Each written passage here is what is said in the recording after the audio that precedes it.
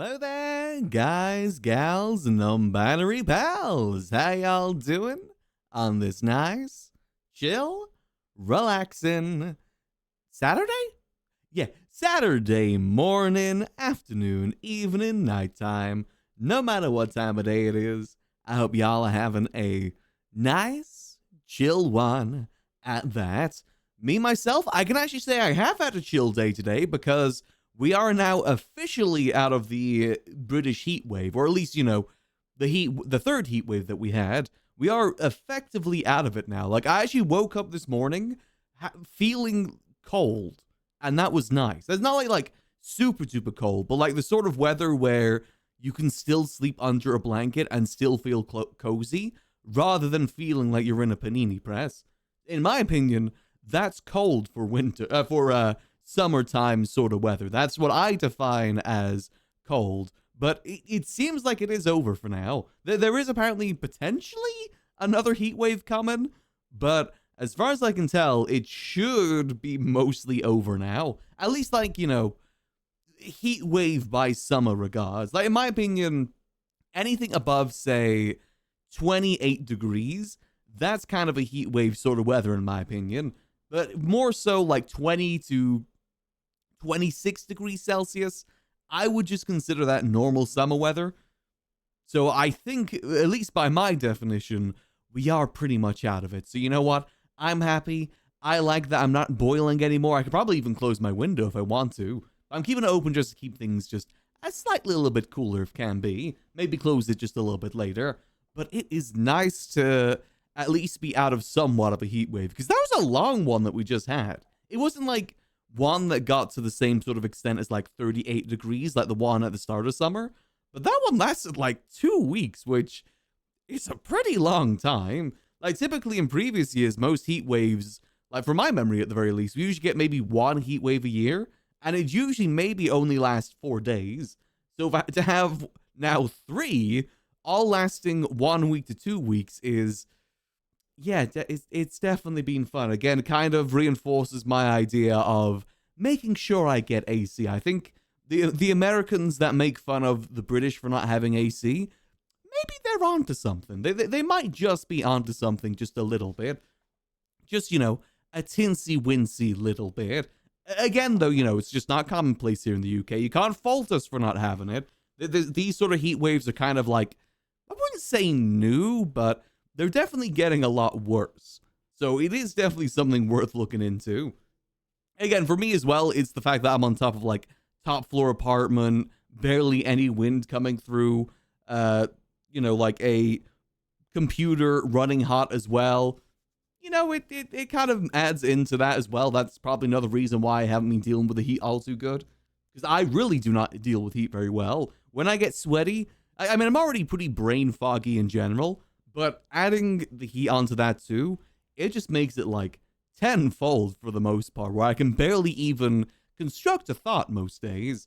So, I'm just happy that it's almost over, and sooner rather than later, within the month, well, I guess technically 2 months, we should be back into cozy season, which, as a cozy guy, I am very much looking forward to. Odds and climate wars starting 2040, there's a good chance. I mean, if there's no regulation to things, like AI, data centers and whatnot, I do feel like that clock is speeding up every day. But you know what? People need to AI generate their funny videos and their VTube models because they can't be bothered to work with artists, I know that's a recent thing that a lot of people have been talking about. I saw that on Twitter this morning, a lot of people talking about it. In my opinion, if you're not willing to really put the dedication in to, like, contact artists, work with artists, VTubing might not just be the thing for you. Like, in my opinion, because I think there's, like, very clear differences between, like, regular streaming and, like, IRL streaming versus VTube streaming. There's definitely a lot of benefits in both. But in my opinion, VTubing specifically, the benefit to that is how much, like, artistic liberty you get with it. Like, you can go really creative. It's kind of like comparing, live action films to animated films. Both are good mediums, but the strength of animated is that you have, like, a lot more artistic liberties, and, like, you can go a lot more, like, wildly out there, too. I mean, you just gotta look at the recent Moana movie. Like, look, if you've seen the music video for You're Welcome from the recent movie, it's like so much worse compared to the original. Like, the original has like all these bright colors, like all this fluid movement, all like this good rhythm to it. And the live action is just Dwayne The Rock Johnson just kind of spinning around for a little bit. It's insane how different it is. Like, there's even a point in the song where he says, like, look at my back with the tapestry. I forget the lyrics, but it specifically points to him, like, looking at the tattoos on his body, but it instead goes to the rocks instead. Plus, you have, like, static birds in the background and stuff like that. It's very different sort of artistic liberties. Like, animation and art has definitely a different sort of benefit to it. But in my opinion, if you're not willing to really, like, invest in artists, like, artists and VTubing go hand in hand. If you're just cutting out artists, like, entirely, and you're just going straight to AI art to get a shortcut, this might just not be the medium for you. I understand, like, from, like, you know, outside looking in, getting started with VTubing, it can be quite, like, daunting, because there is a lot of investments that you got to do into it, because, you know, artists have got to eat, but, you know, it's just part of getting into it. There's a lot of people out there that do, like, pretty cheap models you can look into. There's the those models you can buy as well that you can customize, like pre-made models that then you can customize on top of it. There's so many avenues you can go down. You don't got to go to AI art. You don't got to destroy the environment. Just work with artists, goddammit. It's not that hard. There's so many amazing artists, especially in, like, the VTubing scene. It's my same opinion with the role-playing scene too. I hate it when role players use AI to do things, because there's so many great artists in the role-playing community. I mean, hell, look at the clown community. The clowns community, there's so many great artists in there. It's a shame that a lot of people just resort to using AI. Not the clowns. I don't think I've ever seen the clowns use AI, but I mean, just, like, in general, there's so many good artists out there that you can work with. Just work with them, for goddamn it. Don't use AI art. It's such, like, in my opinion, using AI art is just, like, indicative of the quality of your product. It's like, you know, you see a restaurant that's using AI art, why not just take a photo of your food? It makes you kind of second guess it.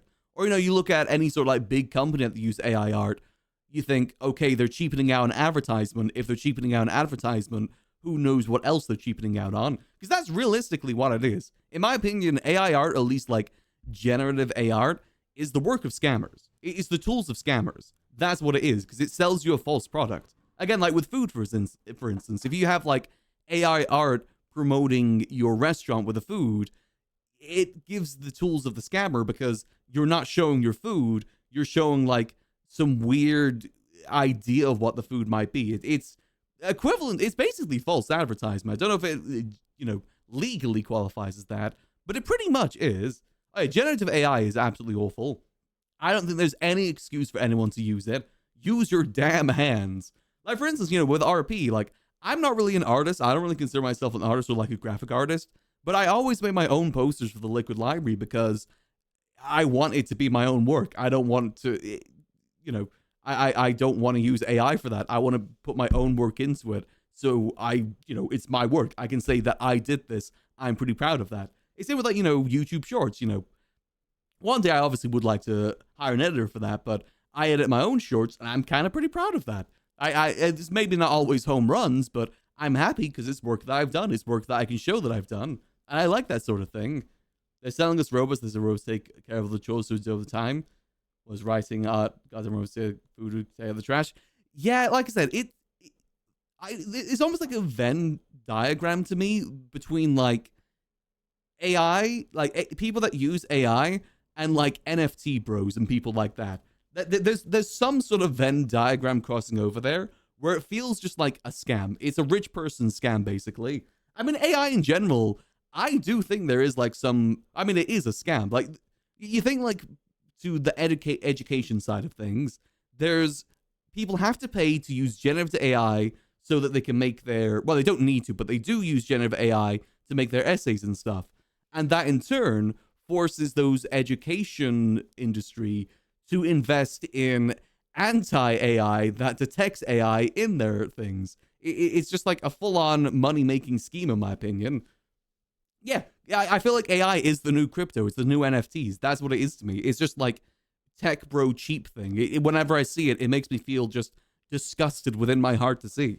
Like, if you have any care for the arts whatsoever, you wouldn't ever want to touch AI art, like AI whatsoever, at least in terms of like generative AI. I do think there is definitely uses for AI in like medical fields and stuff like that, as in like, detecting, what was it, like there's one that detected cancer cells and stuff like that, right? I remember seeing that at one point. Or even, I think maybe there is a place for it in the creative scene, but it's more for like tedious things instead. I saw that Corridor Digital, they developed an AI thing that basically made green screening easier. Like, AI that maybe takes away from the more tedious things. I can kind of see the benefits in that, but not from the creative. Like, do the jobs of the tedious parts of the creative process more so than just, the creative process in general. But there's also, arguments why that also be bad, because it does feed into AI. Like, AI feeds on other things. It doesn't have an original thought. I mean, hell, look how much the Studio Ghibli craze completely infected AI art, where it's got like this, it had like this yellow hue for this longest time because it just like inbred itself on Studio Ghibli, and then it took copies of Studio Ghibli's like AI art and then copy from that and copy on that and copy on that until it's just like this huge inbred mess.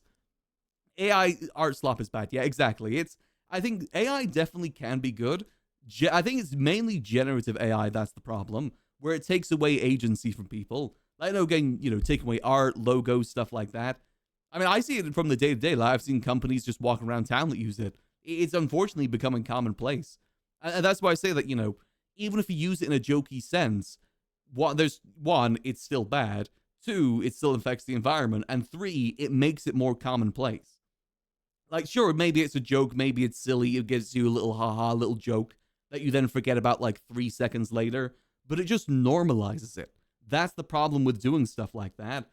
Like, don't get me wrong, maybe it is funny, or maybe dog shooting water out at mouth, hitting door and person opening door might be funny, but it normalizes AI, which in turn makes it better for investors to actually invest more in AI and take away other things. It won't just be for the funny. It will then kind of creep and infest other parts of the internet and creative mediums too.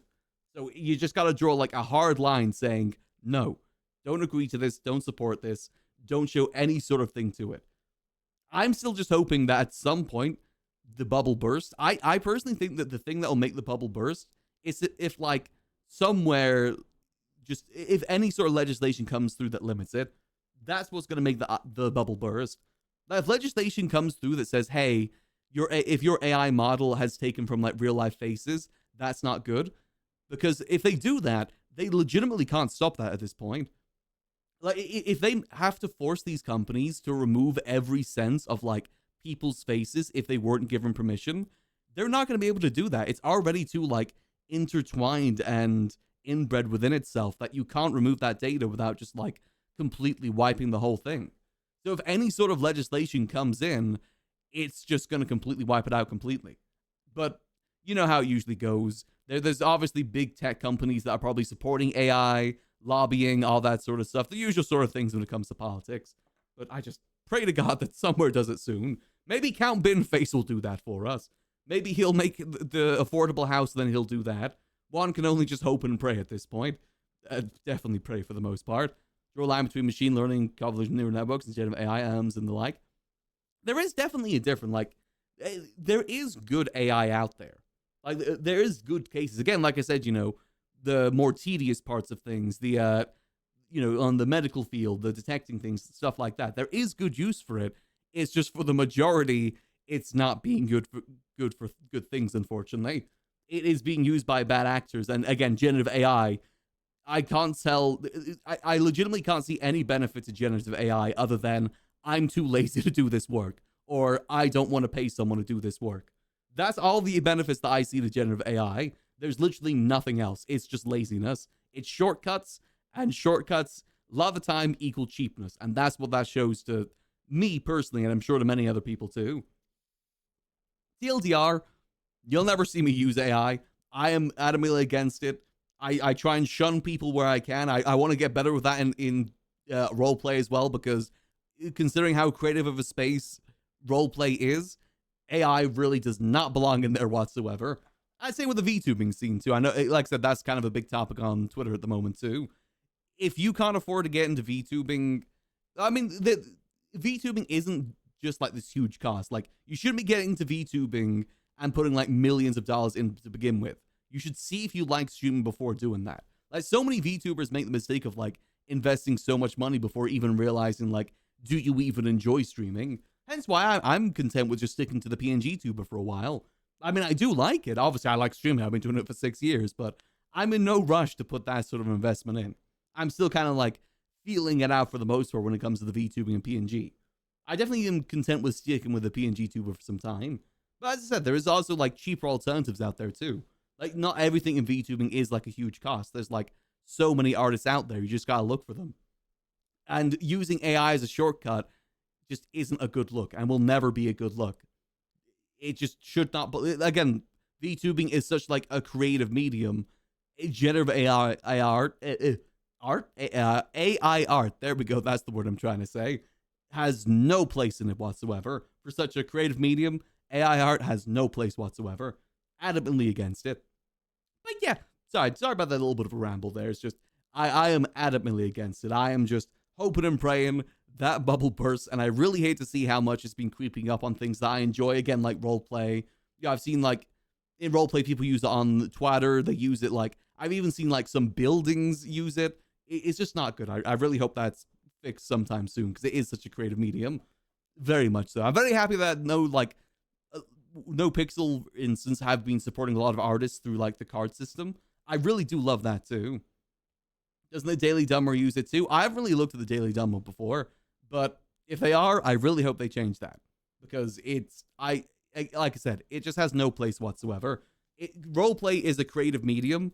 We should be supporting other creative mediums. It's like people who say like, oh yeah, I'm against AI art, but AI voices is completely fine. No, if you're against AI art, you should be against every form of AI. Just because the leopard isn't eating your face at the moment doesn't mean that it won't in the future. Or like the alternative, like there's voice actors out there that are like, oh yeah, no, don't support AI voice acting because it takes away jobs from us. But then they also use AI art alongside that too.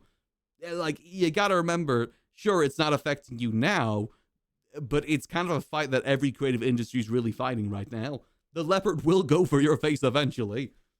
Just because you don't think it isn't at the moment, it probably is, and it's going to creep up on you sooner rather than later. In my opinion, it should be just the creative industry in general all standing together adamantly against it. Any sort of creative medium, streaming, VTubing, roleplay, obviously like all like making art, voice acting, any creative medium should be adamantly against it. Because eventually that leopard will come for you. There will be shortcuts made at your expense instead. It's not an if, it's a when. I'm very fortunate I had a friend whose AI appeal very high. Is one of my best friends that had. It just has more sometimes. Yeah, I don't think people realize just how much it's starting to become commonplace too. I dread to think how much it's currently being used in the education system too. Obviously I'm adamantly against AI now, but I know that when I was younger, I was definitely a lot lazier when it came to schoolwork, and I do wonder, like, would I have been in that spot? Would I have cheated out and used generative AI? I like to think that I wouldn't have, but, I don't know what younger me would have done in that case, different sort of upbringing. And it's not even like you can blame the kids for it. It's the people pushing it that's the problem. Like, it's like when, adults say, like, oh, yeah, social media bad. People should be out there, in the parks and stuff like that. Who made the algorithms? Who made the social media? It's their fault. It's not the kids' fault. They're the victims here of it. Like, it's kind of the adults' fault there, not the kids. They're the ones that made these algorithms. They're the ones that made social media in general and made it as addictive as possible. It's not the kids' fault. But yeah, anyway, yeah, sorry about the little generative AI rant there. I like I said, I am just adamantly against it 100%. Shouldn't be a part of any creative process. I really am disappointed that didn't George Lucas recently put out something like supporting AI? I'm very much disappointed in that. I'm just hoping that maybe I misread it somewhere. I am very, very disappointed in that. I hope that that's something that he'll look back on and be very George sad about. He did say that, it seems. Oh, man. That's what I mean, though. It's becoming such commonplace, and I really hate it. I really hate how commonplace generative AI is becoming. Like, you have one of the biggest directors, like, ever supporting it, and it's just, ugh. Again, it's a leopard eat my face moment. Like, yeah, sure, Mr. Lucas, you can say this from your, like, big position of being, like, you know, not having to be against generative AI art. Like, you were able to live in, like, make things in a space where there was no generative AI art to compete against, or, you know, generative AI in general to compete against. You gotta think about the newer creators out there that are gonna have to deal about that. You're in kind of a different position than they would be in. What jobs it's gonna take away? What, like, directors is gonna downplay? I think, I mean, as much as I hate it, I don't think his opinion should really be validated in there, because he was able to get his career going without the use of generative AI art, so he really shouldn't have much of a say there. There's a growing moment with the use to reject things that AI and smartphones have today. It looks like the latest punk movement inside them, but analog punk. I mean, that's good to see.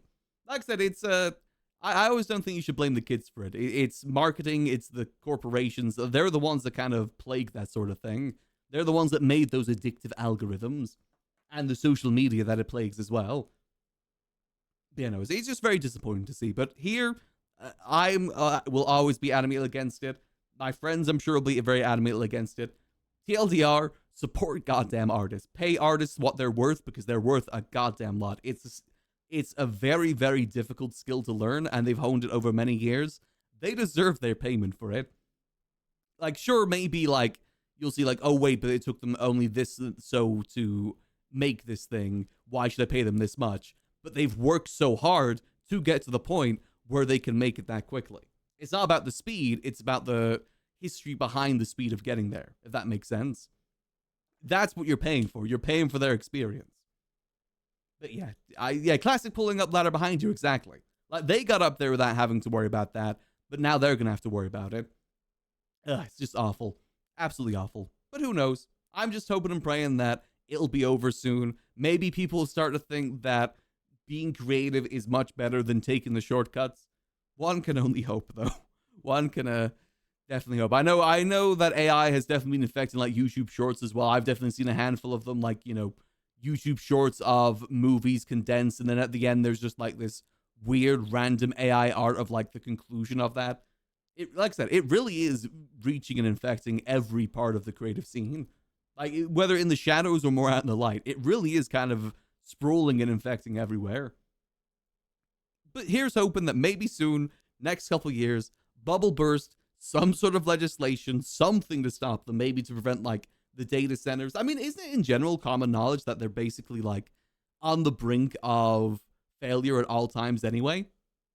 In terms of, like, investment and whatnot? I can't remember if that's true or not, that they're basically always losing money. I could be wrong on that. Like, it's almost like a lost leader situation. They're putting so much money in hopes of making money later, but it just keeps bleeding money. I'm hoping, again, that'll maybe hopefully burst the bubble sooner rather than later. Again, fingers crossed for the sooner rather than the later. But anyway, plans for today. We are doing some more vintage story today in terms of, you know, beautiful artwork made by hand, not by robots. We're going to be carving a beautiful logo today in Vintage Story for our new store 6-7. It's going to be an absolutely beautiful one. Have you seen the trailer for Logan Paul AI movie? I don't think I want to. I don't like the combination of those words, Logan Paul AI movie. I really don't like the combination of those words. I mean, again, even like the movie trailer scene as well. Like, how many times do you guys see YouTube recommendations for, like, oh yeah, new trailer for this movie, and then it's like just a recutting of previous trailers with maybe some, like, AI scenes cut in? I was actually watching someone stream one time, and they were watching, like, trailers for the new Superman film, and they said, oh, it looks bad, it looks cheap. But that's because they were watching a trailer that had AI generative parts in it for Superman. That obviously did make it look cheap. And then they didn't even, like, think twice about it, and then they just thought, oh yeah, the movie looks cheap, it looks bad because of this trailer. When actually it's just the generative AI freaks just for some reason making these trailers. It's just so weird. It's such a weird scheme. Again, that's what it is at the end of the day. It's a scheme. It's there to make money. You're the product in this sort of scenario. is completely made from AI. It's so bad. Is it like he made it or like his fan make it? I mean, let's be honest here. The Paul brothers are like pretty much known scammers at this point, right? Again, like I said, AI is the tool of scammers at the end of the day. They're pretty much well-known scammers at this point. They go wherever the money goes, and if the money's going towards AI, it's going that way. I mean, hell, look at like the whole Pokemon trend that was happening. You know, the amount of like money they invested in there. It's the tool of scammers at the end of the day. I mean, it's also just scary in some cases too. Like you think like again, in terms of like the tools of scammer point, I remember reading a story about I can't. I think it was like it was some lady in America that got a phone call from their relative that said, "Hey, I'd been in a really bad car crash. Could you lend me money to get hospital and like fees and stuff like that?" And they did. And then it turns out what had actually happened is their relative had had a phone call from some sort of AI scammer that basically copied their voice and then used that to call their relative up asking for money, which then obviously, obviously the relative wasn't actually in an accident. They were just using it as a money scam. That sort of thing is scary as hell. Basically like a mimic, like a skinwalker situation, legitimately stealing voices to get money out of people's relatives. Because, I mean, the voice would probably sound pretty bad. Like, the copying of the voice probably would sound bad without too much data in. But you gotta think for, like, the older generation, how many people won't actually, like, recognize that sort of thing. Again, as it gets more commonplace, less and less people are gonna recognize it. Answering unknown phone numbers. Same here, to be honest. Like, I genuinely do not answer my phone for anything these days. Unless it's a number that I know. Typically, what I'll do is I'll see the number, look it up on one of those like websites that tracks the numbers and see if it's a scammer. And if it isn't, maybe I give it a call back. Otherwise, I just don't. I may have missed some genuine calls because of that, but for me, phone calls as a medium is just not something I use whatsoever now because of that. That's legitimately scary that it can be used that way. Like, so goddamn scary. Does that answer unknown phone numbers? Like I said, I think there is definitely people out there that are a bit more educated on that sort of thing, but man, it's scary how much commonplace it's getting. Wes has said to make all unknown phone numbers go straight to voicemail. See, that's good. And then you can kind of like identify it from there. Like, in my opinion, if they don't leave a voicemail, then it's nothing important. That's the way that I view it. Like, if I see a phone call appear on my phone, I usually leave it to ring. If they leave a voicemail, I'll call them back. If not, it's probably just a scammer, some sort of like leaked number or something like that. I think that's probably the best rule of thumb right now to identify like, okay, is this someone that's actually looking to reach out to me? Or is this just someone trying to waste my time and steal my voice for skinwalk me, basically? God, that's just so scary to think that it's like that. That sort of thing is even possible whatsoever. And then you'll have people out there still support AI after things like that. Like, oh yeah, no, that's just like an outlier. No, that's the commonplace. AI is the tool of scammers. It can only be used maliciously. That there's no point where AI will ever be used genuinely for good. It's the tools of scammers. It's the tools of people that want to do malicious acts. Like generative AI in general. Like, why do you need to be able to generative AI someone's face? Why? Why do you need that? That can only end maliciously. I mean, look at all those. I've seen like a bunch of casino ads on Twitter where like they steal faces from popular actors to promote their business. And obviously that's hella illegal, but I wonder if there is some loopholes they're able to get through because of that. Like creative liberties, or like maybe they do the adverts from like a country where they can't get prosecuted for it. I don't know how that works, but it's just scary that they can do that sort of thing. Yeah, it's fully stolen data. That's purely what it is. Like, if AI generative things had to actually like pay people for the work they take in, it wouldn't work. They have to steal from it. It's why it was so maddening that Disney gave permission for generative AI to like copy from their data. Because why? Why? What the hell would you ever do that? Again, like I said, pulling the ladder up from behind you. These executives don't care about that sort of thing. It's just the money. One vomit was someone used generative AI to make Robin Williams say stuff that he never sentenced into his daughter. Oh, that's just absolutely disgusting. Like I said, there's no legitimate, like, good reason to be using generative AI. Like, a poor Photoshop will always be a million times better than any sort of generative AI based thing. I say from experience because I do poor Photoshops all the time, and I much prefer that. I think there's a lot more soul involved with that sort of thing. Again, from like a roleplay scene as well, you make just a really like cheap Photoshop like thing for your posters. Don't go and pay AI for it, or just use generative AI. It just doesn't work. It's not good. It's a shortcut and the tool of scammers. They'll always be the tool of scammers.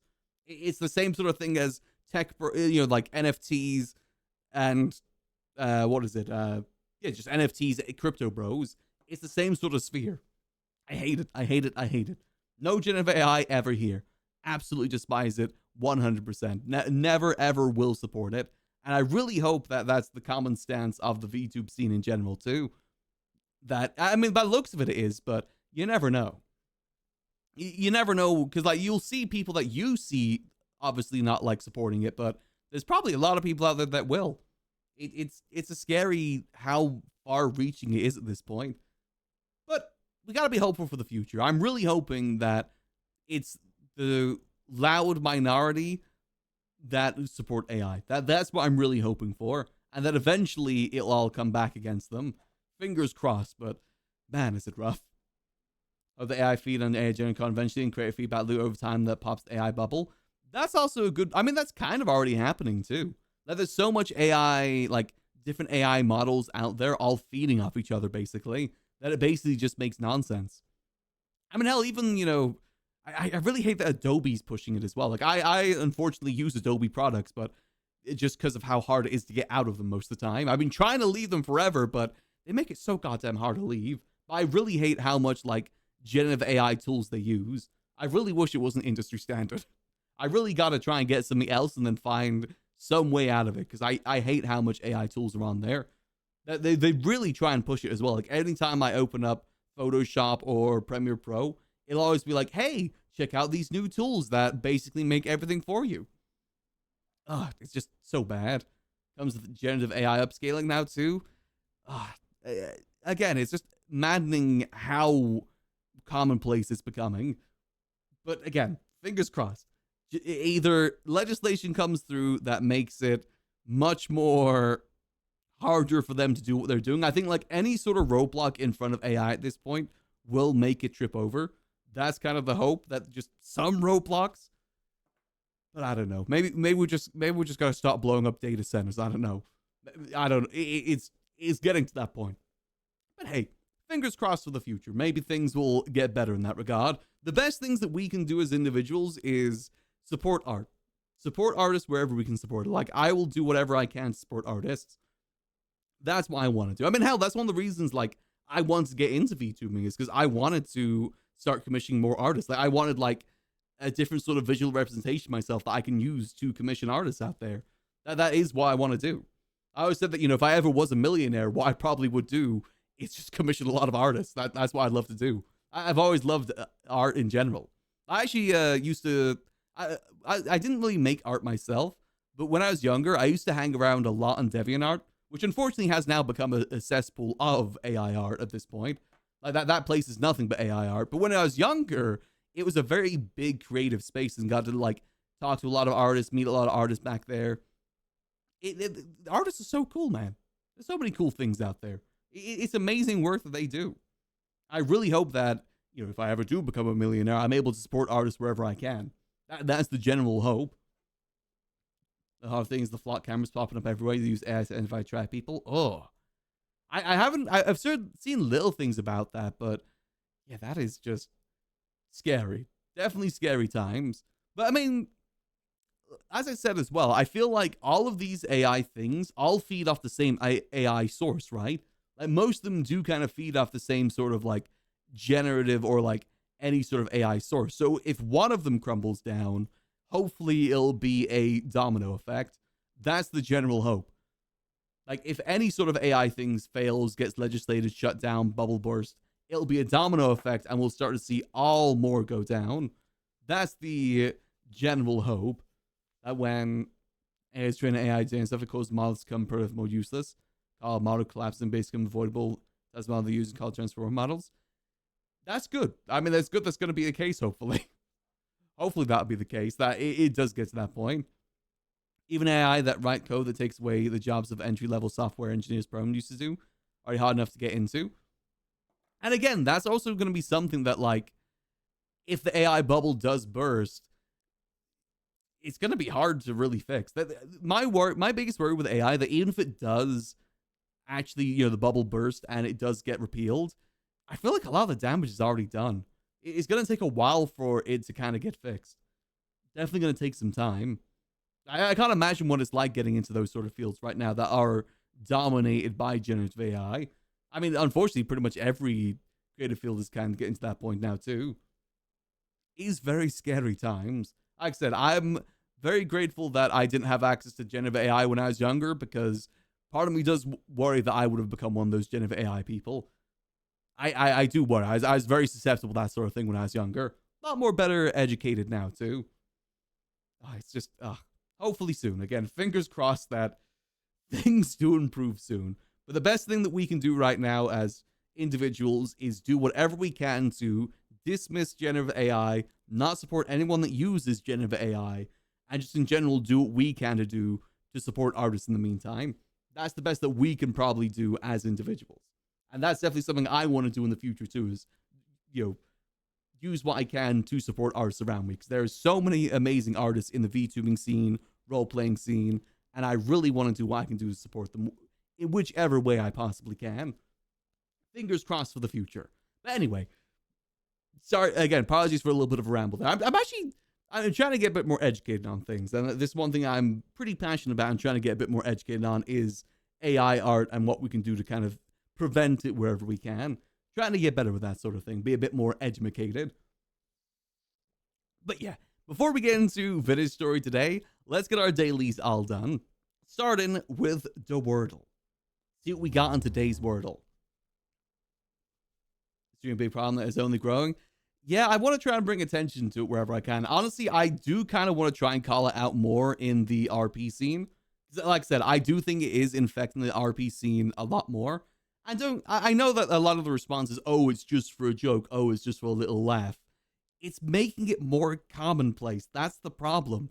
Like, sure, maybe your little, like, AI art of your GTA character just, like, I don't know, doing a funny pose isn't gonna, like, affect anyone personally, but it makes it more commonplace. You're showing to your viewers that you support this sort of thing, that like, you're using it means that you're supporting it, and you're showing your viewers that you support this, and that's not good because it makes it a lot more commonplace.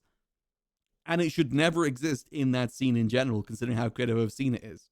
Like, sure, yeah, maybe that song that you made with generative AI is just a funny little song about your character, but it's you supporting generative AI. Like, there's no, like, gray area when it comes to generative AI. You either support it or you don't support it. There's no middle ground to be made here. It's either you're with it or you're against it. Like, you can't just use it like, like mini doses of AI. If you use it, you use it. Also, let me go. I'm using mouse. Mouse is my favorite starter word.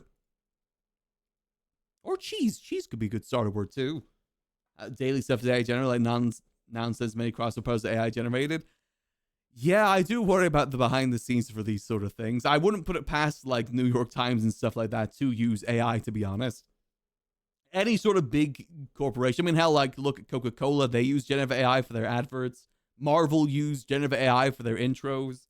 It's probably in the back end of a lot of websites. I mean, hell, I'm pretty sure Twitter, for the most part, is just generative AI. It's probably, like, mainly infected with generative AI to its core at this point. I mean, hell, it's got generative AI built into it. There's probably no doubt that it's infecting it to its core. But, like I said, I think hopefully maybe in the future I can do a bit of better with discouraging people to use that in the RP scene. Since that's the scene I'm probably more prevalent in is RP. I want to see what I can do to hopefully discourage that a bit more. Because it really is just, we all got to be in this together in the creative scene. You're either with it or you're against it. So I'm going to do point. Point? No, not point. Damn it. Even Duolingo fire people to use AI instead. Yeah, but I'm hoping that all these companies that have invested heavily in AI go under whenever it goes. That's what I'm hoping for. I'm hoping Duolingo crashes and burns if if AI bubble ever bursts. I hope any of these websites or big companies that have heavily invested in AI and pushed AI crumble to dust as soon as the legislations or any sort of like AI bubble bursts. That's my hope, because they at this point they're gonna have to do that anyway if they're so reliant on it. Like, say like Twitter is mainly being upheld by generative AI, then if it bursts, what are they gonna do? How's that gonna work? Had to rehire a ton of engineers because the AI wasn't working well. Yeah, I've seen stories about that too, and those sort of stories do give me hope that these companies that took this shortcut that they thought, oh yeah, this shortcut easy, more we save money by doing this, backfires against them worse than it was, of course, the human generated. I mean, I would love to learn languages. I've always said that I really want to learn Spanish at some point in my life, but I'm definitely never using Duolingo. Definitely never using Duolingo for that. 100%. Is already serious trouble for that. They use basic collapse and logic because the AI sucks. Yeah. I mean, I've been told as well, like, I was talking to Mouse about it during Rust Kingdom Season 2. She said not to use it because it doesn't really teach you proper, like, day-to-day language. It teaches you specific words, but not, like, how to use said words in day-to-day language. Which is probably pretty true. I mean, that's how, like, a lot of languages is taught in general. Granted, she then taught me how the only two words she taught me was conyo and puta, which are not very nice words, but still, it's more commonplace words at the very least. Also, is torrent a word? Oh, I saw someone suggest torrent. Is torrent a word? I don't think torrent is a word, unfortunately. So I like that word. I like that. That's like a me guess for sure. I love just typing in random letters to see if it's a word or not. It works more often than not. So what about T-O... Tolly. Is Tolly a word? Tolly isn't a word, okay. Well, it is a word. Wait, hold on. Tolly. Google, what does Tolly mean? I was going to guess lolly next, but as in like, lollipop, not the other weird thing. User Tolly, a popular UK-based brand of American long-grain basmati and easy-cook rice. Tolly boy. Huh. Okay. Or can also refer to a young ox as well. Huh. Definitely not a word I'll ever use in commonplace, but okay. Okay, what else is there? There's... Maybe it's like hot. H-O-T-T-O-G-O. You can take me hot to go. Oh god, I haven't even thought about the music scene, how much AI is infecting the music scene too. I'm actually really... I need to start vetting my background playlists more. Because I do think that AI generative music has infected a lot of playlists on Spotify. I think even the playlists I used to listen to, like even this one, I've tried to vet it as much as possible and it seems okay, but I know that's a huge thing on Spotify. Like the majority of playlists on Spotify are AI generated and they don't preface it at all. I need to get better with prefacing that, to be honest. I wonder what that's like as well for like, those companies that give like royalty-free music, like Epidemic Sound, stuff like that. I wonder if they have any AI stuff starting to infect them too. I can't imagine how much that sort of thing is starting to infect things. So what about Hotler? Is Hotler... okay, I don't think Hotler's a word. I can't even fit that here either. Full-blown AI songs and movies these days. Oh yeah, 100%. I gotta be honest, a lot of country music sounds AI to me whenever I listen to it, like modern day country music. But I know it probably isn't. It's just, it gives that sort of vibe. What about Hoth? Hoth-E. No, Hoth-E doesn't work, okay. What about Hoot? Like a hoot. Hoot. Hooth. Damn it, Hooth is... Ooh, Booth! Show me Booth. That's because all country songs sounds the same. I imagine it's very easy for AI to replicate country songs if that's the case. They do sound very, very much the same. What about Booth? But you know what? I'll take a bad country song over AI country song any day. Hey, Booth! Easy. Okay. Easy peasy lemon. I was going to guess Tooth next, but then again, the T wouldn't have been at the start. All right. Next on to the connections. What we got today, connection wise?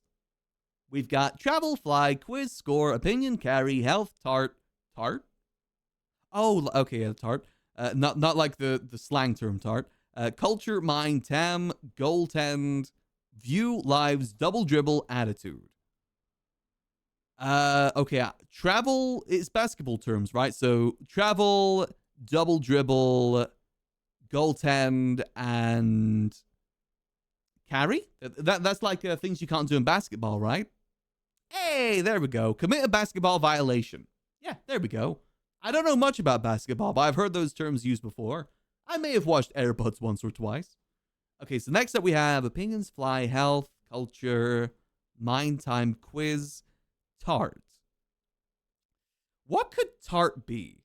I mean, tart could also mean like, I feel like tart and attitude can kind of have like a crossing over, right? Or like a view, an opinion, a... Actually, no, I think these can kind of maybe be it, right? One away. Ooh, okay. So maybe instead of tart, it's an opinion, it's a view, it's an attitude, it's a score? Or a mind, maybe? Like you mind something? Eh? Hey, there we go. Belief. Okay, perfect. So what else have we got? Yeah, I've got a mind to. Yeah. All right. So, I mean, I feel like quiz, like you quiz, a score, a time, lives. Eh? One away. Ooh, okay. I kind of just guessed that one, but I feel like lives, score, time, quiz. I feel like lives is maybe the odd one out here. Oh, no. Because you got like lives, I think like expendable things. That you got a score, you got lives, you got time, you've got health. Hey, things, tracks, and video games. Okay. Not really what I was looking for there, but that works. I was thinking more like a game show. Like, you got like expendable lives in a game show. You got like a score in a game show. I mean, a video game works there too. One of my dreams, like future for VTuber, I'd love to host like a VTuber game show one day. Like Price is Right or something like that. One of these, like that's definitely like a future project I'd love to do. I think I could very much give good game show host energy if I really put my mind to it. One of these days. All right, so what's that? Words after pop. Pop culture. Pop fly? Huh? What is a pop fly? Pop fly. A pop fly, a basketball term for a batted ball that is hit very high into the air. Okay, no one outside of America is going to know that one. Yet I would have never guessed that one. No one outside of America cares about baseball. I don't even think many people in America care about baseball. All right, I mean, hell, fair enough. We got it. A win's a win here. Let's go to Bandle. Please, for the love of God. I feel like I haven't been doing that good with Bandle recently.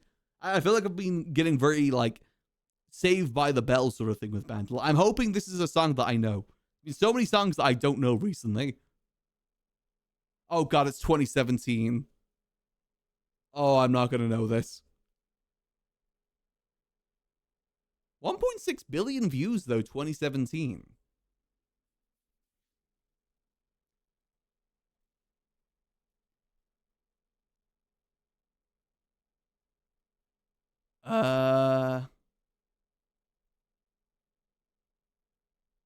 For 1.6 billion views, I'm going to guess that it's either The Weeknd or Taylor Swift.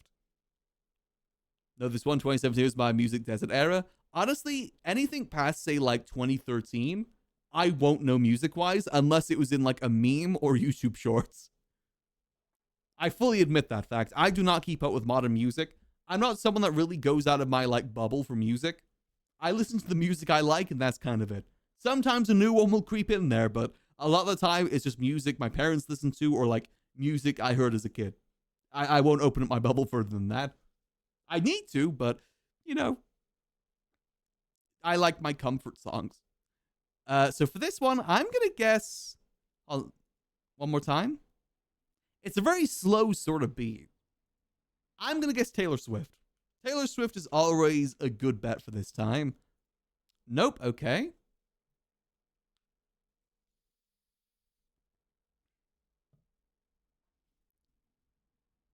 Uh.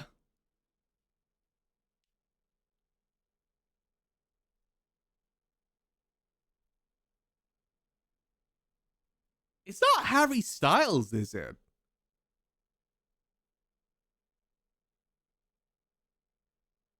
It's not Sign of the Times. I've been listening to a lot of Sign of the Times recently, but only the cover from Hail Mary.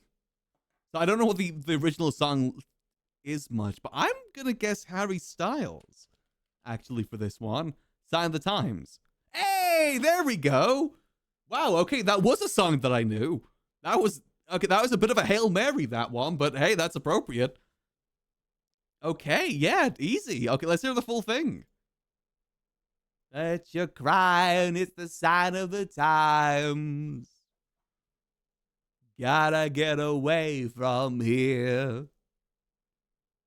Yeah, I legitimately only know about this song because of Hail Mary. Amazing movie, by the way. I highly recommend Project Hail Mary. Amazing sci-fi film. One of my favorites of like the last decade for sci-fi films. It's so goddamn good. I'm even tempted to get the Lego set for it because it was that good. But no, it was good. Now, I don't know this song at all. I fully admit I do not know this song. I legitimately only know the cover from Hail Mary.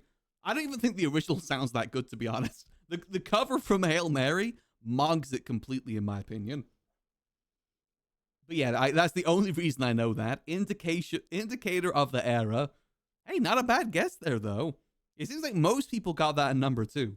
I'm going to bet you that most people got that in number 2 because of Project Hail Mary, though. Maybe that's too long of a shot, but I genuinely believe that. But then again, Harry Styles is a very popular artist as well, so I'll play you guys the song real quick, just so in case you have heard it before. It's not bad. It's a very good dramatic song. Hold on, Harry. There won't be a cover of the Hail Mary one, because the Hail Mary one is just like a karaoke scene in the movie, just from one of the actors there. But she did an amazing job with it. Sign of the Times, Harry Styles. I'll skip to the chorus because that's the best part. There we go.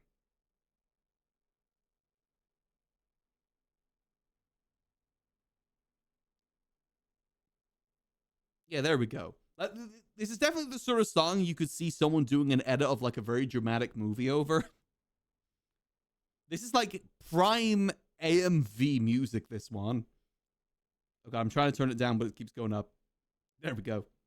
But no, I didn't recognize the song at all otherwise. Legitimately only know that because of the movie. All right. Well, with that done, let's get ourselves onto the Scrandle. I do love me a good bit of Scrandle. I hope and pray that AI never infects Scrandle. If AI ever infects Scrandle, I'm blowing it smooth off. All right, Daily, what we got? We've got cheesesteak. Okay. Or, Chikara nose fried. Ooh, pork belly's good. That looks more like a cheese tower than a cheese steak to me. Honestly, personally, I think that's a little bit too much. Yeah, that looks more like a lasagna than a cheesesteak. I'm going with the pork belly. Fried pork belly's good. Is it good for you? No, but it's good. Okay, first up, we have Donner meat, chips, and cheese pie for £3. Okay. Or chili nachos. Nachos easily. I don't like the idea of chips and pie, to be honest. Chips or pasta and pie just doesn't seem right to me. Next, yeah, there's no chips in there either. Next up, we have large Donner meat with chips. Damn, that looks like what I usually get. However, where's the salad? In my opinion, a kebab has to have salad on top. I don't know. I don't know if I'd like it without the salad. I like the red cabbage, the onion. I don't usually get the jalapeno on it. But Or we got chicken and chips. Those chips do look good, to be fair. But for £8?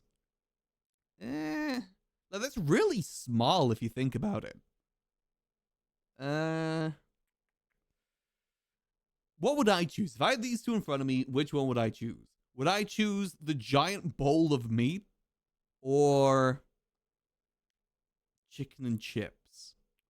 See, again, I like doner meat and chips. That's one of my favorite takeouts to get with the salad.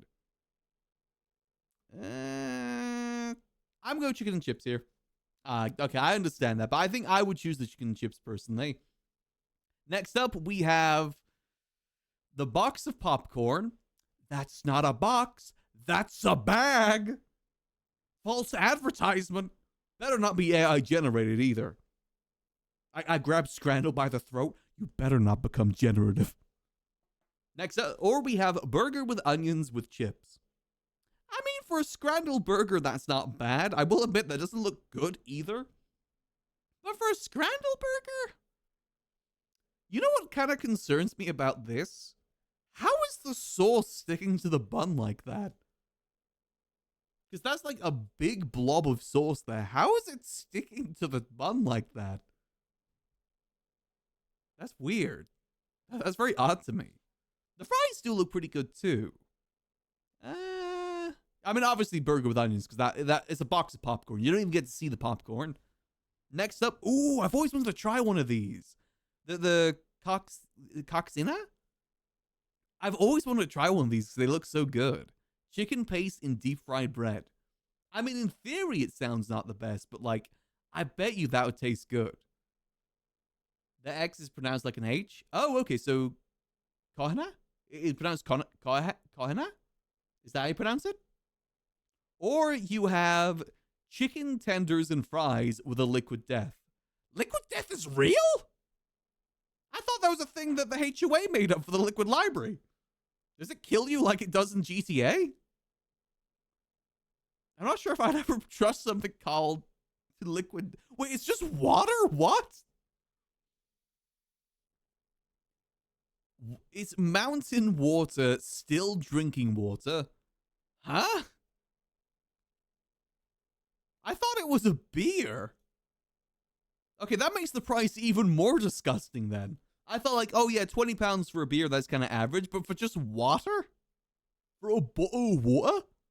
Really? That's not liquid death. That's liquid life. That's me staying hydrated. Yeah, or is it an energy drink or something? Either way, how do I pronounce it? Koshina. Koshina? Is that how you pronounce it? Koshina? The Koshina wins here, clears. Much better than whatever the hell that is. And it's only 80 pence, too. It's close. I think that's as close as I'm going to get it with my British tongue. Again, I'm trying to get better with other languages. I do want to learn at some point. I just got to sit down and actually learn. Same with I'd love to learn piano one day. I just got to sit down and actually learn. I got to stop just sitting at the computer rotting away. I got to learn, dude. All right, next up, we have Bombay sandwich, which is Balti pie and a samosa with mint and chili sauce. Or we have Le Sandwich Lyonnaise, which is sausage, onions, and Saint Marcellini sauce. Huh. Both of these don't look good to me. I guess the Lyonnaise doesn't look bad.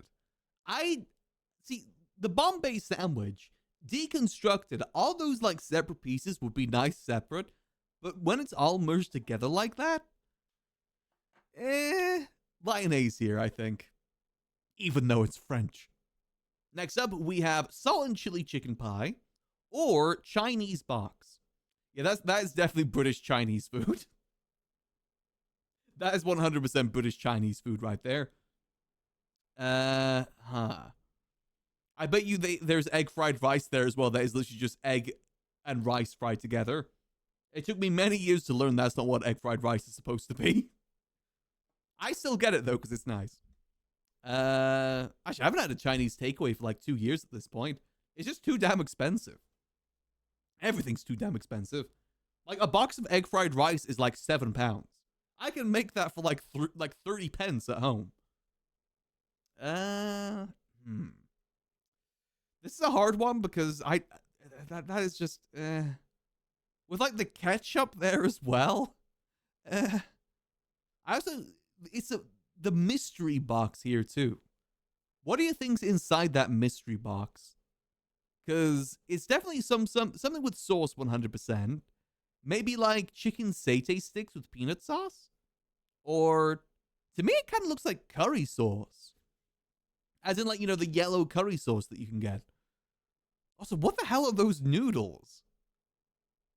Like, those just look like plain noodles to me. I think we'll go with the pie here, because really, the Chinese box? I just don't know what's inside the box there. That's the thing. Next up, we have hot dog and fries. Oh, from New York? Oh, it's a New York pizza. New York hot dog. Oh, how'd you do a New York accent again? How can I make fun of May? A New York. A New York. It's a New York hot dog. It's a New York. Holy shit, is that Naruto? Wait, hold on. It's New York hot dog and Naruto's there too? I'm kind of leaning in that favor. And also, did they eat the box on the one on the right? Did they eat part of the box? Did they eat some of the styrofoam? I mean, those fries do look good though, so I don't understand that. I mean, I will say the fries on the left look pretty bad to me. That's a paper box. They still ate it. Actually, I mean, what probably happened there is that was like the hinge of a box and they tore it off. I like the idea that they ate the box personally. I think that's a more fun idea. Which one do I vote for here? Do I vote for the New York Mets or do I vote for the paprika fries? You know what? May was mean to me. May Inch was mean to me in Vintage Story. I'm going paprika fries. I'm sorry, Naruto. I'm sorry. May keeps saying that I'm going to get killed tomorrow or like squished tomorrow. I gotta vote against her. I'm sorry. But it turns out it works in my favor, so all works out fine for me. Those brown fries. Yeah, the fries, I think, made the hot dog look worse in my opinion. That definitely let it down. Next up, we have spicy chicken bucket or a Cuban sandwich.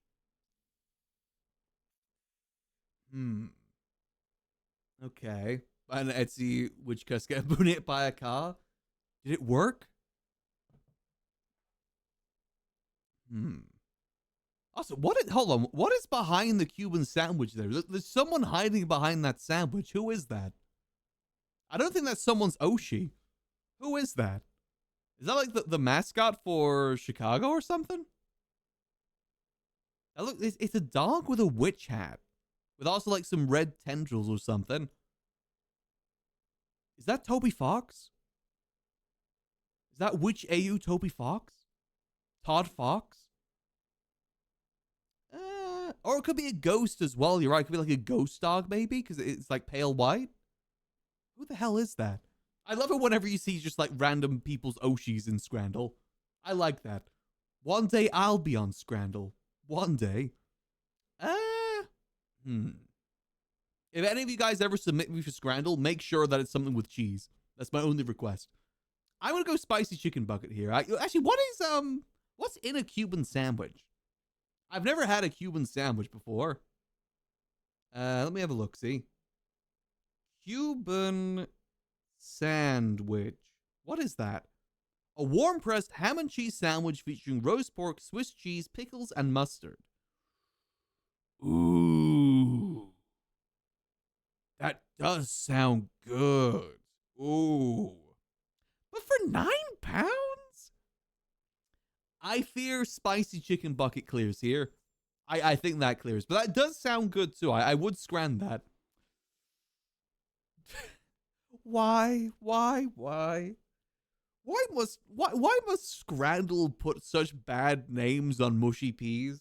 Why does it gotta do mushy peas so dirty? It's a side dish. You don't mix it in with gravy. Who the hell wants a pool of gravy with their mushy peas? Like, part of the joy of mushy peas is the texture. It's not baby food. Not that sort of texture. But, like, when you mix it in with, like, sauces or, like a pool of gravy, it just doesn't work. It just doesn't work, man. Please. Mushy peas are good. We gotta vote for the other one. I'm sorry, mushy peas. Because the rest of it looks good. It's just the mushy peas. Next up, and lastly, we have burger and chips or sausage and mash. Included hospitality ticket? Huh. Who the hell goes to a stadium and orders sausage and mash? Huh? Who the hell orders that? As America, I've only seen mushy peas through Scrandle. If you ever come to the UK, try it. It's good. Go to a chippy, get an order of like a medium cotton chips with a side of mushy peas. It's good. You gotta try it. I mean, that's a smash burger, but at least the cheese is melted. Rare melted cheese W. And that's a lot of chips, too. You know, mustard, no sauce, no nothing. Usually when it says, like, including a hospitality ticket, it's like a full meal or something. But you just get... Is that like a hospitality ticket minus the itty at the end? Is it just a hospital ticket? That looks like hospital food. Now, those mashed potatoes look like hospital mashed potatoes. I mean, typically we call this bangers and mash, but I would not banger or mash this. I gotta be honest. I would do neither. I don't think that looks that good. I'm going burger and chips here. Really? Huh. Okay. I mean, I guess it doesn't look bad. It's just like, it could look better. That's why I think when I look at that. It's not bad, but it could be better. Also, that's a nice community average right there. But it would be better if it was 0.2 less. Okay, so that I still stand by what I stand on. I still stand on business what we chose here. I will admit, yeah, I kind of agree with the large doner meat. I think you get more bang for your buck there.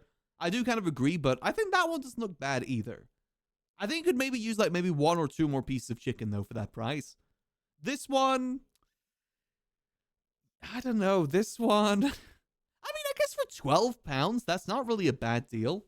Because like I said, if I go to any of the takeouts near me, it'll be £7 for just like one piece of this. Like that box there alone would be £7, and this would be another £7. This would be another £7. So price-wise, but for like, you know, Chinese food, I don't think that really counts as Chinese food. I think the only thing there that's Chinese food is maybe the spring rolls, because that just looks like plain noodles and chicken goujons on top. It's British Chinese food is what that is. Which is a different thing, but can still taste good, to be honest. I like my British slop sometimes. Yeah, I don't know.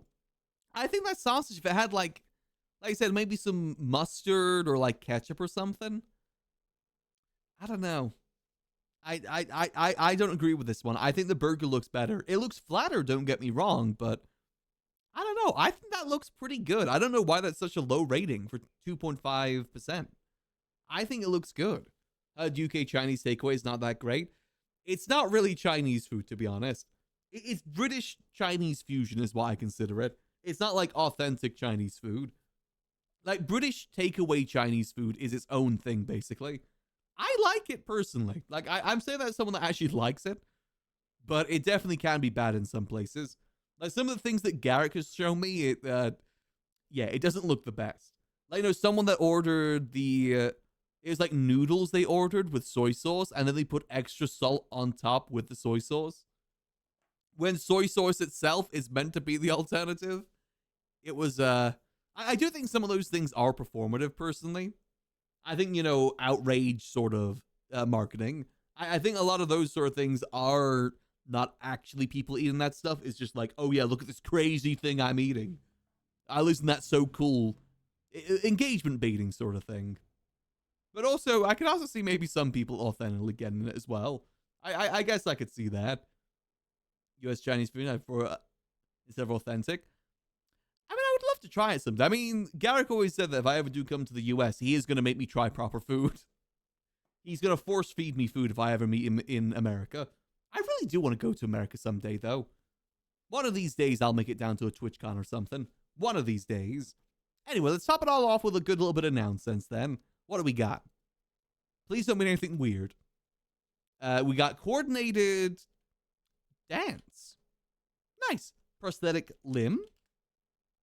Operatic song? Okay. Inflatable currency? No. Economy. No. Pool. There we go, pool. Okay. Disrespectful streamer. Oh, come on, you gotta accept that. Okay, disrespectful client? No? Customer. Okay, clearly whoever they're pulling data from here has never worked in retail before. They've never worked in retail, whatever they're pulling this data from. Cunning fox. Okay. Unregulated corporation. Okay, unregulated action? Capitalism. Hey, there we go. Convoluted plan. Holy. Do I want to swear? I'm trying to limit my swearing. Holy. Jacket. Nope. Yeah, it's gotta be shit. Yeah, okay. yeah, it is. Supervised. Supervised. I mean, unsupervised. Oh yeah, supervised visit's a good one. So what the hell? Kiss your mama with that mouse. Scored using profanity. It's not my fault. Oh, it even called me out for using a swear. Oh, I'll never get sponsors now. Damn it. Coordinated. So we got coordinated effort, attack campaigns, prosthetic leg, limb, arm, operatic voice, music, singing, inflatable boat, pool, chair. No Sonic there. That's good. Disrespectful behavior, comments, remarks. Okay, yeah. I still think customers should have been accepted personally. Anyone that's worked in retail can agree with that. If you've ever done returns in retail specifically, yeah, that's always hell. Cunning plan, scheme, tricks. Okay, yeah. Unregulated market data culture. Unregulated culture? What? You're not. I don't think you're supposed to regulate culture. That kind of goes against the idea of culture, right?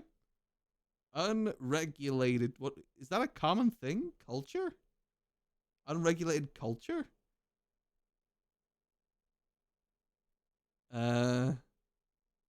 Unregulated culture refers to social environments, industries, or online communities that operate without formal oversight or legal boundaries. Okay.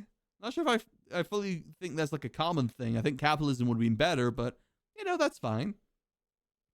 Next, we got convoluted plan, plot, process, narrative. Customers always get mad when you tell them to not to park in the fire lanes. Yeah, that's definitely something. Anything you tell someone to not do something they want to do, they'll always get pissed at you. Like I said, I used to do returns in retail, and that was my least favorite part of the job, because that's when people get the most mad at you. Because when people are trying to scam you, but they're gonna kick up a fuss about it, just in hopes that they can pressure you to accept it. That's usually what it is when it's actually a scam. That happened to one of my colleague back then before, and it turned out that the box was full of bricks. Like, they accepted a return for a TV, and they opened the box, and it was literally full of bricks. The box is just full of bricks. People will try and scam you a lot when it comes to returns. So it's Holy Month City Grail. The one we chose should have been the best one there. And lastly, we have Supervised Release Learning Classification. Okay.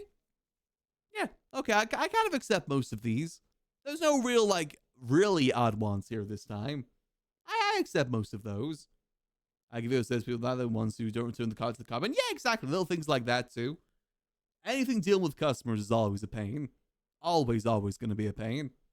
Other thing as well is like when people come to the store trying to buy something and they get mad at you when it's out of stock. It's like, I don't control the stock. I can't just like manifest it out of nothing. Yeah, I'm sorry I sold this to someone else before I even knew that you existed as a person. That's definitely my fault. Yeah, that's the only thing here. Disrespectful customers should have been the top answer. Avoid customers that the plague. Depending on where you work, though, you can't really avoid it. When there's only maybe 2 people working the front, you kind of can't avoid it sometimes. But hey, it be what it be. It happened when I call ahead and see if they hold it for me. Yeah, exactly. You call ahead, you check like the website. You check to see if it's actually in stock. Or like they'll, because the place that I worked at, you could like order online, like for it to arrive that day. Like, you know, say if you order before 12 p.m. or, you know, midday, you can get it delivered to the store at like 4 p.m. People will see that and think, oh yeah, that means it's going to be in stock. And they never actually order it. So they come in at 4 p.m. and then get pissed at you that it's not in stock. When they didn't do the action, like they didn't read what it meant. They very rarely ever read. That happened like so many goddamn times. So many goddamn times. Do not miss that job. Do not miss it. All right. Well, with all that done, that's not too bad for our dailies there. I think we did pretty good, Richard, as well. I mean, there was definitely people that understood it as well, but there's also very much people that get you pissed at it too. Now, there's always going to be very understanding customers because there is just people that want to get their stuff. I can understand when people get frustrated as well. It's just, it's not my fault, man. It's not my fault that it's worded that way. It's not my fault that this thing you're trying to return is filled with bugs. Again, that happened once too. Someone tried to return like a vacuum they had, but they'd left it in their garage for like, I think like 3 months and tried to return it afterwards. And it was filled with bugs. People are gross, man. People are just so goddamn gross. And also people that like try and return something without the receipt. And they get mad at you that they can't return it without receipt. Because the concept of receipts has existed for a very long time. Like a very, very, very long time. That's not our fault. It's not my fault that you didn't bring it with you. But again, sometimes people just have anger and they want to let it out on people. That's what they're frustrated with, the fact that that happened, and they want to blame anyone but themselves. That happens in more places than just the retail industry. Very, very, very much so. But hey, definitely not too bad with our dailies there then. I still love the Scrandle. I think Scrandle is still my top thing that we do every day. I love the Scrandle. I love seeing what cuisine exists out there. Specifically, what bad cuisine. It's very rare that you ever see good cuisine on Scrandle. I think that's kind of what makes it fun. I'm a bit of a big Scran head, exactly. I think about the Scran, I do the Scran. It's a lot of fun. That and Bandle, I think, are my favorite 2 dailies. But only Bandle when it's a song that I recognize. If it's a song that I don't recognize, then it's bull. It's awful. But if I do recognize it, I'm big happy. I'm very happy. Big smile on my face, gleaming with glee. But with all those dailies done, I think it's time for us to go build a beautiful store by the name of 6-7. I did actually do a little bit of grinding off, well, not grinding off stream, but like I got the resources we need, so we should be able to get most of it done today. I think we're going to be able to actually get it open today. Because I've got all the materials we need to paint the logo. We've got the, pretty much all the nails I need for the chests. We should be able to get a good store made today. Getting things in the store might be another thing, but we can at least get most of it made today, I think.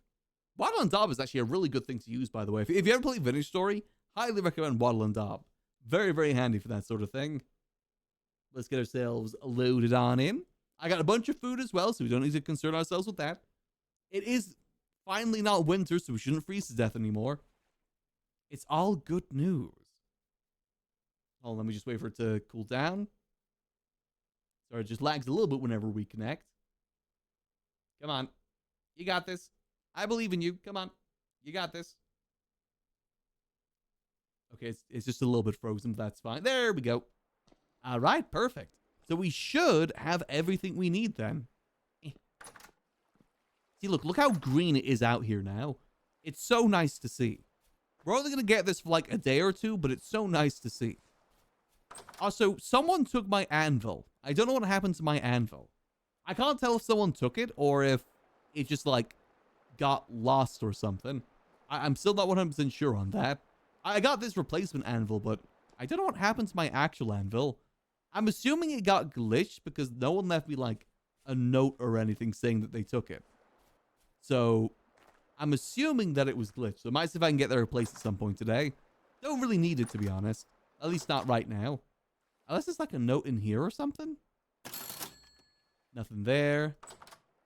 Has someone else had theirs go missing too? Oh, okay. Got you. So I just need to talk to an admin about that then. That shouldn't be too hard. But anyway, let's get over to doing our thing. We need the chisel. We need the hammer. And let's get some food for the journey too. So what we need to do is we need to fill out the stripes of the building. And then we make the logo. We're going to be getting creative today. We're going to be doing some beautiful artwork today is what we're going to be doing. Non-generatively, which is the best form of artwork. Here we go. Eat the soup. All right, let's take like 2 of these with us too. This should feed us pretty good for now. Do I need anything else? Maybe a building block, like a scaffolding block to use. That might be useful as well, just because we got to up ourselves. We are a short king after all. All right, let's get going. I haven't messed around with the painting mod yet. It seems pretty cool though. Hold on. Damn it. Coolers with drinks in them. What I want to do, I'm pretty sure one of the tribes around here has potions. I want to see if they'll sell their potions through our store. Now, the idea is that we use this as a place for people to sell their things. Not just our things, but other things too. Like their own things. I know the Ganga, the Ganga clan, they want me to sell their weed. So I say we sell the weed through there. God damn it. That's an option. We got to find a good source of food as well. Someone that has like a lot of food they want to sell. Find someone for that too. I think there might be some people around here. Maybe we'll talk to Hop Toad and Achina about that. See if they're willing to sell some of their food, if they got any for sale. Ideally, I want to get at least one person from every tribe to sell something from this store. That's the idea. Hence why I put it in the center of everything too. Just gonna figure out what everyone's main exports are. Like, what is the main export of the gnomes? Other than their really addictive speech pattern. Miniatures the tabletop mod. Yeah, you can make, there's gacha machines you can make. So we can see if someone wants to open up a gacha machine with things to sell. Like little cool little, models and whatnot. I did that on Boon's server, but no one ever bought any. Well, some people bought a few. Their main export is Glisp. Yeah, someone else made a path up here. So I think people are starting to make paths, which is nice to see. Well, it's a little bit incomplete, but it's there. I gotta build a path up to our place up there, too. Actually, before we get started, let's start chopping down some of these bushes. They're a little bit obfuscating. Obfuscating.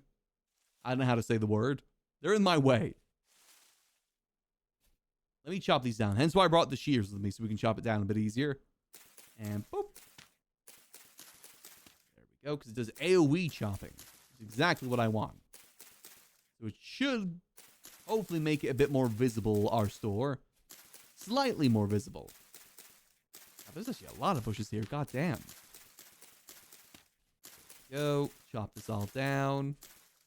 May as well collect the sticks. There we go. I'll build a path up here at some point, too. To actually connect it to everything else.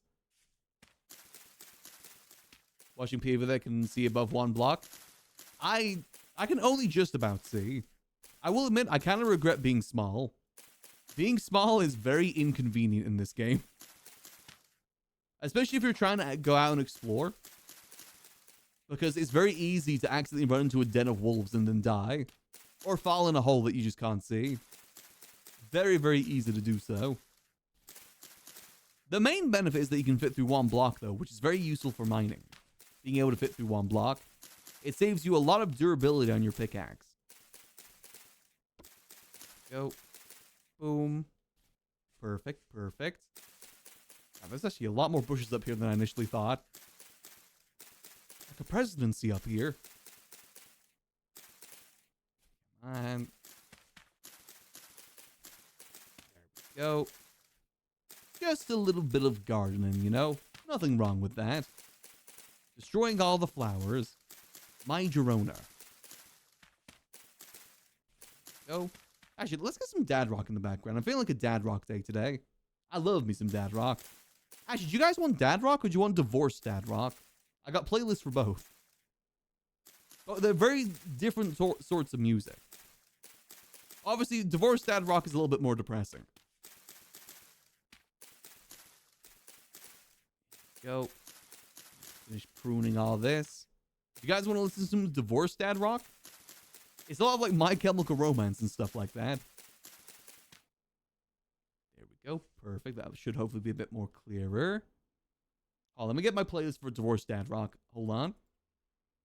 I remember what the playlist looks like because it has like a dad holding a beer next to it.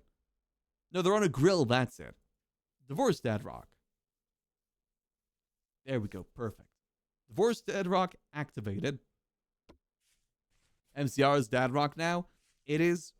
I mean, it was what, 20 years ago, a lot of their songs? That is dad rock era. I think what dad rock was in the 2000s was stuff from the 80s. There we go. Perfect. Maybe I'll chop down this a little bit too. Hold on. I will admit, I'm not familiar with a lot of divorced dad rock songs. I bet you there's a lot of Nickelback in this playlist. There's probably a lot of Nickelback. Hell yeah. Is it bad to say that I kind of like Nickelback? I think they have some decent songs. Toast on to be divorced dad? We'll learn together what's divorced dad rock. But you might be right there. Any sort of song that has like this sort of general vibe, I think counts as divorced dad rock. So just chopping this down a little bit to make the store a little bit more visible from down below. I think that should make it more visible. Chop it back a little bit more. There we go. All right, just so things look nice as well, let's replace all the floor here with dirt. Just to make it blend in better. There we go. Just really nothing outstanding. You know what? That's definitely fair. It's good background music in that regard. Go. I used to love listening to Rockstar. With a music video, too. Do you think Weezer counts as dad rock? I don't think it does it? I don't know many Weezer songs, but I used to listen to Pork and Beans quite a bit. Low-key, the Pork and Beans music video was way ahead of its time. Because those who don't know what the Pork and Beans music video is, it's basically all of the YouTube trends from the early 2000s. That's basically the first YouTube rewind. And that's before like YouTube and stuff was a lot more mainstream. It's very much a relic of its time, but it's a decent video. I say relic, but I guess... Yeah, I guess it was almost like 20 years ago. Not sure if that counts as a relic. Maybe in the music scene it does. We need to add a bit more... We need to add a bit more like this. There we go. Okay, that should be better. Is Blink-182 dad rock now? It might be, to be honest. I think any songs that are from like the 2000s count as dad rock. I'm sure All American Rejects might even be in this playlist. That might even count as dad rock these days. All right, well, let's get ourselves to building. So what we got to do is we're going to fill out all these lines. Let me double check. What is the... So is red at the bottom, orange at the top. Got you. Perfect. All right, let's get ourselves... Why is it still snowy here? There we go. I only know about All American Rejects because of the Bionicle commercial from 2006 with Move Along in it. That's the whole reason I found All American Rejects. It's a good song. It was a good commercial. I said red at the bottom, red at the bottom. All right. Ninja Sex Party's going to be Dad Rock soon. I think they plan for that, though. They're very much going to embrace that. There we go. Just going to build ourselves a little bit of a bridge to work with. A little bit more this way. This is the site of our new store 6-7, by the way. Our version of 7-Eleven from America. All right, so again, red at the bottom, right? Yeah, red at the bottom, orange at the top. Perfect. Let's start from here. Add in the red. I made as much as I could, but I do have more at home if needs be. Wait, hold on. Wrong one. There we go. We'll work to the right, then we'll work to the left. There we go. Perfect. A little bit here. It's going to look beautiful when it's done. Best store in town. Also, might be the only store in town, too. But still the best store in town. By default. There we go. A little bit over here. Building the 7-Eleven now? Well, we're calling it 6-7. But yes. We got most of it done yesterday. We're working on the logo and the general design of the store today. I guess... Do I have enough for this? Yeah, I should have enough to go across this way, too. Hold on. There we go. I don't know if it'll be 100% accurate to 7-Eleven, but I'm trying. It should look relatively similar. There we go. I gotta play to the audience of the server, which is mainly American. There we go. Perfect. All right, now we gotta do this way as well. A little bit there. We need some for the logo as well, because once this is done, we'll work on the logo. Which might take some time. That's going to be a lot of trial and error making the logo. I got a general idea how I want it to look. I'm going to try and make it as close as possible. Oh, so this is definitely the sort of song you would hear in a 7-Eleven. All right, there. The copy and paste thing probably would have been a lot better for this as well in terms of chisel, but that's fine. Right, a little bit there. Boom. Bit down there. And then a little bit there. At some point, I want to do the whole store surrounded with like this sort of stripes, but the front is the thing that matters most and saves me on materials too. All right, well, that's the red one done. Let's do the orange. Oh.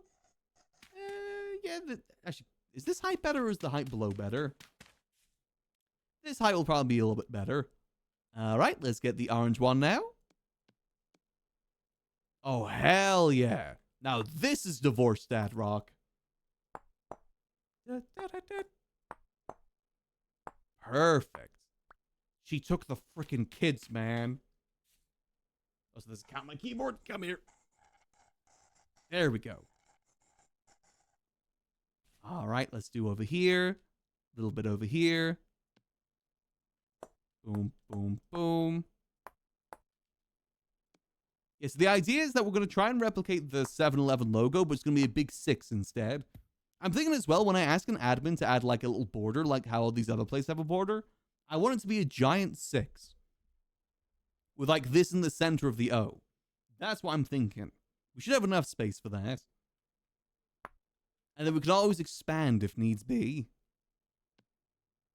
There we go. A little bit this way. Perfect. It's going to look so goddamn good. We got to work on the lights as well. That's another thing we got to work on at some point.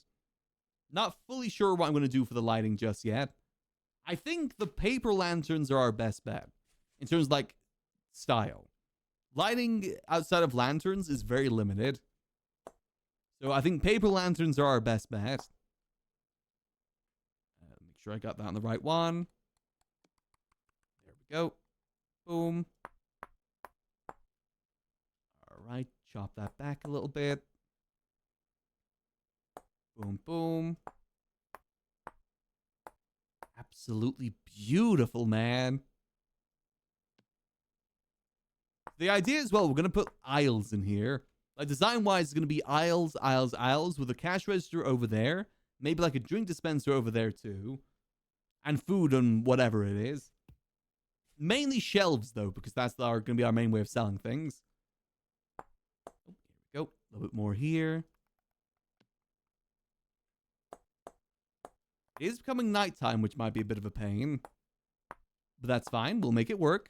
Actually, no, I'm a light. I forgot. I got the buff that makes it so I emit light. So we should be fine. Don't even need to hold anything for it. Go. Boom.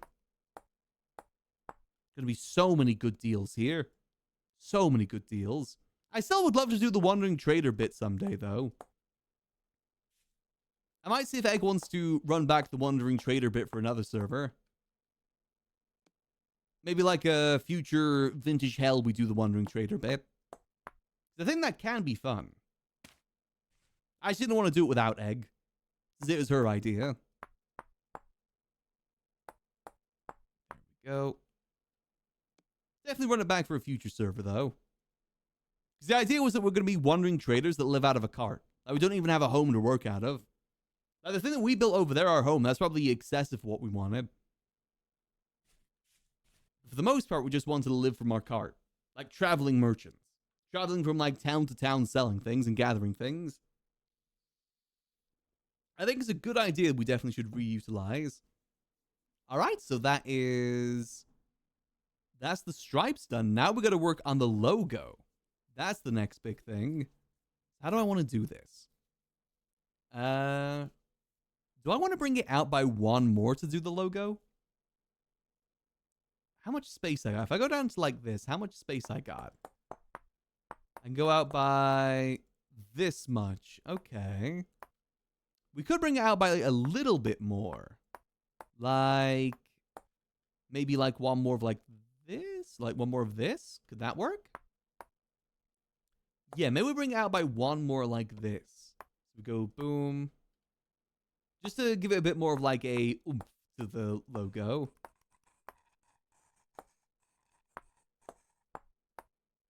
There we go. We don't want it to be super large either. But we do need at least some sort of a canvas to work with here. This is, if we consider this to be the center. Fill this up. How wide do we want this? That is 1, 2, 3. That's 2 out. Is that 2 or 1 out this way? I gotta make sure that it's even each side. Let's see. So that is 1, 2, 3, 4. That'll be 1, 2, 3, 4. All right. So that's the center part. We do 1 each side for now. Maybe we go 2 each side. We got another this side. Another this side as well. That should give us plenty of room to work with, right? Actually, let's see. Let me get rid of all this. Let's see how it looks like so far. How's this looking? Get rid of all this. Is the vibe there? The vibe is the most important part of it. Yeah, that looks good to me if we have the logo on there. Looking good. Nice. Yeah, this is definitely starting to look more like a convenience store. We got to work on the door today, too. We got to make a custom chiseled door. Because there's no glass door in the base game. So we're going to make our own. All right. I guess it's time to get to chiseling. So the way that I'm going to do this, let's start off with... We got to make the 7. Oh, let me have a look at the regular logo. So... In 7-Eleven, the 7 is kind of like equal to the bottom part here. I feel like we should probably do it from like this chunk too. So again, centerpiece is like, I should probably mark where the center is. So let's mark where the center is, one of the bigger ones. So that'll be, these two are the center. All right. We want this to be relatively central. So if I go back down to this, we want it to be central here. So if that's like, again, let's see the central point here. So these two are the central blocks that we're going to use. So now we've got to chisel out a... Yeah, I've got a an image of a 7-Eleven that I'm referencing for this. So first we got to do the V. I guess the best way to do the V would probably be like boom, boom, boom, boom. And that's like dead center there. And then maybe it goes up like... Is 2 going to be too much?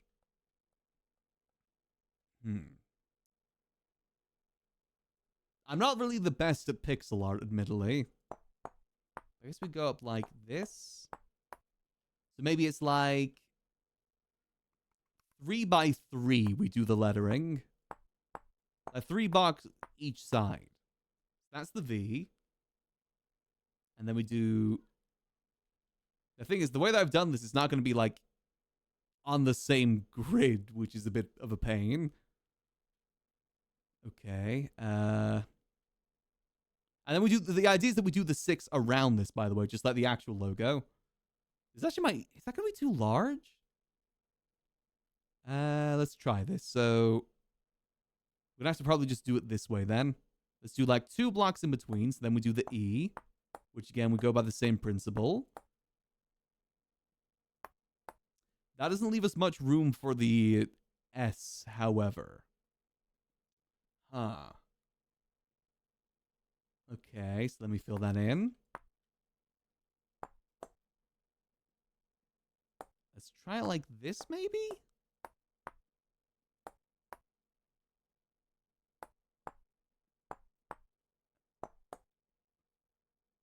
Okay, that doesn't look right.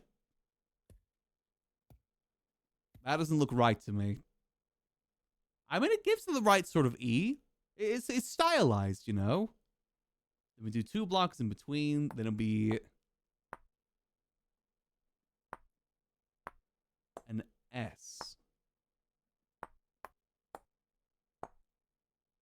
That doesn't look like an S. Is that an S? What if I go like this? Is that... No, that isn't really better. No, that doesn't really look the best. Needs to be chunkier, I think. Let me restart.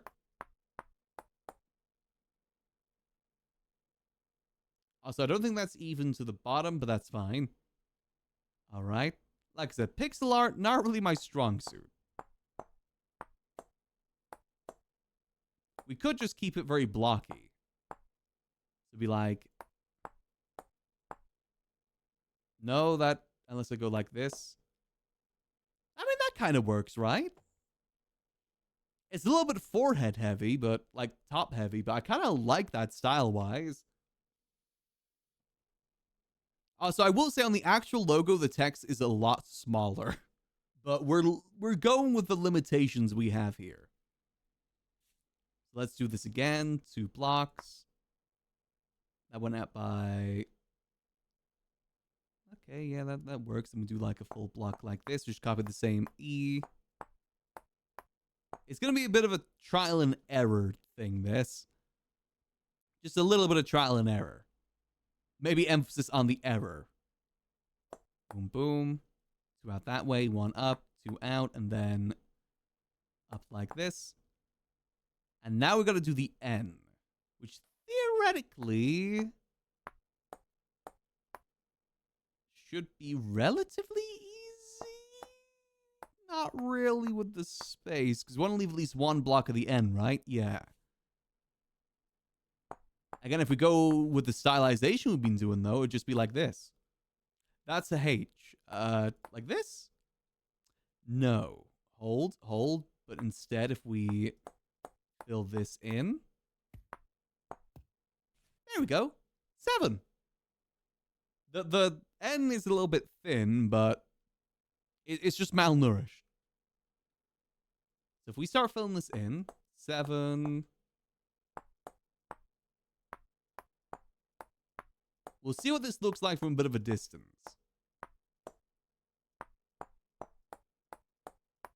There we go, 7. And then, this is the easy part, by the way. Now I gotta do a good 6 above it. That's the next task. There we go. Numbers they use on checks. I mean, it looks okay. Again, it just needs to be good. Perfect is the enemy of good. This is just meant to be a shit post at the end of the day. Alright, let's see. How's this looking from a distance? Let's see. Why is the lighting so weird? What?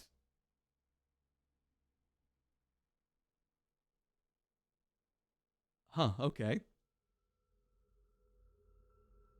Yeah, that looks like a 7, right? Now we gotta make a 6.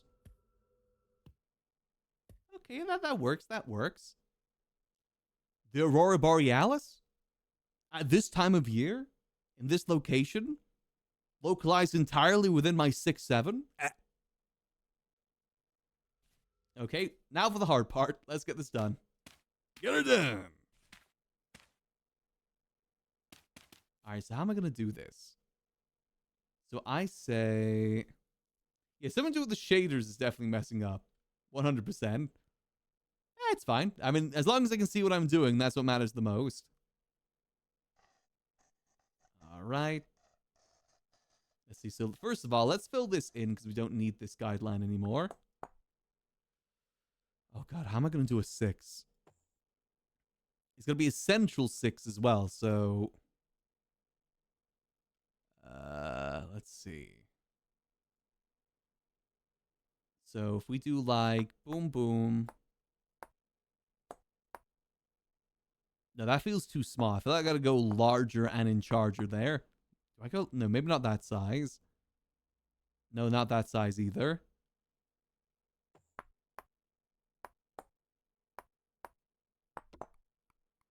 And again, we leave a bit of a gap here. And then...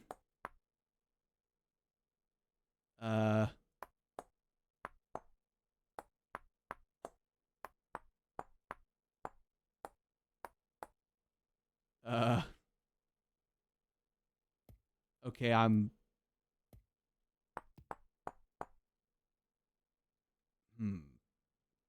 maybe this isn't working as good as I thought, design-wise. Because I'll show you guys what I'm basing this off real quick. So I'm basing it off the logo, like this logo here, where it has like the gap in between. It's a lot easier with a 7.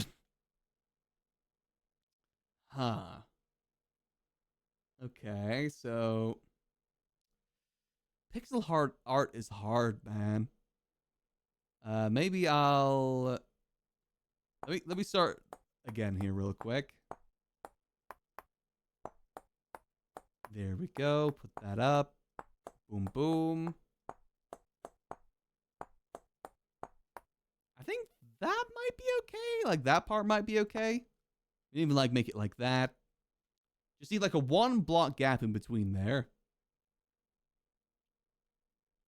And then let's try this again. So if I keep this in line, 1 gap in between.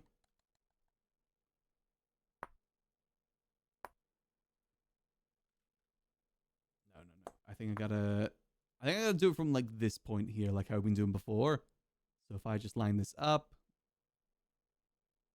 1 block. That lined up. That is lined up. Okay. And then,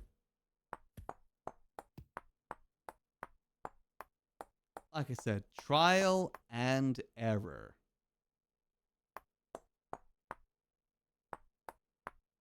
Then maybe down here we start going.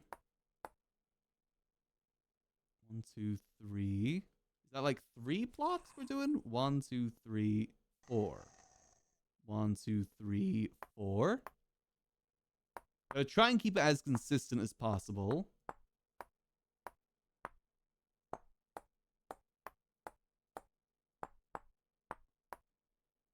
I think we're getting the vision. We're getting the vision. Okay, it feels like it's starting to form a little bit better now. Maybe we do, what game was that? 1, 2, 3, 4. 1, 2, 3, 4. Actually, how many blocks away is that? That's 1, 2, 3, 4, 5, 6. 1, 2, 3, 4, 5, 6, 7, 8, 9. I should probably try and make it central. So let me... So from the edge, it's going to be 1, 2, 3, 4, 5, 6, and then boom. 2, 3, 4.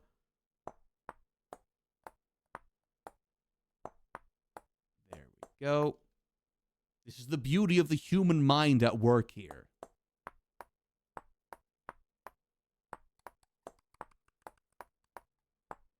There we go.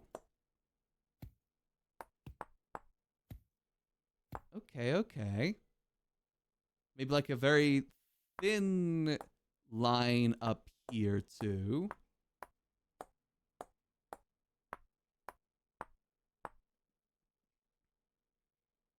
Maybe like 2 blocks. I mean, it's kind of getting there, right?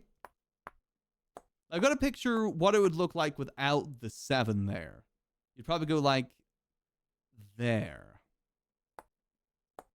I mean, does this give the idea of a 6? Like, even if you don't have like the top part, does it show a 6? Maybe, hold on, idea. What if I were to fill this in? Wait, is that all deeper? Oh, that's all deeper by 1 as well. Hold on, let me fix that. Doesn't need to be that deep.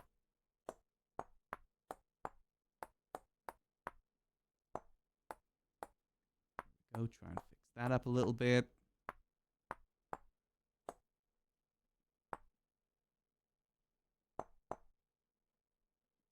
There we go.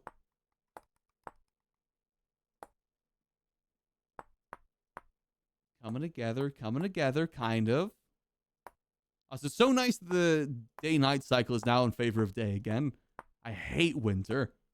In-game, I love winter IRL. Okay. I feel like this top part needs to be longer.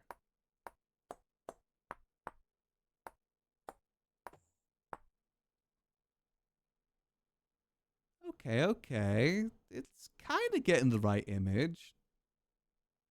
If we want to go for like a more smaller sort of thing as well, we could do like this. Maybe? Depends how large you want the gap to be. Maybe we fill this in and see.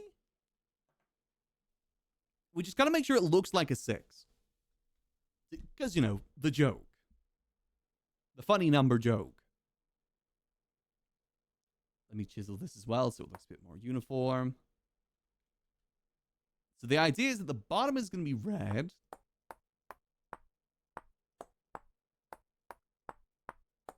I think we're getting there. Might need a little bit tweaking, but this should be getting there. It will be funny, haha, number joke.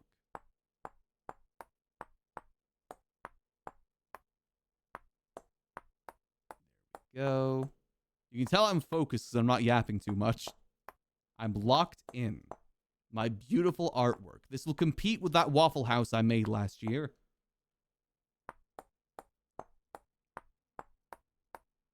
going to be absolutely beautiful. We're going to get so many customers.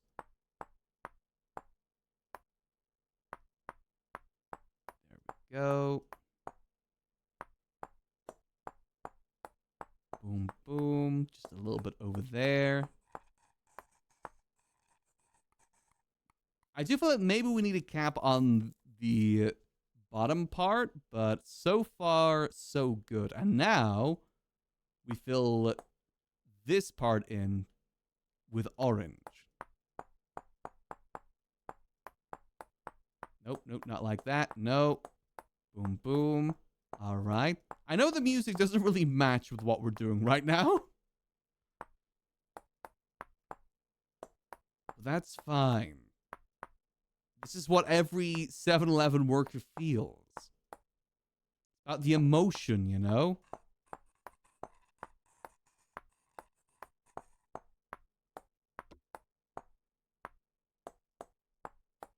Need to go a little bit further down as well. Let's see. How does this look like from a distance? Distance test.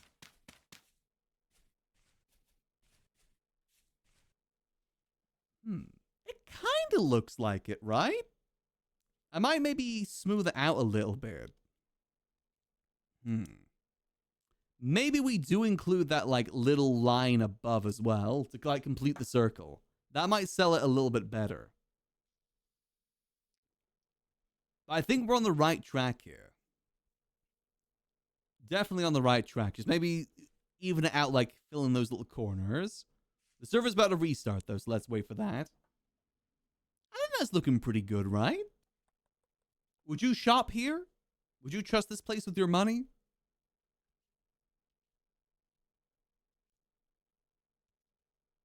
Yeah, I think I'm liking it. We could actually raise it up a little bit, too, if needs be, the top part. I noticed that that isn't even right now. All right, all right. This is good news. So I think I'm going to change to the vibe playlist. I'm not vibing with this playlist right now for what we're doing. We'll go to my vibe playlist, which is what I used for the intro today, too. All right, let's get ourselves back in. But we're pretty much done there. We just need a few, like, little tweaks. And then we can start filling in the interior. Every builder's worst nightmare, building an interior. Go, get ourselves reconnected. Then we got to start getting things to sell, too.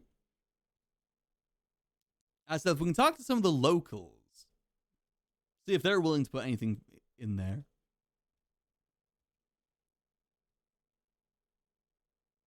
We can even make sure they get paid. Maybe even have their own, like, register to keep track of what they've sold. I think you can have multiple registers in one place. I don't fully know how it works, to be honest. But we'll learn. As Sonic the Hedgehog says, you live and you learn. Once we get ourselves loaded in again, that is. Just gotta give it a few minutes. Hope y'all having a good Saturday so far. I said pretty chill Saturday here. I was supposed to go down to the library today, but I actually looked online and put some reservations in for some books. I'm going to go pick that up on Monday. Hopefully they'll be there by then. Trying to look into more like castles. I'm really intrigued about castle building. I actually want to read up on how they used to do it. I think that'd be kind of a fun read. And like, you know, it's about like how they're built, how people used to live in them. Because if I want to build a castle at some point in a game like this, I got to make sure it's historically accurate. All right, so we can probably move that up a little bit. I say next, after we finish off the logo, we'll make the door, then we'll focus on making the aisles. I think we got to have at least the basic layout done before we start bringing people up here. Another plan will be to build a pathway too, but that'll be another project. All right, so if I even this out a little bit, like so. Kind of like how we did above, like, you know, just add like little things there. Maybe like a little voxel there. Little voxel here. We can raise this up by 1. Because that's only 1 voxel away. Yes, so we got to make sure that's even. N even. There we go. Then we can chop this down by 1.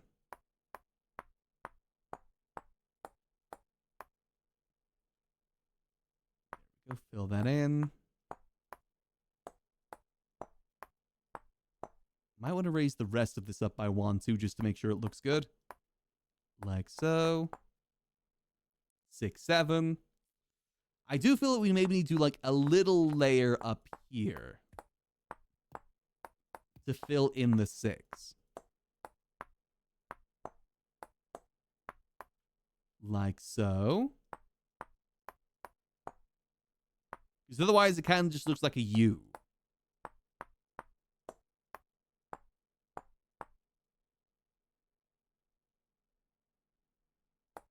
There we go, like so. Then we'll do a similar thing over here too. What's that? A little voxel.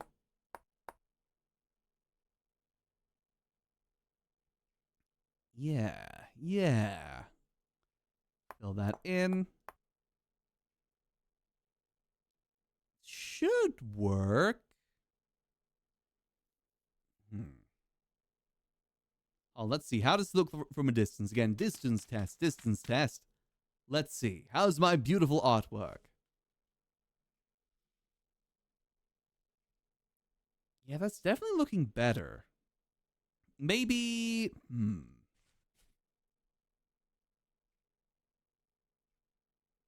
Again, what we could do as well to kind of give the idea that it's a circle, we could chop off a little bit.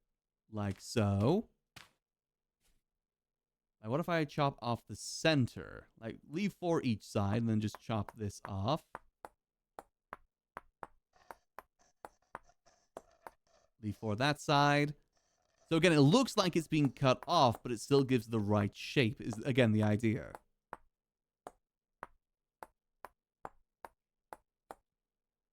And then maybe we do the same down here. So again, it's uniform.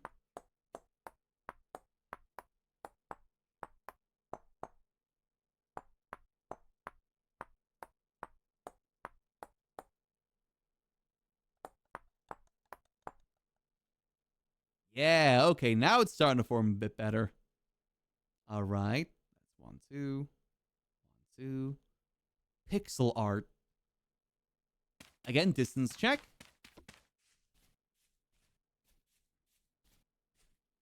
Yeah, okay. I think that's probably the best we're going to get it with the idea that we're going for. 6, 7. Yeah, I think I'm pretty happy with that. Do you want to cut down any more of it, or is that good? And I think that should work. Yeah, I think that works. What I should have probably done is made the 6 first and then put the 7 on top. That probably would have been a smarter move. Because it's very hard to like think of it split in half like that. Also, let's see. How does it look like from a much further distance? You might not be able to read the 7 too good. I mean, yeah, you can see it pretty good. Okay. Again, consider that we're using voxels here in a very small space for voxels. Is it visible from the pathway? That's a very important thing. Ow. Is it visible from over here? Kind of. No, that is very visible from there. If we add lights there as well, that's going to make it super visible. Perfect. Okay. I think I'm pretty happy with that. What do you guys think? Does that look like a pretty good replication of a 7-Eleven? Yeah, perfect. Okay. Name 6-7 instead. I think obviously maybe it could look a little better, but again, perfect is the enemy of good. I keep telling myself. Make myself feel better. All right, so let's go get the rest of this made then. So we need to make a door and we need to get the aisles made. As well as the lights. Let's get some lights made.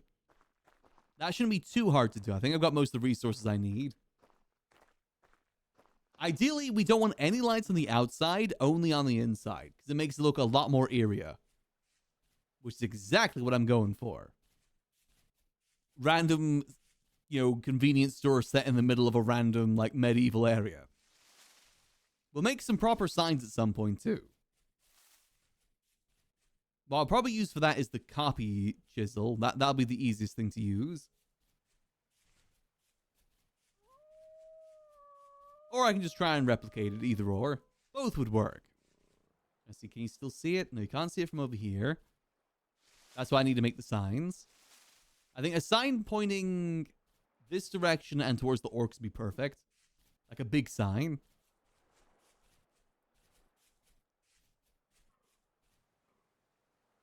You can vaguely see it from a distance. Yeah, a road sign as well. I think a road sign like over here, or maybe one near the gnomes as well. The thing is, I'd put it on the roads, but there's no roads in between the places yet. Now, we need someone to make roads between all the places, all the major settlements. Oh, you want to go? I do need food, so thank you. Oh, you barely have anything on you. Skin and bones, you are. Skin and bones. Go. Alright, so what we need to make a specific tool to make the door. The lanterns should be pretty straightforward.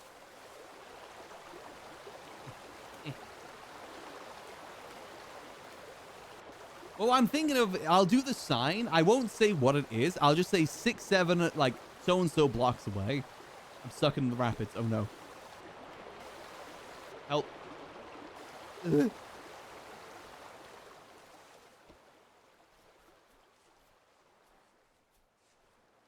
Yeah, I think he'll work good. I actually need to make a few tools now I think about it. I need to make the copy and paste tool, and I need to make the door tool. Go. There we go. Yeah, make it out of iron. Why not? It's going to be an absolutely beautiful store, it will. Beautiful store.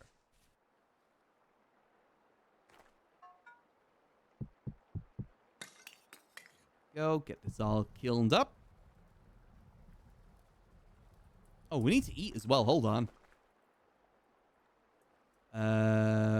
Food. We won't go super complicated with the door. We'll just do like a very basic door that if you right click it, it disappears. Because making an open condition for it's going to be a bit difficult. Because we're working with glass, and glass is a pain in the ass to work with. No, I might... Hold on, let me see. So we'll use these 2 pieces of glass. What should I use for, like, the filler part? I could make more of, like, the Roman blocks I made. Or I'll just use chalk, actually. Chalk will do. Give the same idea across. Actually, the Roman blocks aren't that hard to make. Don't be lazy. Don't go against the artistic vision. That is the 6-7. Go. Boom, boom. Ancient segments. Should only need 2. Go, because it's very easy how the whole door thing works. You say an on state and an off state. By the default, the off state is just, it's not there. You can make a custom one, but you'd basically have to make it again. Make an exact copy of it and then copy and paste it. There we go. Ow. Oh god, I forgot the tongs. There we go. Alright, first of all, let's make the door one. Chisel, paintbrush. Door tool, there we go. And slam. Slam. And then we just remove all the pieces.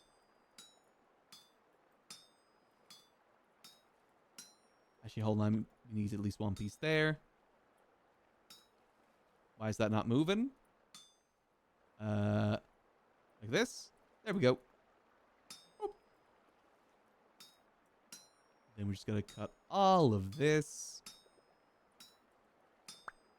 There we go. Perfect. One tool made. I love the chisel mods. And the default chisel too. It's so creative with it. Now, I used the door tool for last time. Also, I used way too much charcoal, I just realized. What I used the door tool for last time is making waffles. Because when you right-click it, it disappears. So, you know, it's like you ate the waffles. It was a genius idea. Yo, that Waffle House I made was amazing. It's a shame that it got blown up. But it was blown up literally the last day. I got blown up, we died, and we never logged back on again. That was the last day of the server. At least, I think that's when most people stop playing, is around that time. I do think these sort of servers definitely need a definitive end to them. Can't last forever. Easier to do stories that way, too, when you know when it's going to end. Alright, there we go. Let's get this all back. Boom. I need the hammer. Is that everything I need? No, I need the lanterns, too. Hold on. I did get this prepped earlier. Hop to, hop to, hop to. I'll come back and get the chests and stuff afterwards. We'll get this done first, piece by piece. Easier on the inventory that way. Alright. Luckily, I got these kilned earlier. Let's go put some more things away as well. Alright, I need to put these away. Don't need those. Let me put this away over here. Don't freeze on me now. This is the process of an artiste. There we go. Alright, so what do I need for the lantern? I need paper lantern. Oh, I need a lot more than I thought. I need rods as well? Oh. Okay. Can I put these on a roof? It's going to be attached to something. Okay. What other alternatives do we have other than lanterns? I mean, I can make the rods. It's just, I think I'd rather make it out of copper, but I got to go smelt the copper into bars and, You know what? Because I'm being lazy right now, I'm going to use these for now, and then we make paper lanterns later. I think I need a lot more paper, too. I only have enough for, like, one lantern paper-wise. I can get paper as a mystic, though, through ancient books and whatnot. I just got to go collect those. These should suffice in the meantime. Which is good enough for me. I mean, again, lanterns are the best, but lanterns the whole process, too, because you got to make the wax, make the candle. Lighting sources are relatively limited. Not super limited, but... Oh, God, don't freeze me now. No, no, no, no, no, no, no, no, no. God damn it. Worst time for the game to freeze is when you're being chased by an enemy, because it will just kill you while you're frozen. However, I am the chat alpha here. It happened to me once when I was being chased by a bear. I came back and I was instantly mauled by 1,000 pieces. 1,000 claw technique. Alright. Hop to. I don't wonder how easy it's going to be to copy and paste the sign. Because otherwise, I might just make a larger version. And then copy paste that instead. Yeah, that might be the easiest way, to be honest. Hey, Opal. How you doing? Hope you're doing good. We're currently just in the process of making a beautiful art piece. Known as 6-7. The best store in the whole server. Oh, God. Ugh. A little bit of server lag. I think the final piece of the puzzle will definitely be making a path over to the 6-7. I'm hoping someone has a blueprint, though. Because I really hope someone does make pathways between all the major places of the server.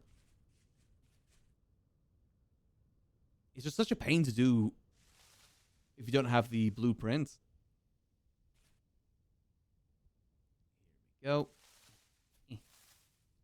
See, right now it's not the easiest of things to climb up.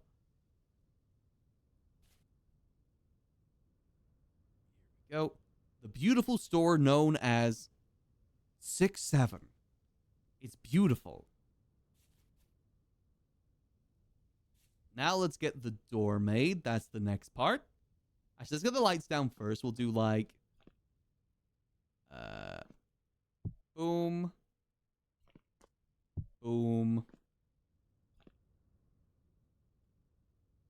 Oh god, come on. Stop lagging, please. Boom. And then... boom. There we go. That covers most of it. Get rid of that. Lights it up a decent amount. I mean, convenience stores never have the best lighting anyway. Perfect. Perfect. Yes. Yes. Yeah, we'll probably have to remake that sign on a large... actually, would that be large enough? That's like 4 blocks total, right? I think from like a big distance, maybe larger is better. We'll probably do like maybe 4x4 size for a larger one to make sure it's visible from like a big distance. That'll be our best move, I think. So the idea is I'm going to put a sign up here, like a big sign on a pole up here. So, and it faces both ways too. Like the orcs can see it from over there and people from this way can see it too. Ugh. Looks like G7. It's hard to make a 6. I think it looks enough like a 6, right? I don't know how to make it look otherwise. Because a 6 and a G does look pretty similar. It's because the idea is that like it's chopped off, because that's how it works the 7-Eleven logo. I guess I could connect it to really make sure it's like sold properly. I lost my building materials, damn it. I also cleared out way too much land.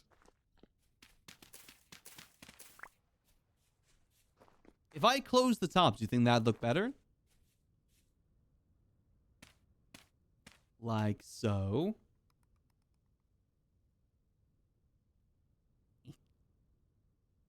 Oh, I need the hammer. There we go. The G7 summit. I mean, it is at the top of a mountain. But no, this is the 6-7 summit, if anything. Let's get that.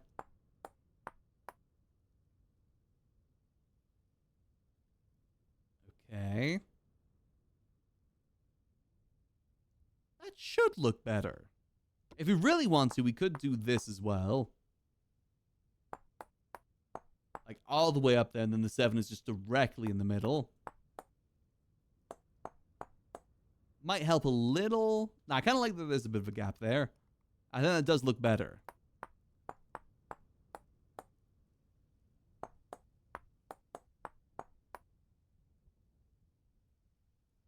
Okay, I think that works. Distance check. Yeah, you're right. That does look a bit better. Ideally, we'd want it to be a bit more up, but again, just the design-wise. It's easier with 7-Eleven because the 7 is just a stick that you cut through. 6 is a little bit more complicated. Top could look a bit more pointy. In what way? Actually, hold on. What if I were to... a bit thinner? Yeah, I guess in comparison, it is a little bit thicker, isn't it? Or I mean, just like at the end, so... like that?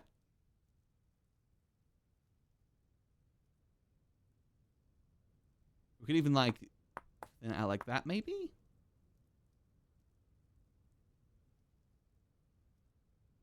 I wonder if I should thin it out anywhere else. Like, what if I do... Yeah, right, like a transition. What if I do this as well? Looks a little bit smoother like that. Okay, okay. Again, let's do distance test. The distance test is very important because people will only be seeing this from a distance to begin with. It's about the lead up, you know? Okay, that is starting to look better. Maybe the top part could be a bit longer as well, as in like the top part of that, like that. That could be a little bit longer. 7 looks perfect though. Thank you. Yeah, the 7 was definitely a lot easier. Maybe like 2 blocks longer might look better there.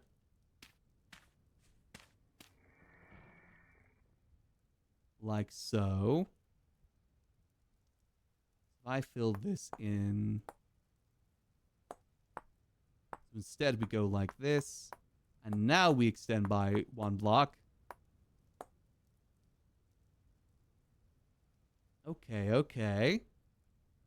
A couple steps before it was peak. Thank you. I said, it doesn't need to look perfect as long as it looks like it's supposed to. Like on first approach, you know, oh yeah, that's 6, 7. That looks like a 6. Yeah, yeah. Upscaling that is going to be a bit of a pain, I gotta be honest. In fact, hold on. Would it look better if maybe I did more of an angle at the bottom? Like, make that more of a curve, so it starts, like, going up like that instead, like diagonal. Or am I overthinking that? I might be overthinking that. Nah, that'll do for now. That'll do. I think that'll do for now. Let me eat some food.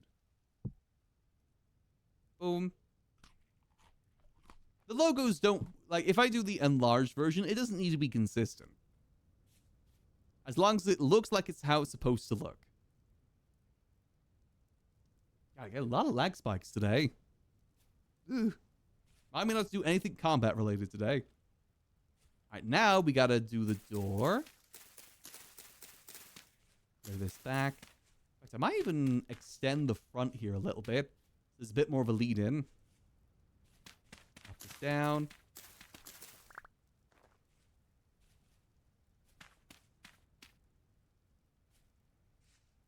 Go. Let's see. We'll trim down some areas over here too.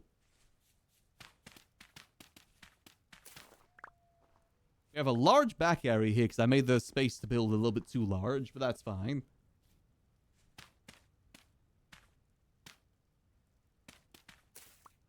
Like I said, we're going to build an actual pathway up here too, hence why I want a little bit more space to work with. Outside like a street. That might be a good thing for a long-term project. At the moment, I'm just trying to get it usable. Yeah, I'm going to make actual stairs up here at some point because there's a path down there. See, there's like a little path. I'm going to connect it all the way up here, leading up to the entrance. That's the general idea. The thing is, paths are a little bit of a pain, a little bit tedious to make. From my experience, hence why I'm leaving it to the last. All right. Now what we got to do is, boom. Make ourselves a nice little doorway here. Boom, boom.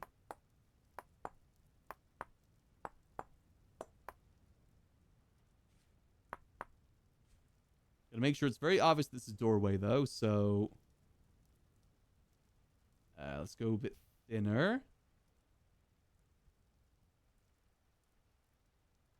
Thinner. We'll do just like a little border here. Okay, I hate working with glass for this very reason. It's so hard to see where you're actually chiseling. Okay. Go back to this. Here we go.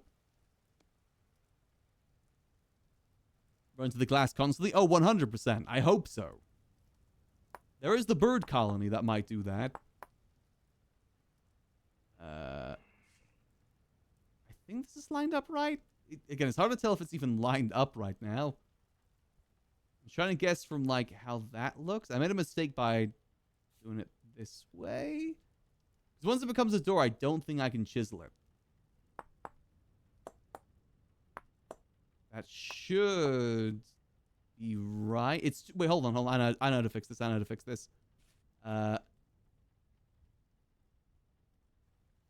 If we go like so. There we go. That tells us where it is. I'll do the same this side too. Okay, that's a better indicator. So we get the top part as well. So no, that goes a little bit further up to hit the top. All right. So it goes up, up, up. It's our moment. Ideally, I want this to be a lot thinner as well.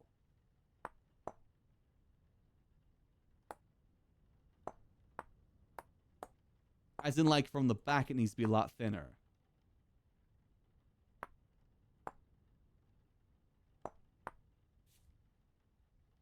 Go, okay.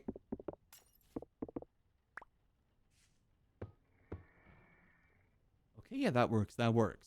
Well, there is bird people on the server that I might get sued by for this. I think it's obvious enough. Those dumb birds. No, I want to do business deals with the birds. I can't call them dumb. I gotta go make my introduction soon and see if they've got anything they want to put in the store here. There we go.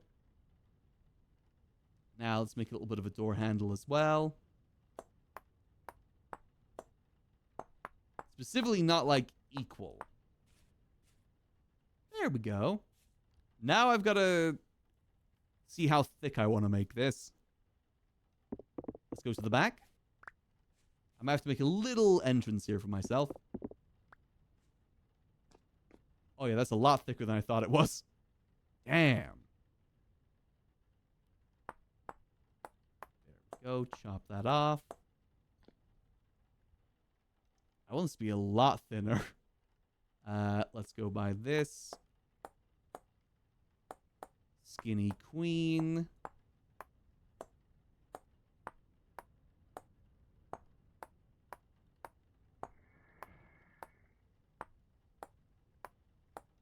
Go.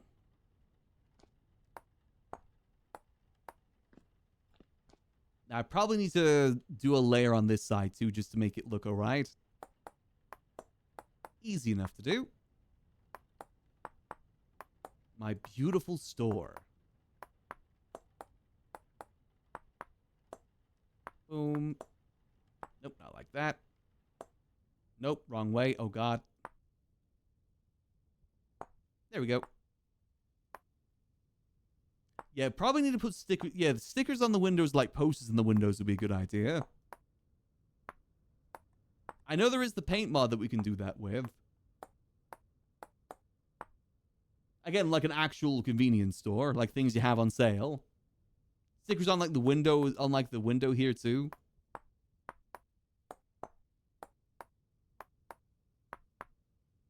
There we go.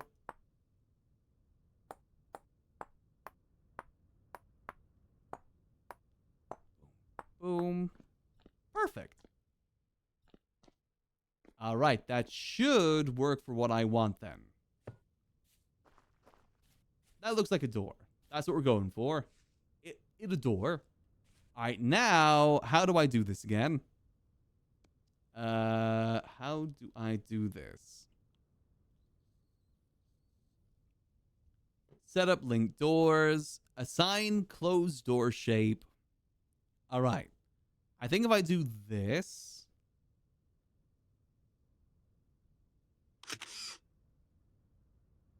All right, and then just set up link door. Those two are linked.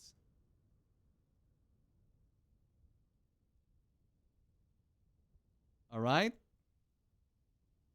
Okay, they didn't link properly. Link those two. There we go. And now. There we go. Perfect. I know it just disappears. I could set like it being open state, but Yeah, this works. The magical disappearing door. It works for what we're going for. Oh, good test we can actually do since it's nighttime. You can't really see it too well. Imposing. We gotta find a way to light up the sign. There's gotta be a chisel block that adds lights for the sign. I wonder if you can chisel paper lanterns or not. Just like some sort of lighting behind the sign would be good. Probably doesn't help that it seems like it's a storm right now, too. Probably not helping. Alright. I think it's looking pretty good for where we are at the moment, though. The imposing 6-7.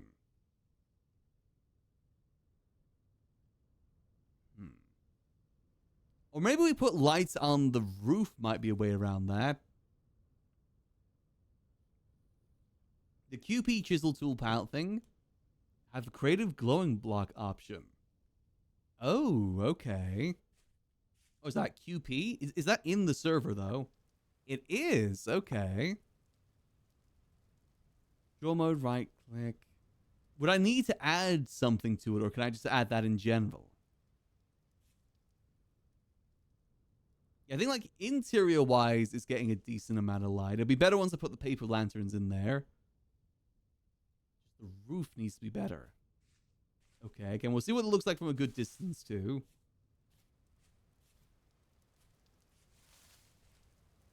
You can vaguely see it from the pathway, if I remember correctly. Now, you can make some really cool custom doors. I've messed around with it before. The on and off state is actually really... You can get very creative with it. Okay, you can very vaguely see it. It's a storm right now, which definitely isn't helping. Yeah, we definitely need more lights to make it stand out. The bottom of the windows are black lines outside the panel of the glass. Yeah, I saw that too. I ran out of bricks is the thing. I didn't want to... Making bricks is a pain. So I just didn't... I just went with what I wanted to go with that. Door tools from that mod like micro black box paint and might... Oh, okay.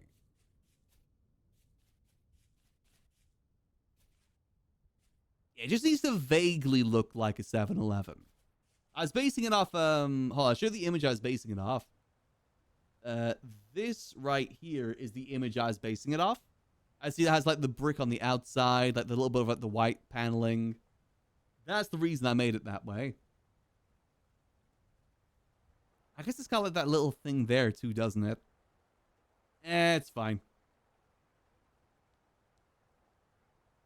Yeah, no, that's fine. That's fine. Again, if I want, I'll add extra details as time goes on. I just want to get to a usable state to begin with. That's the general idea. Make it usable, then go from there. Right, so next up then, what's next? We got that done. Two garbage cans on both sides of the door. You're right, there is garbage cans on both sides of the door in that photo. We could add that too. Thinking like the back rooms, you know, we're making a copy, but it's not a perfect copy. I will make a still life of Bird. I'll make a still life gnome to put in there. I need to watch that movie. I think I'd enjoy it. It's still there, but I mean, I understand outside the door, but both sides of the door.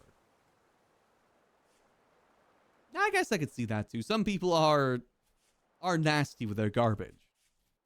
If anything, it acts as an overflow if one gets too full. All right, let's see. So, what are we working on next then? We got that done. We could make the aisles next, like the interior. Start working on that. I gotta think, what am I gonna make that out of though? Like, what am I gonna make the front desk out of? Yeah, I'm gonna do that tall pole sign too. Yeah, that is the plan. I'm going to do that to make it a lot more obvious that it's there. I put it more towards the side of the mountain so that other people can see it. Let's try and figure out the light problem, because I'm going to need lights for those signs too now I think about it. Let's maybe try and solve that real quick. You think the QP chisel is going to be my best bet? That's going to be the better option for this? Let's get an iron bar and let's go make one. See what options it gives us. Because you might be right. There we go. Yes, try and sort out the lighting. The attraction part of it. There we go. All right. Let's get the thing going. Perfect. Yeah, we'll move the registers. We'll move the storage stuff up there too, if we can. Once you get this part solved. Whereas the counter's mostly white? I think so, yeah. What we can do that, though. That's pretty easy for us to do.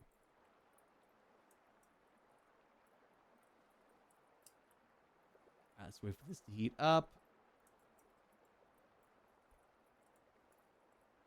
And I'll probably chisel the counters to look better as well as time goes on.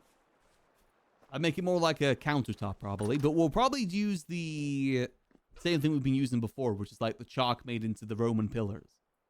That'll look best. Oh, hold on. Or could these work? I got a lot of these. These might work for the aisles, actually. Because the aisles are going to be like this with shelves either side.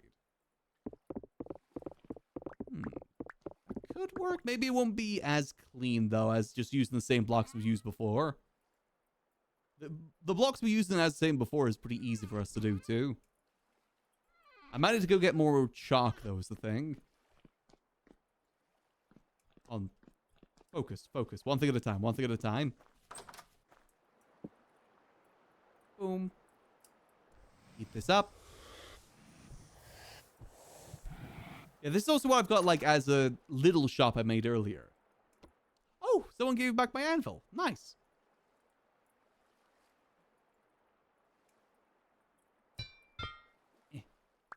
Nice. Hold on. Boom. Boom. Thank you, whoever returned my anvil. Yippee! Alright, QP chisel. Where is that? Chisel copy lock tool. Hand planner. I really wish there was a search bar in this. I think it'd be here, wouldn't it? So that's scalper, paintbrush, chisel lock, ladder maker, hand wedge, is that maybe there isn't actually? Hold on.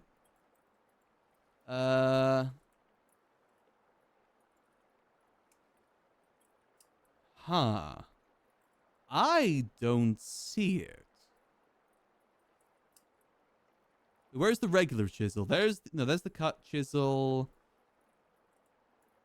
There's the regular chisel.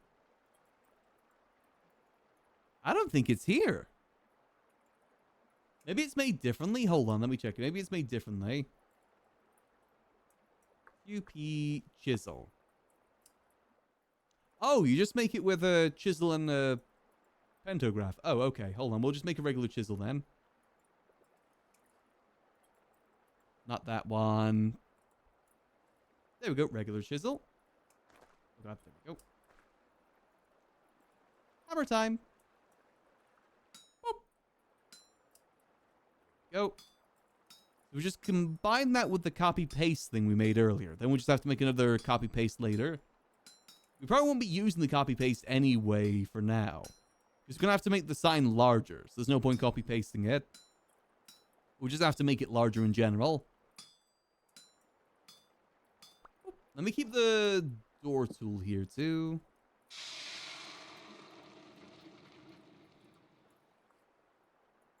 There we go. So if we combine it like so. Oh, you don't even need to. Oh, you still get to keep it. Perfect. So how the hell does this work? Let's get a test block made. see, I will test with the andesite rock. How the hell does this work?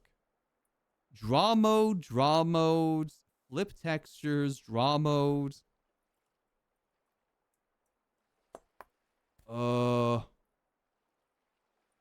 Okay. So if I were to add, say, chalk gravel as a draw mode.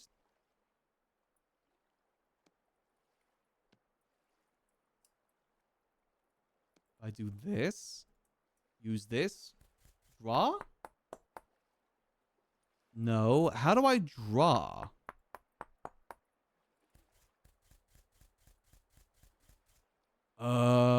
Maybe it needs to be smaller, actually. Hold on.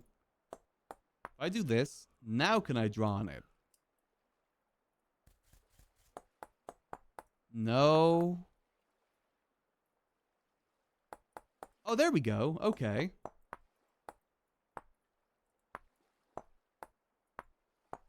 Right. Got you. So basically acts like the same as blocks, just a little bit thinner. How can I make this glow? I want this to glow. That's what we're trying to figure out right now, is how do we make chisel blocks glow? I think the only option would be paper lanterns, right? Unless there's a better glowing block. I think this would be the best option. This is the only glowing block that I can think of.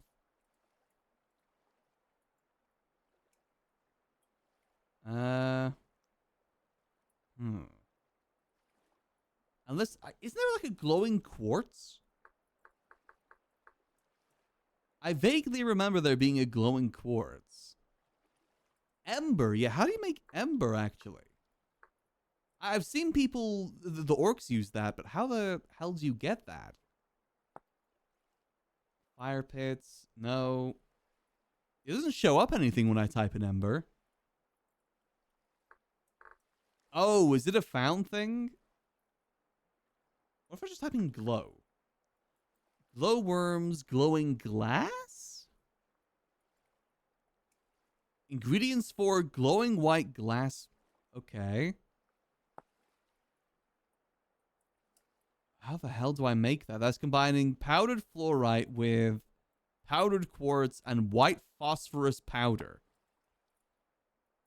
Red phosphorus powder. Oh god. Oh god.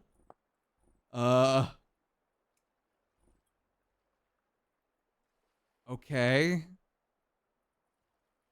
I feel like the paper lanterns are probably the easier option.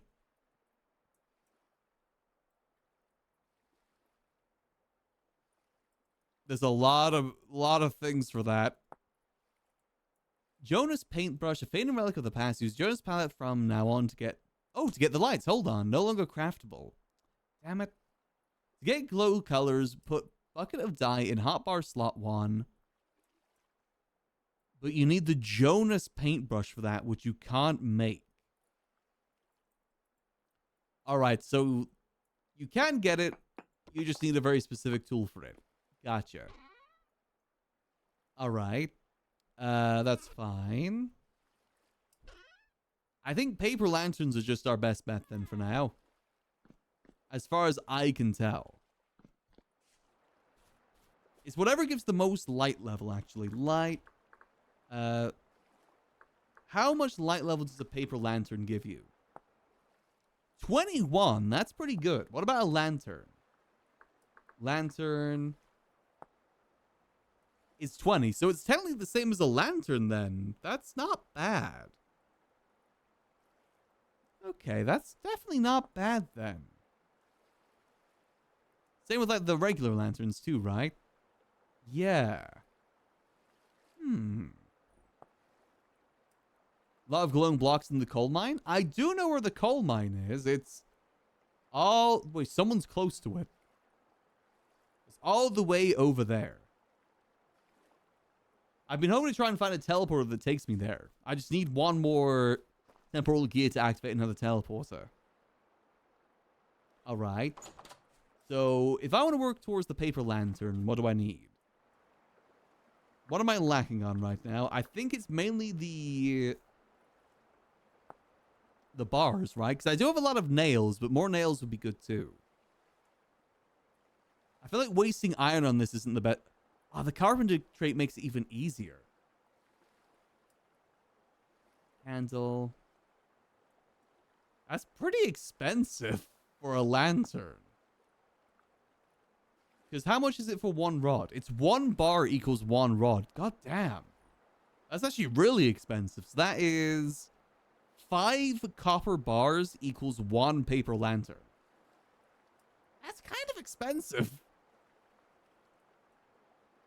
What else can I make with the oil lamp? Is that all I can make? I can make a gas lamp? How do I make the gas lamp? Doesn't tell me. Okay. Ruin lamp. And there we go. You need the lamprider's blueprint. You need gas lamp. Oh god. Okay. And the gas lamp is made with lamp brass plate. Okay. That is probably the better option because there's also a larger thing. Do I have that blueprint? What blueprints do I have? I got candle. I got the Jonas lamp blueprint as well, actually. How much light level is that? If I were to Jonas my blueprint, Jonas my lamp. I like the one that's sideways. That is temporal gear. That's not bad, actually. Though the temporal gear is the biggest pain there. Is that the same recipe for all of it? I just don't have enough temporal gears. That's my problem. I need more temporal gears. Yeah, all of it requires temporal gears. Okay. Do I actually have any rusted parts either? I think I'm being chucked. I got a little bit. I think I chucked a lot of them, damn it. I didn't think it'd be useful. Okay, there's also the candle's blueprint as well, which lets us make a candelier that gives no light, a paper lantern, or candle stoves that also make no light. Okay. Anything else here? Relic, artisan. Maybe the artisan? You okay there, Corby? Big sip. Hold on. Actually, my water bottle is empty, but I can try and sip a little bit.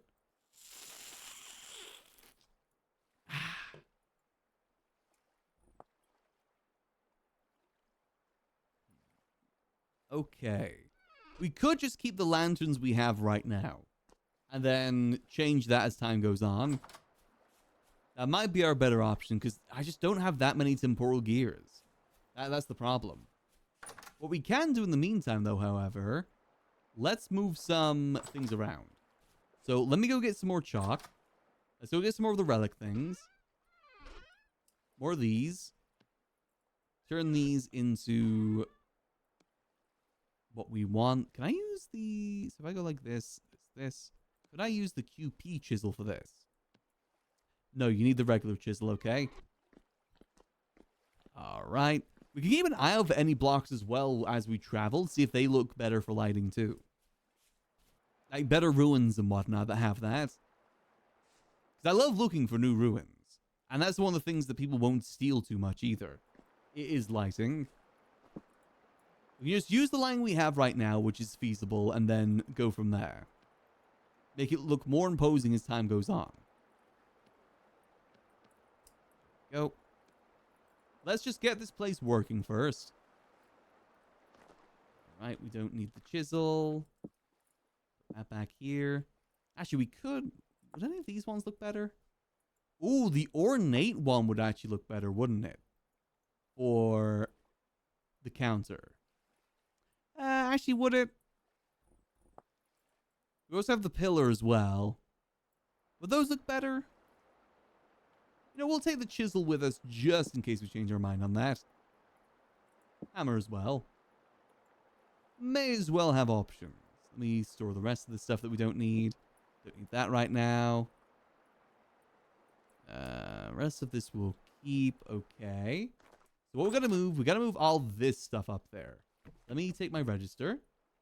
We'll take these as well. I need more of these shelves.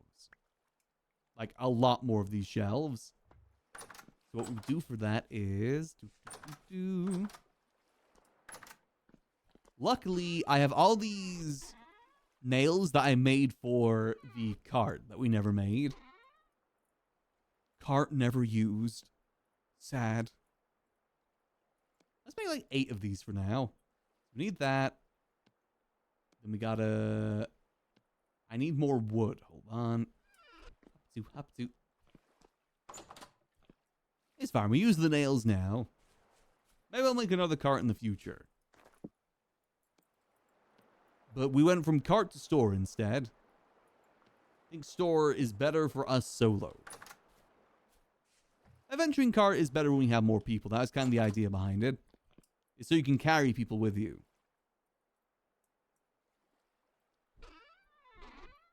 There we go. So now we just go boom. There we go. 10 shelves to at least get started with. That might even be overkill. Because we'll probably add different variations too. We'll add the, there's like shopping ones, like liquid ones, food ones. We'll probably add those variations as time goes on. We just gotta make deals first. Come on, put that back. Put that back there. Alright. Let's head back over. Let's at least start getting this set up.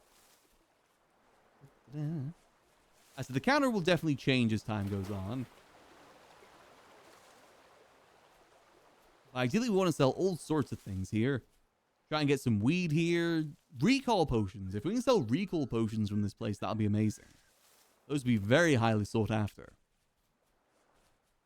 Damn, I think the clouds are obfuscating our shop. I may have made it too high. Maybe I should have built the store on the dip there now I think about it. That might have been a better idea. Like right there. Where the path is. Coulda, woulda, shoulda. Can I see it? Oh, there it is. Yeah, this is why we need the like. And we'll put a sign up there. Yeah. That'll be fine. Up to. Yeah, up there definitely probably would have been a better move. But again, I like that it's kind of a little bit imposing. Like, not on the ground. That's why I made it on a mountain rather than just putting it on the ground like over here. I like the idea of it just being on top of a mountain. Just a random 7-Eleven. Or in this case, a 6-7. Ah. Let's go see. I might quickly go check with the treasure trader over here too, see if they have a temporal gear. Not to make a lantern, but so I can use the teleporter. And then see if that takes us to another ruin. More interesting ruins. Damn, it's raining as well.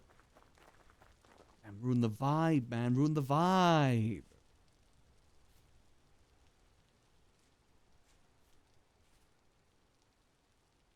If we really... What I might do as well, I might do a giant sign on top of the store so you can see it from up above. So put a 7-Eleven up there. Yeah, but it's a real good 7-Eleven. You'd climb for it.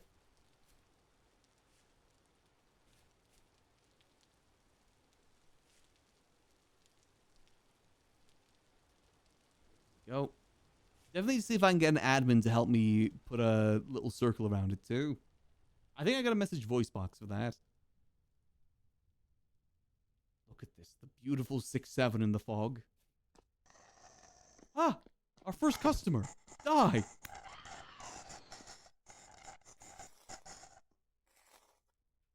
Okay, the fog definitely does persist up here. Okay. That's fine. So what side am I going to make the cash register? I like it being on this side. Let's do like very simple, just Like this. Not complicated, simple. There we go. Then we do... So what was the plan? It was like... Gap there, and then... 1, 2, 3. Gap here. And then 1, 2, 3.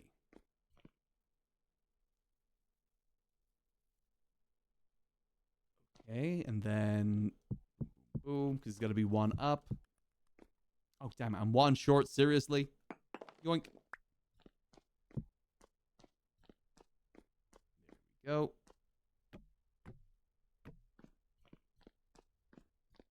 Boom, boom, boom.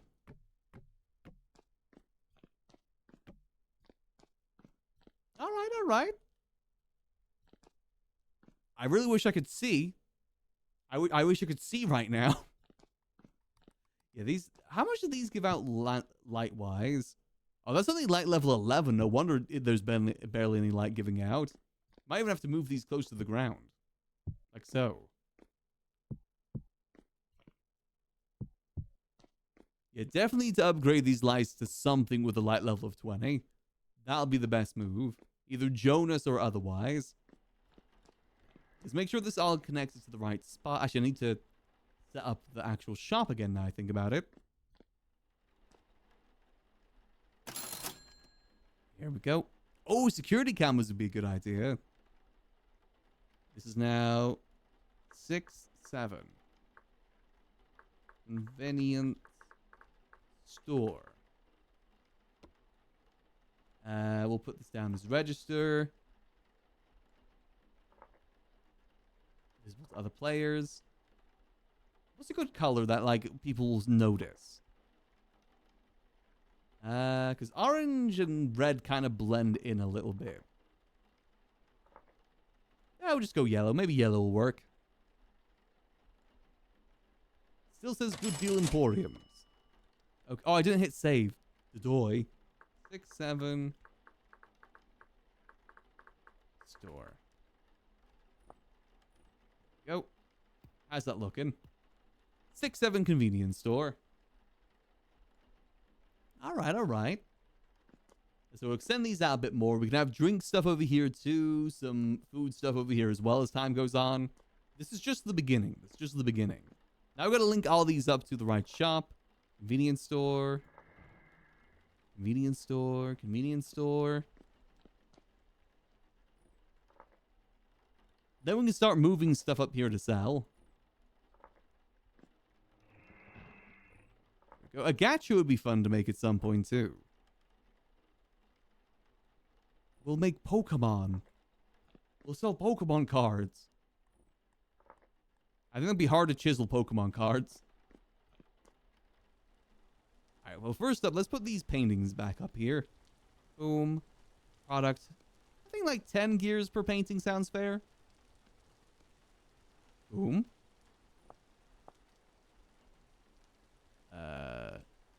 Boom.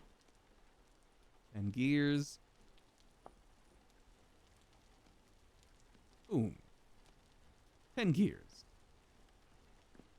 There we go. Nice. Nice. This is going to look beautiful in here when I can actually see what it looks like.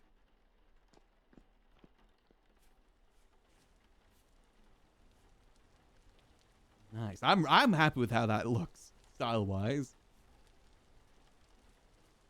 Yeah, perfect. Perfect. Hold on. Let me go check the dude down this way. I actually found a diamond as well we can sell. I think those are relatively rare. Clothing, we'll put some clothing in there. It'll be beautiful. We'll have to go down to the weed dealers and go make a deal with them too. Start selling some weed. Actually, the birds around. Ooh, there is some birds around too. This is good news. We'll go make a deal with them. Like I said, I think they sell potions, if I remember correctly. Or at least have potions. Go make our introduction. I think if we give every town the option to sell one thing, I don't know what the gnomes are going to choose. I'm very excited to see what the gnomes would choose for that. Let's maybe wait for the weather to clear up before we start bringing people up, though.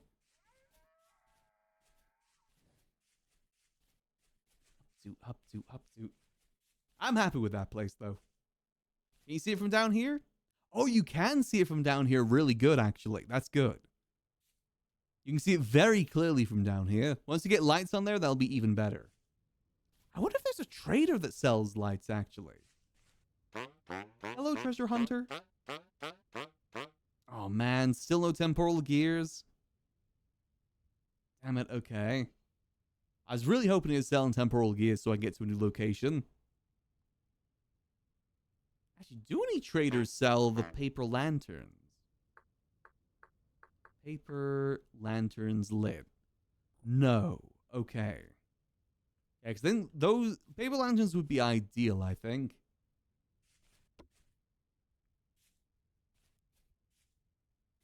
Alright. Okay. Let's head back home and we'll bring back more valuable things to sell. Like the golden gears, the statues we found. We'll go put those on sale too. Then we'll go from there. I said lighting is good for now. We just got to make sure it looks better.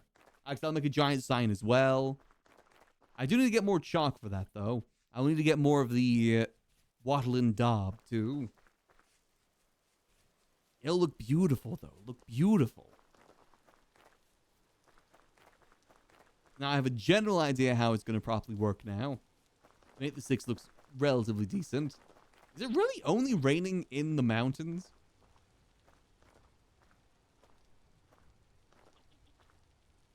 Oh, no, it's just raining on this side of the map, okay? I was going to say, that's very unlucky otherwise.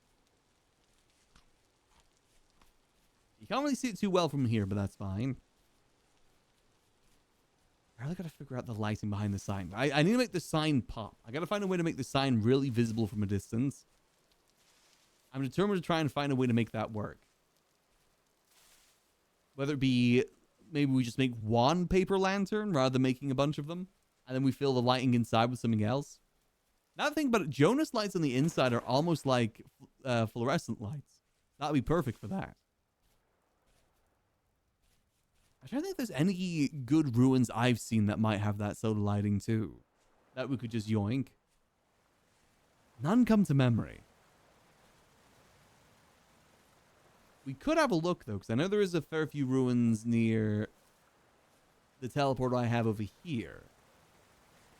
Let's go see. Let's go see. It is definitely visible on the map now with the store, the 6-7 convenience. The more things we get to sell though, the better. I really need to get a good source of temporal gears because those would be good to sell. Those are always going to be useful to everyone. As far as I can tell, the best way to farm temporal gears is in temporal storms. But they're very, very infrequent. They're not something that happen very often. Otherwise, I think we could make like a mob farm at the base of the map, at the mantle. Because that spawns basically the same enemies. Let's see. There's a little ruin down here. Any lights? A lot of human bodies. Not sure if that'll go good inside.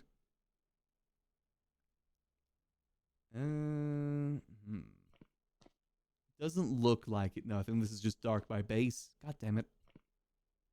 Alright, that's fine. I think there's another one nearby here, though, ruin-wise. If memory serves. And so do I. Let's see. Dude. Temporal gear? Actually, I don't think these dudes drop temporal gears, but I'll check.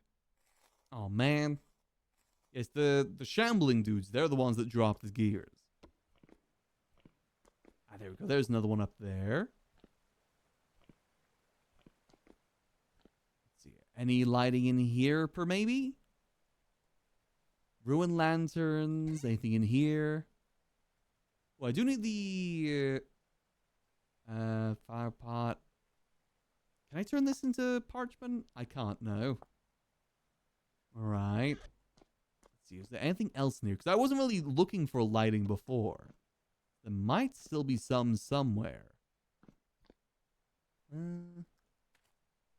No, it doesn't look like it. Again, there's a lot of ruined lanterns. Anything here? Copper chains, chains. Anything in here? Quartz, ruined shelves, torches. I guess torches are always an option for lighting in general. Short bed. Nah, this isn't really a ruin that has any, like, proper lighting in it.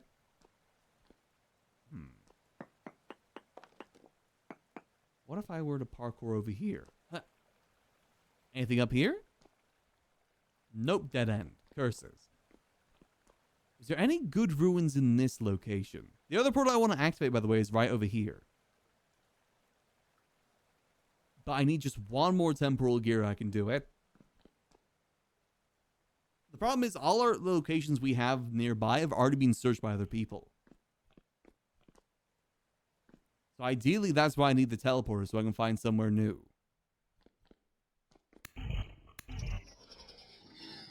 See, come on, temporal gear. Please. Damn it.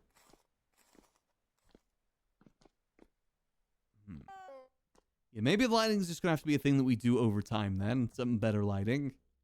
Let's go back and let's get back on track. Let's get back to getting more things to sell.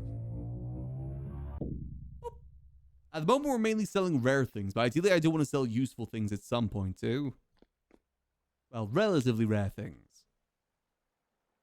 I said there's like big ruins like the coal mine, the like all those sort of places. Like the big ruins usually have the lighting inside. Actually, was there any lighting in like the sand area? I just don't really want to make the journey over to the sand area. There wasn't really any lighting over there. Ugh, there we go. If we're lucky, maybe there's a temporal storm soon.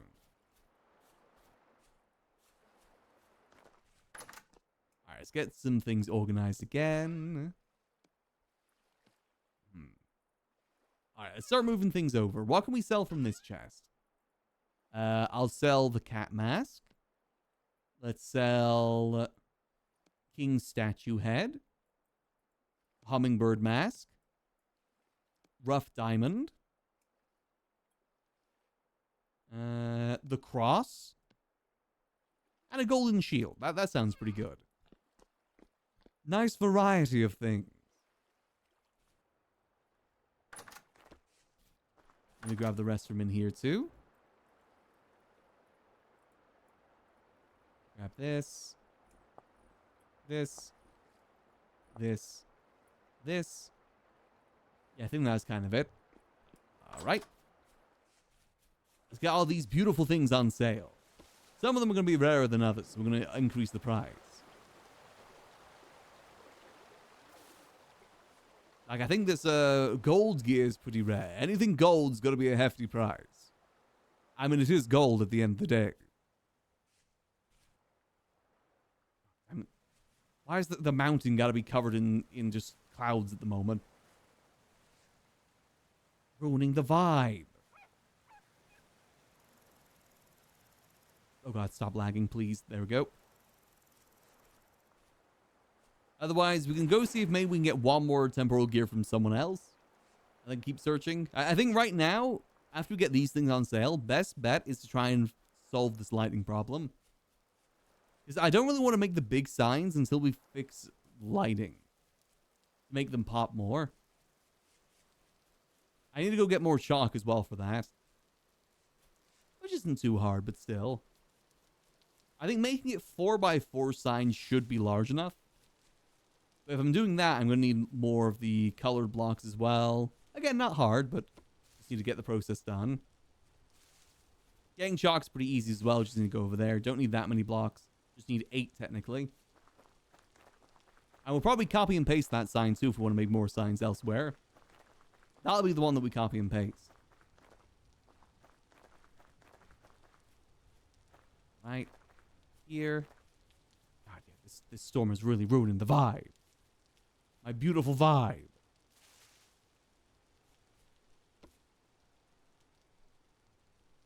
Go. Yeah, path is definitely going to help too, but that'll probably be like a late night thing for me.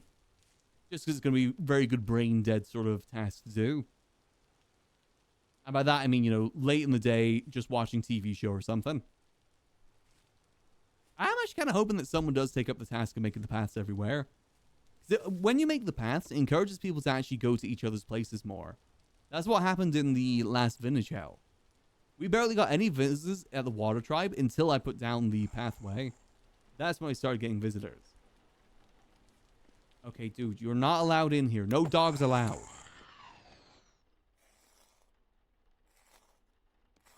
Bad dog. Okay, so let's... So first slot...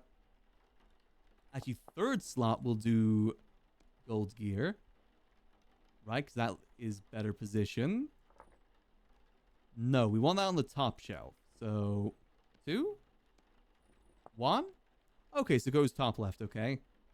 Let's do this at 100 gears.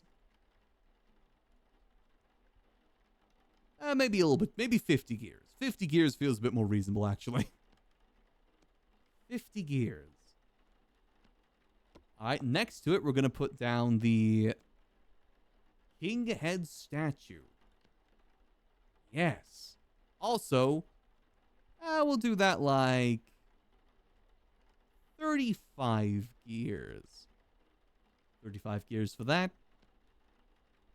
Underneath that, we'll go this statue. No, that's going to be a top statue for sure. So we'll do that on the next shelf. Let's go diamond. Diamond for, let's say... I feel like diamond is relatively rare, so we'll do like 40. 40 for the diamond. Then next to that, we'll do the rose quartz from Steven Universe. That'll be definitely on the cheaper side. That'll be like maybe 15, 20. We'll just do 15 for that. Go. Now for this one, definitely got to put the statue on top. Look at that. That's definitely going to be a... How much did I do the head? 40? 40. She's beautiful. And next to her, can I put the shield next to her? Oh, I can't put the shield on the shelves. Can I put these on the shelves? I can, but they don't seem to show. Oh, they do. They're just really small. Okay. Interesting. Let's do that on these shelves then. Start doing clothing over here. So if I put like this. Yeah, that works. Maybe in slot 4 would be better. Okay, we got to do these a reasonable price. So maybe like 15 gears for this. Oh god, server crashing. Nope, we're good. Let's do cat mask next to this. Yeah, that doesn't really position the best, but there's not much I can do about that. I think there is like clothing specific thing I can use though. This will do like just 5 gears. This isn't that rare, to be honest. All right, and then Jesus on the cross. We'll do 15 for Jesus. Is that everything? Oh no, we still got this little bib as well. Bib is like gold bib. We'll do like 20 for the gold bib. Yeah, I think that's reasonable. Maybe 25. 25 for the gold bib. All right, how's that looking? Okay, visually, for some reason, it doesn't seem to appear, but that's fine. I think you can still, like, right-click it to look, to be fair. All right, nice. We're starting to fill out the 6-7. Yeah, these look the best, though. Like, those things in the top shelves, those definitely look the best. By far. Nice, nice. So it's weird I can't put the shield on there. How strange. I can't just put, like, gold shield here? No. How peculiar. I mean, that's fine. It's hard to really tell the vibe of the store right now, considering I can barely see even half the store.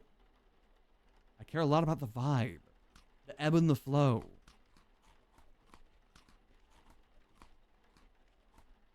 Grab a bit more food. Alright, so I guess the next best thing we can do... We can try and get more lighting for now. Oh, was that everything that was in there? I might be able to get the gold shield down in a different method. There's like this mat thing that I've got at the base that I was using initially. Alright, alright. The 6-7 convenience store is going to have many different things. It won't be too much of one thing. Think of it like a variety store. Bit of food, bit of like golden gears, bit of weird cat masks. Those sort of things. I do have a crown I can put up there too, like an evil crown. That's something we can put for sale too. But that is a rarer item. I was kind of saving it in case we go Johnny Evil deals. Fallen Johnny. Fallen good deals. Let's make our way back. We'll see if we can use the gold shield for that. Otherwise, I guess we can just keep it. It's kind of cool. It doesn't have much durability to it. It only has like 400. More of a style piece than anything else. Alright, let's head back. I really need to get the lighting sorted. I want it to really... I want that place to be like visible from a distance. Pretty good distance. And I now know that you can actually see it from down the side of the gnomes, which is good. This side, less so. I mean, kind of, but not in this weather. This weather, you can barely see anything. It's just very rainy right now, unfortunately, cheese. Hell yep. Right, let's go see. Let me move these. Just hoping for a temporal storm soon. I'm itching to get that teleporter active. I know it's probably not going to have anything interesting inside, but I'm just itching. I want to see.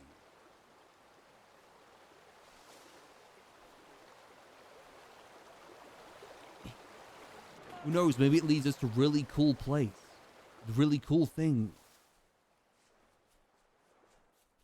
So does this work with this then? The shop mat? No, it doesn't. Weird. So the shield doesn't seem to work with either of them. I guess we'll just keep that in the basement for now then. I mean, that's perfectly fine. Let's see. We have more of those things. Have a bit of gold.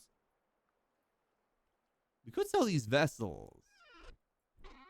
I have a lot of clothing in here too we could sell. Ooh, fortune teller scarf might be a cool thing to sell. Crop top. We could sell the crop top. Noble. Oh, the aristocrat set. I forgot about the aristocrat set. With aristocrat shoes. I feel like, is there a mannequin? A mannequin would be better for that. How the hell do you spell mannequin? Statue? No, horror statue. Aha, there we go. But can you... I'm assuming you can only put stuff on them. You can't sell.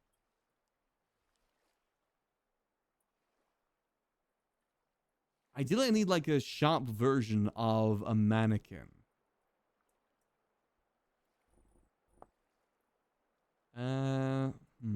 What's it called? Vinconomy is what we're using. Economy. What is there? There is registers, shop crate, shop shelf, shop catalog, ledger. A lot of shop register variants. Gacha stall. Yeah, I know about the gacha. Shop mat. Yeah, that's what I've got there. What was it? That was a helmet, right? I think I saw a helmet one. There's purchase crates, which I think are the same as the shelves, technically. There's the drink dispenser, which I'm assuming you put potions inside. Sculpture stall, which I've already tried. I have no idea how that works. The sculpture one's kind of weird, to be honest. I don't really get the appeal of it. Shop sculpture, shop sculpture. I could have sworn there was one for food as well as the shop drink dispensers.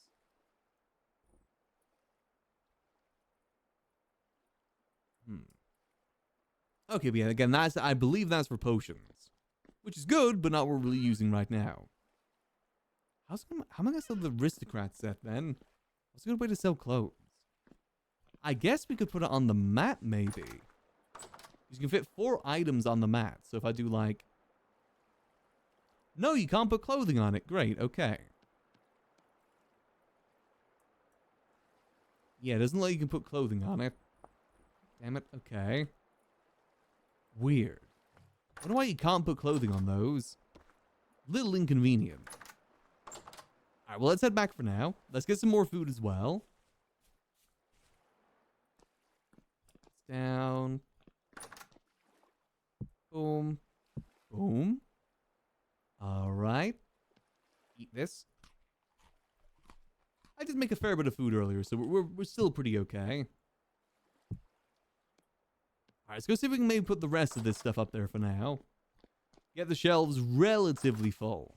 Not super full, but relatively. I don't know what the option for clothes is then, other than just a mannequin and then you sell it personally. Hey Jester, how you doing? Yeah, I do think that we're gonna have to do a bit of searching in order to find it, because the paper lanterns are just way too expensive. I mean, I could do that. I mean, copper isn't exactly the hardest thing to get. Just with everything in this game, it's a process.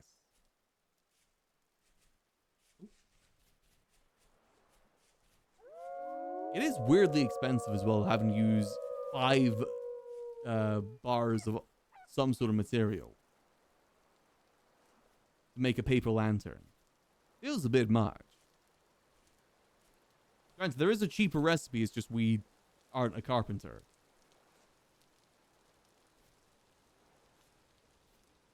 Alright, well hopefully it didn't go too bad for you there, Jester. Either way, we're having chill vibes here as always.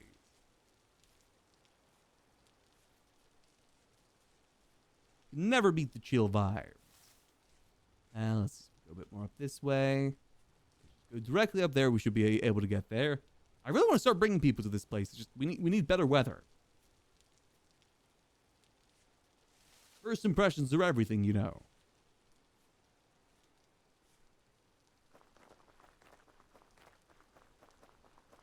Go.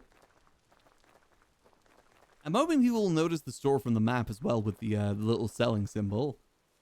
I'm not sure if they will or not, though.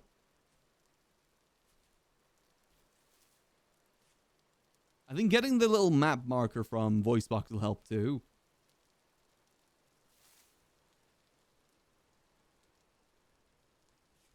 Go.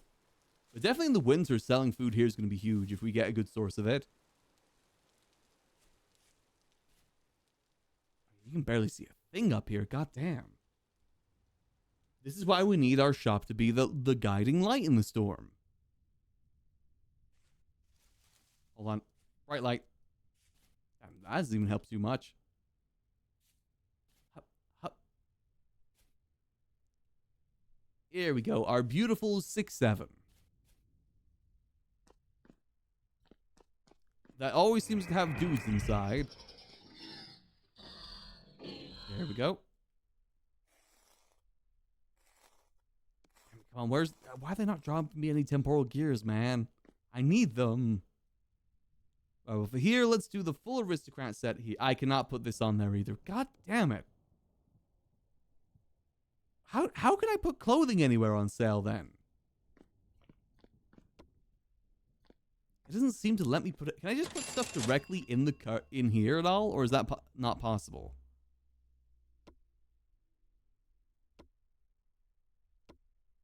Short description. Feaky. There we go. Do people see that when they hover over it? They don't know. I think the way they purchase stuff is through the register, right? I forget how this all works from like a buyer perspective. Wait, how come I was able to put these on here? Wait, what? Is able to put clothing on these ones? Huh? Huh? Okay, I don't get how these work. Why is that not working? Product. Yeah, it just doesn't let me put that in there at all. Can I put these on there? No. Fortune teller? No. Weird. Weird that there's no, like, shop, like, clothing option at all for the Vinconomy then. That's very odd. You think there would be? Okay, that's fine. We'll find a way around that, I guess. Definitely need to get someone with better light level in here for sure. Those lanterns aren't doing anything. Okay, that's fine. We'll get something for that. Oh, that's a weird visual. God.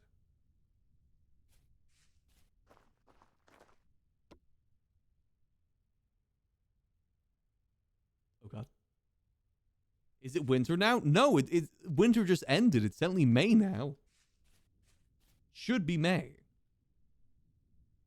Just very odd weather up here. Look, that's beautiful. That's beautiful. I'm very happy with how that looks. I think you guys are right by closing the top. That makes it look a lot more like a 6. And the point of the top too.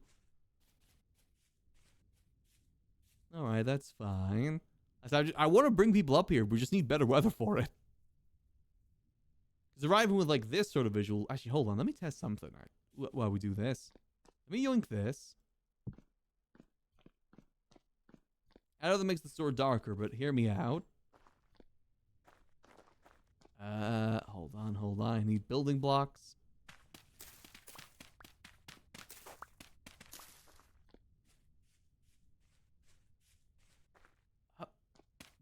Up. What if I put this like directly behind the sign, like so? What do you mean I can't put it down? God damn it. Oh, it's because it's not... Wait, hold on. What if I were to... Aha. I said, if we put a paper lantern there, that'd be even better. But how's that look? Let me put away my personal light.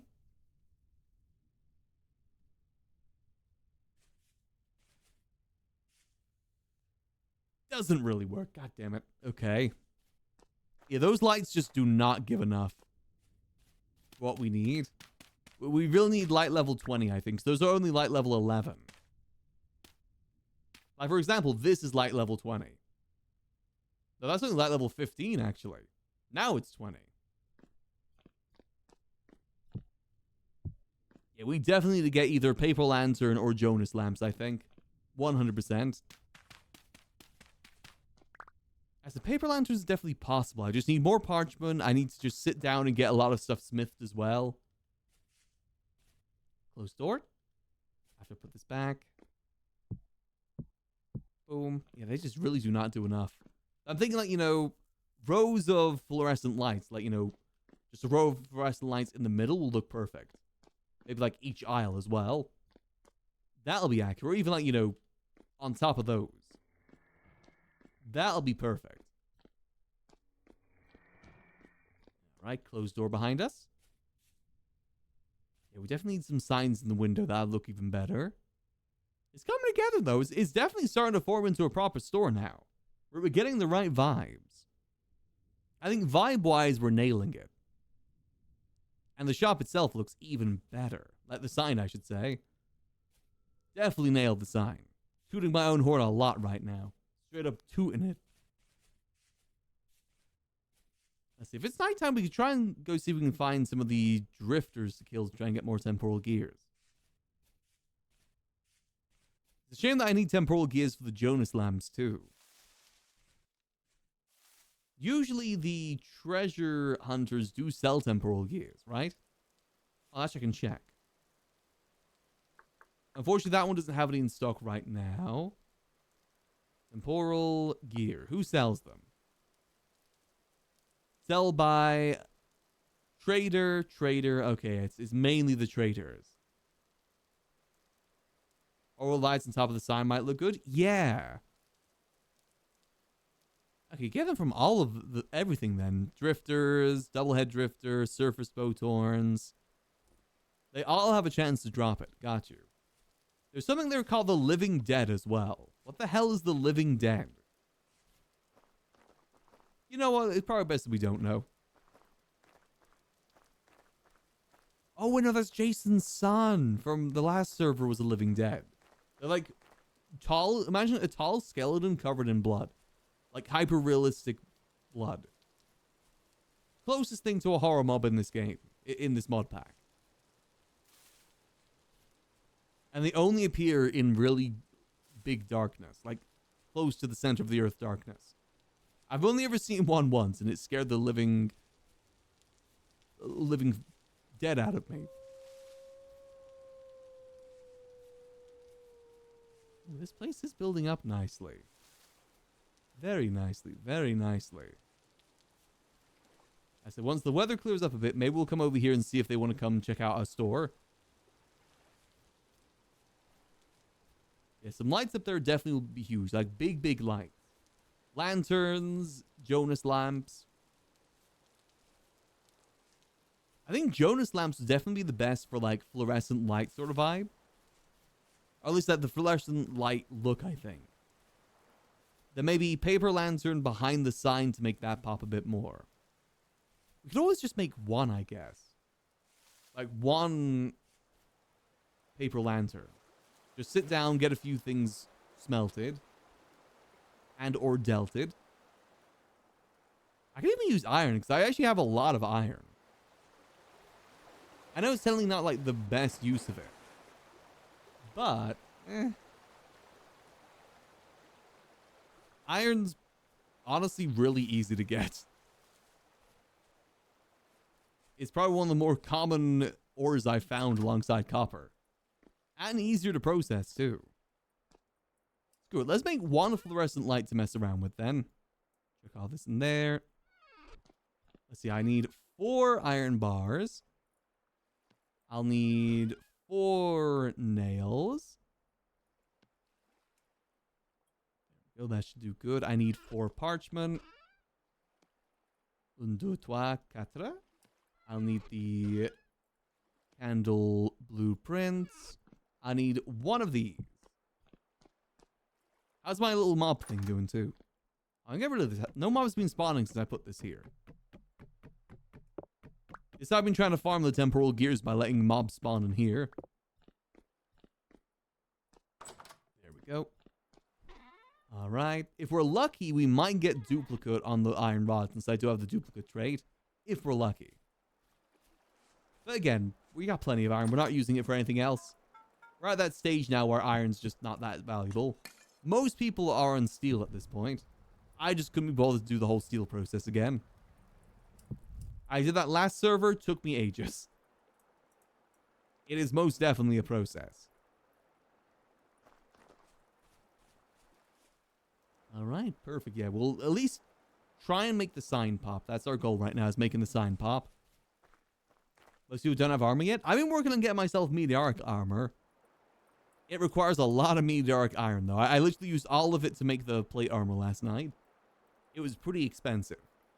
But I'm now basically invincible for the most part, if I want to be. I'm trying to get the... Oh, I'm almost... Actually, if I'm looking for temporal gears, maybe I should get the next level of looter. Yeah. He says 1,000 bars of meteoric iron by now? He might. But he needs an iron anvil to order craft it, though. And I'm not sure if he's at the iron level or not. Otherwise, I would get armored agility to make myself faster when in armor. Actually, I'm gonna get looter because I really need those meteoric, temporal gears. I need a lot of them in the future too, so if I can get that more frequently, that'd be a godsend. I'm looking for rods, rod long, and boop. Boom. Not really doing this in the most efficient way, but you know what? That's fine.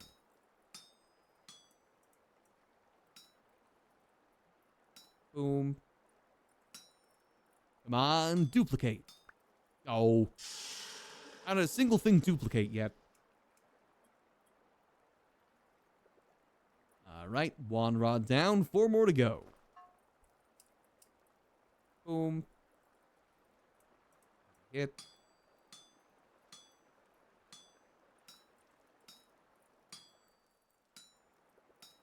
No count keyboard, come here. Not time yet. Not you Dindin's time yet. Gotta wait. Alright, let's move this all down.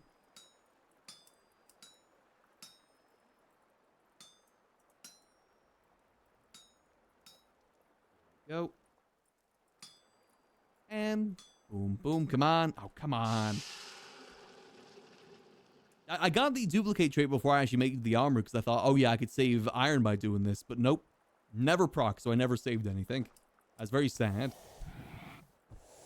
It's fine, though. I'm down to 1 meteoric iron bar now, and I had like 3 stacks. But the armor is useful and should last me a while, so it's fine. Boom.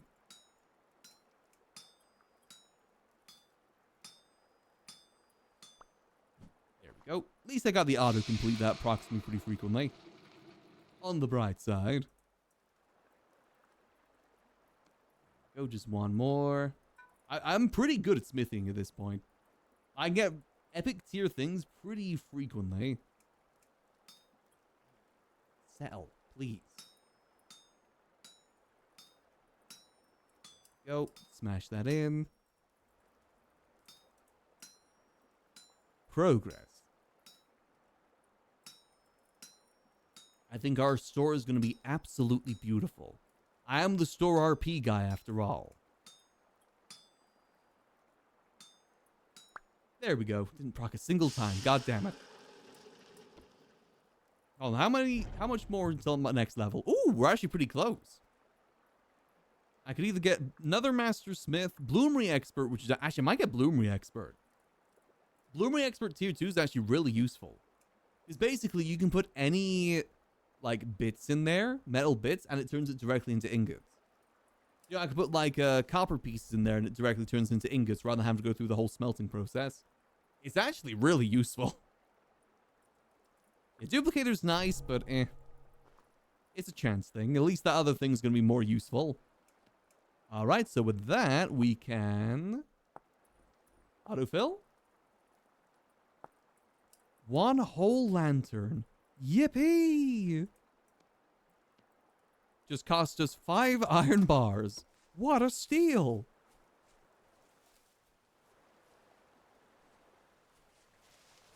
Yeah, definitely doesn't proc too frequently, which is understanding from a balancing perspective.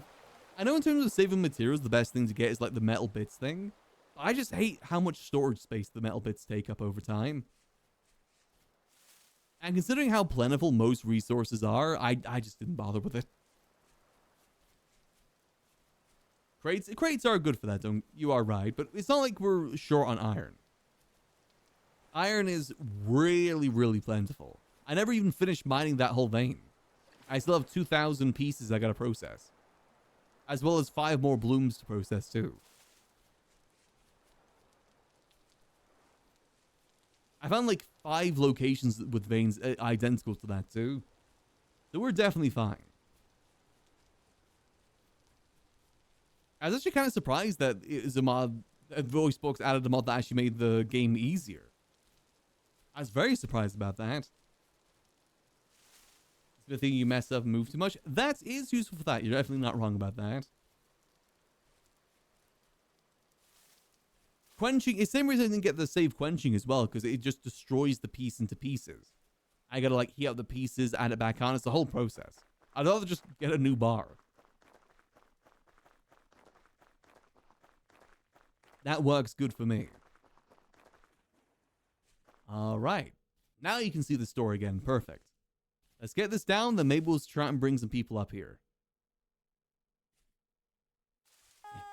Now, we got two options of how we can use this paper lantern. We can either add it to the chisel and hope for the best that it actually works, or we just place the block down. I'm thinking the block down, considering the cost, just to make life easier. And then we just gotta hope that it makes the sign glow, kind of. That's the hope at the very least.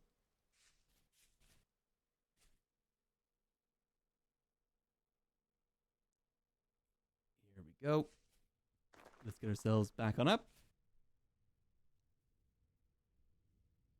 It's going to take a while. Oh, 100%. That's why I love the way the Vintage Story works, that it automatically downloads the mods for you. I love that so much. I'm glad that Hightail does a similar thing too. Let's see if I put this here. That should make it glow more. It's really hard to tell. The weather is really making this harder to really, like, sort out. I think nothing's gonna break through the fog, so maybe we just gotta wait till nighttime to tell. That might be our best option. Okay, I'm now seeing the downsides of building on top of a mountain. The looming 6-7. It is beautiful, though. You can't deny that fact. It is beautiful. Maybe we should try and start bringing people over here. Let's see who's around. Got Nikki over there. Got Turd over there. Chancy over there. How many gnomes are around? There's a few gnomes. There's Sputlington around. We could go try and talk to the leader's Turd. Let's head back home and depot our tools that I accidentally brought with us. I think that should work okay for now. It's still a little bit of a trek to get up there, but that's fine. We'll build a path like from over there up there. It'll work out fine. Yeah, there's the Silent Hill 6-7. There's Pyramid Head in there. You see, from this distance, you can see it pretty well, though. That'll be the big test. Does it light it up over here at nighttime? That'll be the big test. Look how beautiful that is. Is anyone going past here is definitely going to see it 100%. As long as they turn their head the right way. Again, the pathway is going to make it even more obvious, too. Let's go depot these back. Perfect. Perfect. It's all coming together. I can even slim down the mountain even more, too, if I want to. I cut down, like, a bit more there so you can see it from down here. But if we get a separate sign set up over there, that's going to avoid that problem. So that'll be fine. Sorry, just checking something. All right, all good. Oh, no, I hope other people make stores. I love making realistic stores in a game like this that's more like medieval based. Like the Waffle House. I still think the Waffle House is my greatest creation.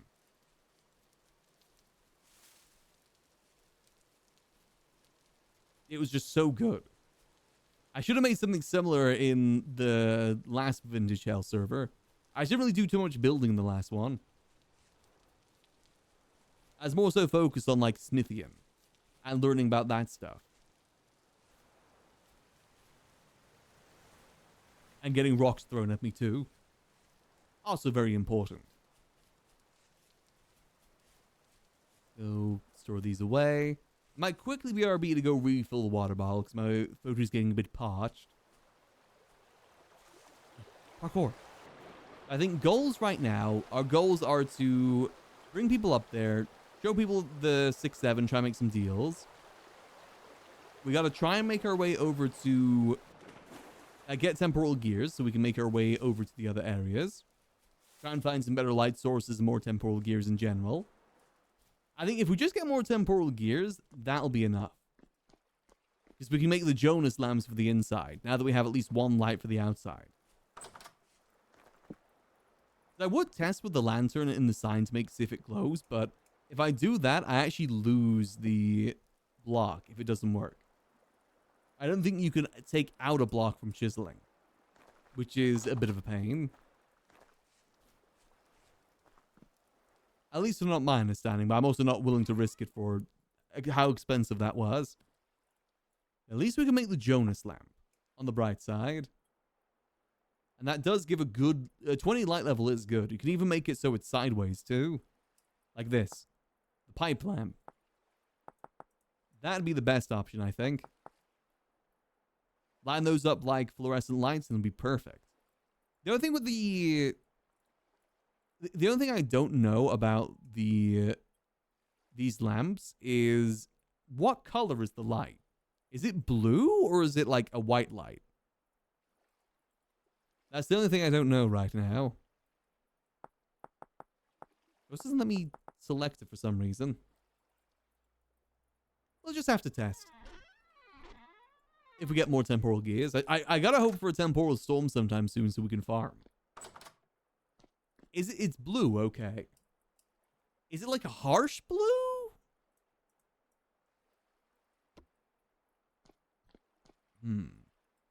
Okay, do I want the store to be blue on the inside? I mean, we can look for other alternatives as well. While we go out and about. That's just kind of like a general idea. Is that the glowing moss? Oh, okay. That's not bad. Lighting sources are hard to get good. I want a lighting source that I can chisel or add into chisels. That's what I really want. But there's not many options for that.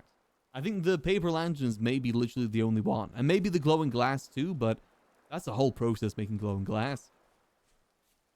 Bit of a pain of a process too. Okay, I gotta BRB real quick to go refill the water bottle. I'm back in just a minute, but when we get back, I'm gonna go show people 6-7. I think that's the goal. I'm gonna quickly BRB. I'll leave you guys with the vibe music in the meantime. BRB.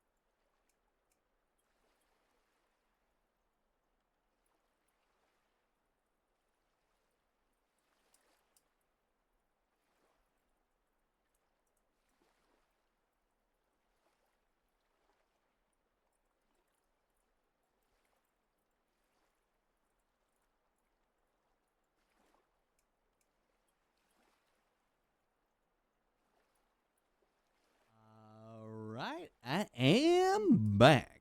Got the water bottle, just was getting very parched there. It is colder weather, but still summer weather nonetheless, so very important to stay hydrated. To be fair, no matter the weather, it's always important to stay hydrated.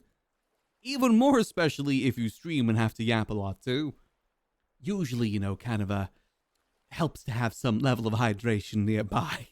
Definitely does help just a tinsy-wincy little bit there. Alright, so what we should do here is, let's think. How about we go show...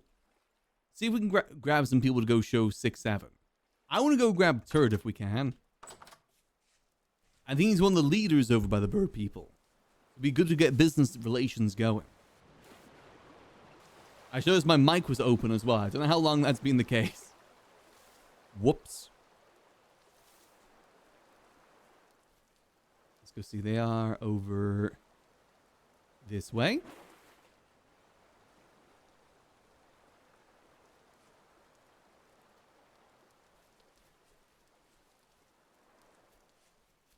that a dead one? Oh, that's dead wolf. Okay.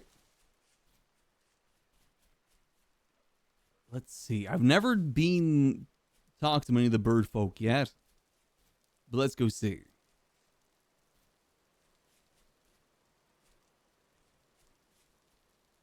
I think the entrance is just over here.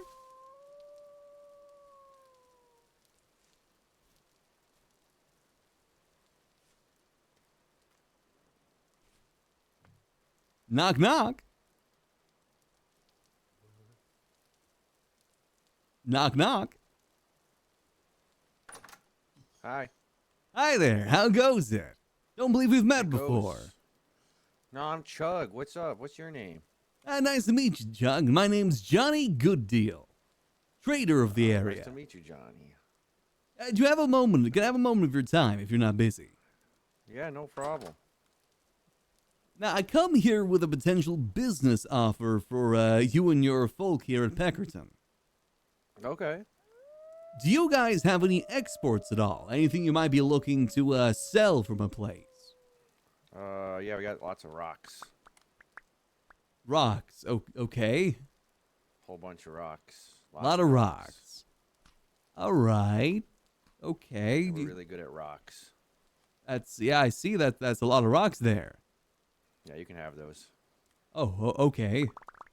Well, you see, I opened up a store locally here, and I'm trying to see if I can get some, some of the tribes, get someone from each tribe to sell there. Whatever their main thing may be. I can show you the store if you'd like. It's not too far away from here. I'll come visit in a little bit. I'm doing something right now, but yeah, let me think. I don't really know what we got an abundance of right now. We're kind of just squirming around doing little grubby things right now, but that's all good. We're working on a greenhouse right now, so maybe soon we'll have like maybe flax or something. Yeah, if you think of anything, it doesn't need to be like flax, be something you could chisel as well if you want to open up a gacha machine, like a soda place, and anything like that. Yeah. Ooh, yeah. Ooh, the ideas are flooding in now. Ooh, exactly. Yeah. Because I can install a gacha machine. The way we can sort it as well as get your own register, so all the money just goes directly in there. Okay, yeah, sounds good. Ocean, soda, all that stuff can be sold. They were like right across the road from you too. Well, that's my house. The store's actually on the mountain over there. Oh, that's what that little thing is up there. I was wondering about that the other day. I saw it. I was like, that's a little tiny empty building that exists there now. Yeah, I didn't finish decorating yesterday, but it's finished decorating now. Still a little bit more work need to be done. Yeah. Okay, yeah, I'll come visit in a little bit. I got to finish up what I'm doing here. But, all right, all good. Sweet. Okay, sick. Nice to meet you, Johnny. Pleasure to meet you there, Chug. I hope we can do some more good deals in the future. Yes. Be seeing you. Bye. All right. Got one potential person. Let's see. Who else can we talk to? We can go talk to Spot. Let's go see if we can find Spot.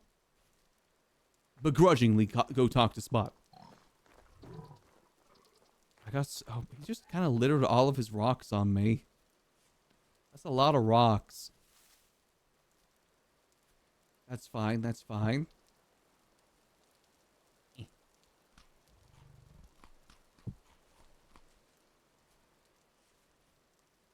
the store's actually pretty in view of the orc place when we get the sign up. They'll be good to have knowing that's there. I said we can get at least like one item from every clan to, or, you know, every like civilization in the store. That'd be perfect. We'll have to head down to Ganga as well. I was talking to Annie from Ganga. So I have to wait till they're around. I have to complete the pit. Low key, I kind of want to try the pit. I feel like I'd probably regret it though, if I gave it a go. I do feel like I would kind of regret it.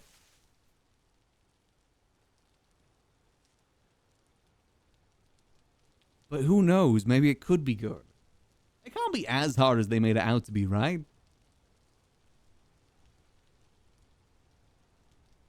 That only took about like 13 minutes, right? Definitely not 3 separate streams.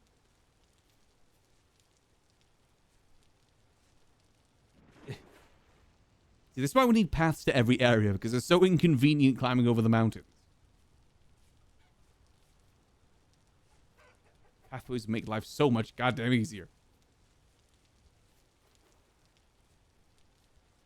Alright. Let's see, where is he? Wait, wasn't he just here? Aw, man, I just missed him. Well, let's have a little peek into the... in there. You know, we can have a little bit of a peek here. A little bit of a peeky time. Peeky feeky. Ah.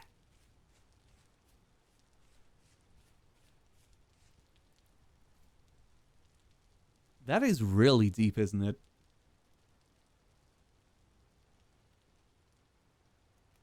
Yeah, that's a very, very deep hole. Yeah, I don't think I want to... Oh, God, don't freeze on me. Don't, no, no, no, no, no, no, no, no. Oh, oh. Hey, Callisto, how you doing? I guess that's the exit there. Honestly, the thing that's probably going to screw me up the most is all these lag spikes I keep getting. That's the thing that's going to screw me up the most. Damn it, he just left, okay. I want to talk to Buck for Gnomesylvania. Damn it, okay. I guess everyone's a little busy at the moment then. Curses. Actually, can I see my store from here? I forget that they build a little bit further down. I think you can probably see it from the top of the mountain, though. Oh, wait, they got a pathway to the top of the mountain. Can you see it? Okay, if it wasn't so stormy, you could probably see it. It's like over there somewhere. I forgot that springtime has rainy weather traded for snow weather. What are they doing over here? I like that they built in this area, though. It's very, like, Hobbit-esque. I like that. Like, they built, like, inside these little areas rather than top of it.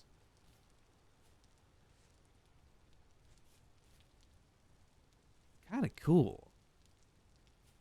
Part of me does regret not joining a civilization, but it's fine. It's fine. I should have made the Frog Civilization. Frogtown, USA. Maybe next time. Maybe next time. I think I would have gone crazy if I joined the gnomes and tried to use the gnome language all the time. That probably wouldn't have ended well for me.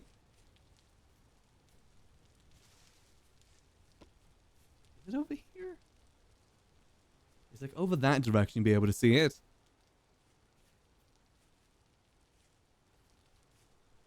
Let's see, we should be able to climb the mountain over here.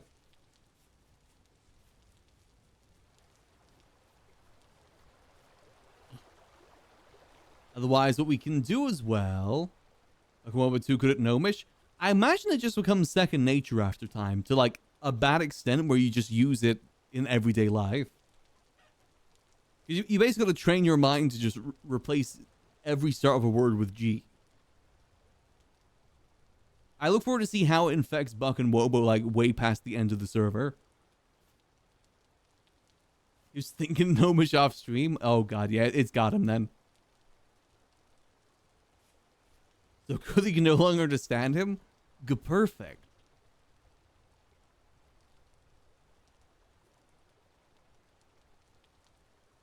It is a very funny bit, to be fair. I said, I kind of regret not building closer to them now. But oh well, it be how it be, is how things play out. We were totally not supposed to build anywhere.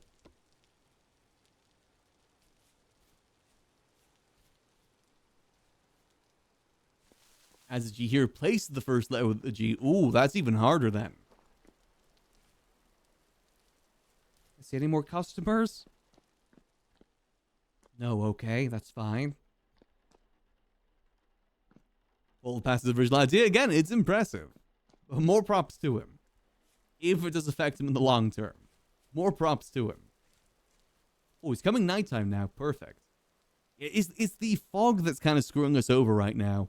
To be able to see, like, what it looks like. I think we built a little bit too high, but it's too late to move now.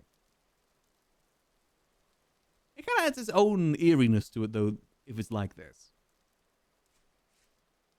6-7. Yeah, it still has its own vibe.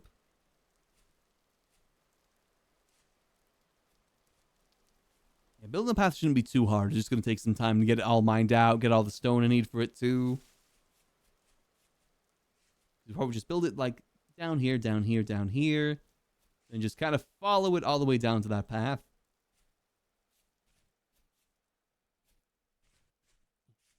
I think if there is going to be another OddLaws server in the future, I definitely would like to go for, like, the idea of, like, the tribe, like, idea. You know, the frog tribe, the gnome tribe. I like that. Orc tribe. I'll probably try and go along with that next time. Okay, I think the light actually might be working. Well, let's wait for more darkness, but it looks like it kind of works. It's definitely glowing more than it did before, I think. If that's the case, then that's fine. Then we just need like a little bit of better lighting inside, then we'll be perfect. Which we could probably do through Jonas lamps. The blue hue might actually add a bit more of a vibe to it. I mean, fluorescent lights are kind of bluish sometimes.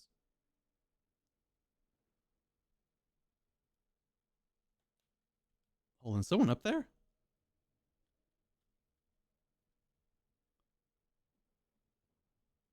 Oh, Hoptoad's up there. Whoa.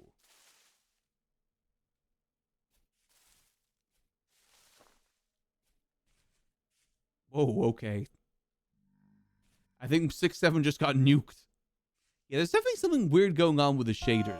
Ow. Oh, we'll go say hello to Hoptoad after we kick these dudes' ass. Sun exploded just a little bit. Combat. More loot. Come on, temporal gear. Damn it.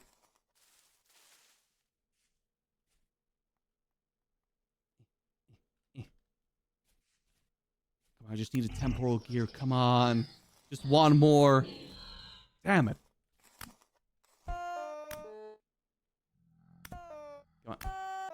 He's in the hitbox of the body. Mr. GoodDeals, are you okay? Doing all right, you know, just dealing with these little creatures down here real quick. I was actually going to head up there and talk to you. I saw that you saw my new shop. It's so wonderful. I'm glad you like it. I was actually going to make my way over to you and your friend to talk about potential future deals. I'm trying to get every group to have at least one item inside the shop for sale. If you guys have like any major exports, can be anything, you know, it could be something chiseled, make like gacha machine, could be like a food thing, anything works in there. Oh, Akina's very good at chiseling, and she often makes gifts for. Oh, that could be wonderful. Yeah, if she wants to make like a gacha road thing. system. Oh yeah, we need a road system. I do need to make a path up to the store. And you're in a wonderful, wonderful spot for it, aren't you? Look at you, right in the middle of everybody. That was the idea. Very central. Yes. Trying to make it more visible from a distance too. If war comes though. It's fine. We'll be neutral. Sell good deals. That's the main thing. profit. Exactly. You know, if you, Nikki, Wow. your friend, Nikki, come up with anything, let me know. Oh. Do you have any purple dye? I don't have any purple dye, no. Well, what do you need for purple dye? I Dye wanted to isn't the make. hardest thing to make, from my understanding. Usually it's just flowers. Yes, it seems to be. It seems to be. I need I just really blueberries, want a blackberries. Want a midnight poncho. Midnight poncho. Wait, what's a midnight poncho? It's just a really pretty piece of Ooh. clothing. Yeah, that does look really nice. Haven't seen one of those before. I do have like a purple crop top, but that's not the same. No, we have a lot of pottery, and we've just got into baking, so we're going to have a lot of food. Weed. Nice. We have a lot of weed. Nice, okay. I think Ganga, they're going to sell me weed to have for the store. Need any vessels, pottery? Pretty good on pottery. I'd say either something chiseled or something food related would be good, I'd say. Okay. I'm trying to get into sushi. Ooh, now that'll definitely sell pretty good. Because we can set up in a way that you guys have your own register in there, so the money just goes directly there. That's such a good idea. Yeah, just a good selling point for you. Wonderful, wonderful. Well, how about when you're ready, I'm going to go get some chalk, and you can come over to our place and we can talk business. That sounds good to me. Right, I'll see you soon. I'll be seeing you. Nice. There we go. Okay. So we do need someone to sell us food, or have food selling there, so that'd be perfect. Or chiseled. Oh, yeah, look at that. That is so much better. Oh, yeah, that is so much better lighting-wise. This is good news. Okay, so that is going to be pretty visible from a distance, then. Who's throwing rocks at me? Dude. Temporal gear? Come on. Dude. Oh, come on, the least you could... I'm not getting any extra loot. I just got the loot thing. I may need to chuck out the stones real quick as well. Wait, no, I will need some of these. Actually, hold on. No. If I want to help with the path, these stones actually might come in very useful. Yeah, look at that. That is beautiful from a distance. It's very eye-catching, too. Oh, yeah, no, that works perfect. How's the lining on the inside look? As long as it's not foggy up there, how does that look?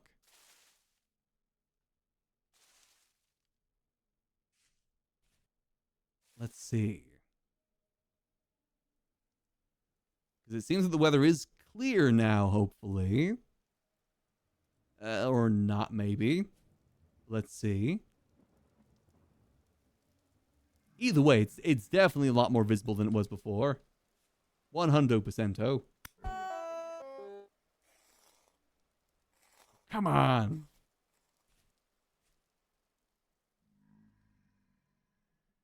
Is it a little bit harsh when you get closer, but that's fine. Inside definitely needs a little bit of work on lighting, though, 100%. But from a visual from a distance, which is what I was going for, it's perfect. Oh, come on. Okay, so there's a lot of enemies spawning here at the moment, so if we can farm them, that's even better. Come on. One of you've got to have something on you. Come on. I kind of miss the temporal gears on Vintage Hell where you had to buy them instead. At least that was consistent. Oh. Helps that I can one-shot these dudes now, too. Come on. Hey, there we go. That's what I've been waiting for. All right, let's go adventure. Time to go activate another teleporter.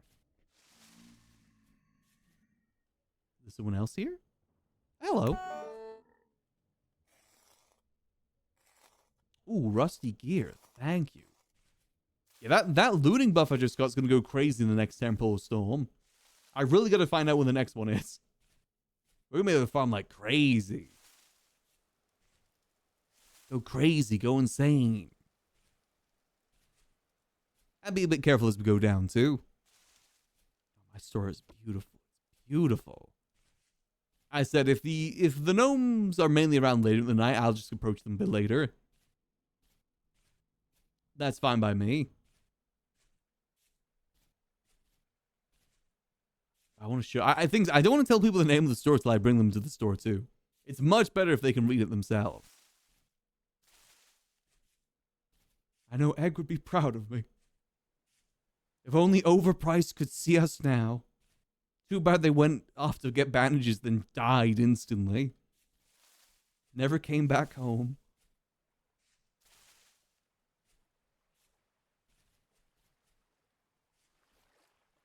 Definitely, I think if we go a bit further this way, you should be able to see it pretty clearly from down here too.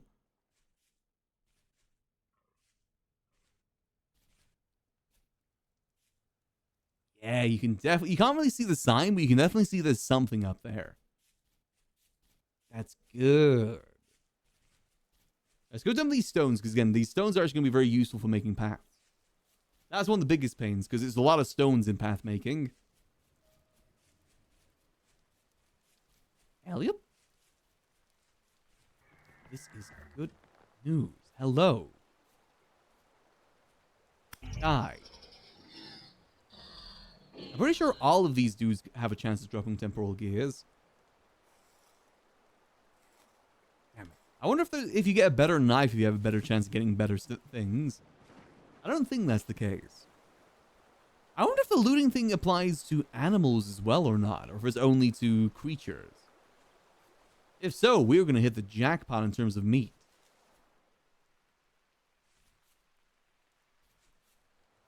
And then if we can maybe even sell our own food at that point. Alright, let's get the rest of these temporal gears. We need 3 temporal gears. Bada bing, bada boom. We need some metal parts. Please don't freeze on me. Dump all the stones into here. There we go. Bada bing, bada boom. I think next week as well, by the way, I definitely want to do some other things than just finish story. Apologies, that has mainly just been finished story this week. I just get very obsessed with games like this. Very, very obsessed. I'm pretty certain I want to at least do one GTA stream next week. At least one. Do a little bit of check-in and see how things are going. Learn about what the faces have been up to as well in character. I think that'll be fun.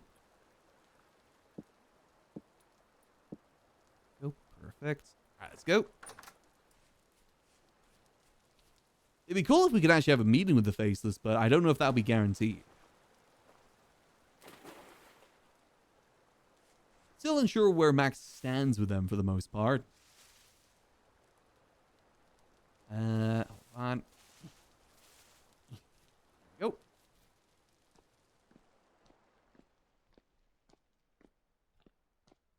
Alright, so the other teleporter is not too far away from the exit for this one. This one goes pretty down south, so I'm hoping this one, the next teleporter, goes even further down south. That's the hope. Come on. Let me move. Oh, Jesus Christ. Oh, that was the worst time for lag. Okay, okay. Maybe should I try and kill that thing? Yeah, we should be fine. Oh, we are so hurt, though. My God. Yeah, we're getting... Ever since the server reset, we've been getting a lot of lag spikes. We might die as we get up here, but that's fine. It's not like we have very far to travel. This teleporter is literally right next to our house. Maybe have a little bit of stew. Maybe that'll help. A bit of stew heals our wounds. I really gotta get some bandages at some point. Never really stock up much on those. I mainly use them for reviving people. Reminds me too much of Overpriced. right, let's go over this way.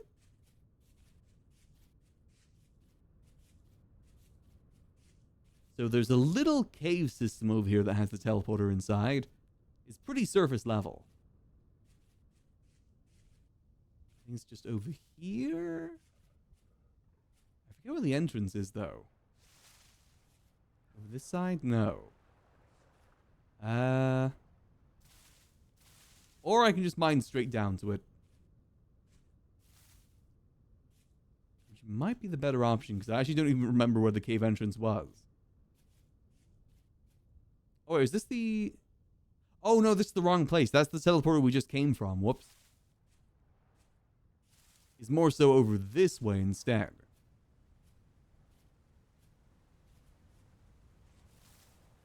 Up to.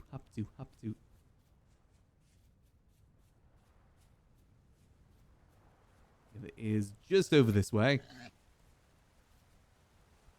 I just want to see where it goes. I love activating teleporters just to find new areas to explore. I love exploring in games like this. It's one of my problems in Minecraft is that I just never stop exploring. Gotten to the point now where I barely even build sometimes. I just explore. So it's directly under here. Like over here? I remember it being pretty close to the surface.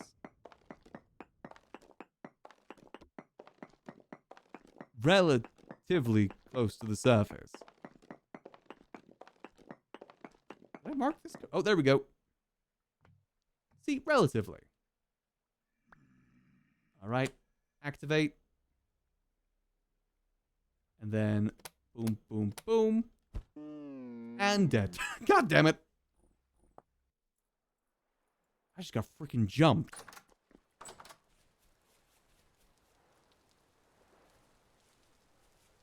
I wonder if my body's gonna go through the teleporter. That's... Huh. How's that gonna work? I'm pretty sure we died on top of the teleporter there. I guess we'll go see again. Luckily, we're not that far away. As long as they don't get killed by the mechanical dudes as soon as they come through. Oh, come on. No, no, no. Ugh. Those server lags have been really bad today. I said if they happen at a really bad time, they can genuinely be pretty deadly.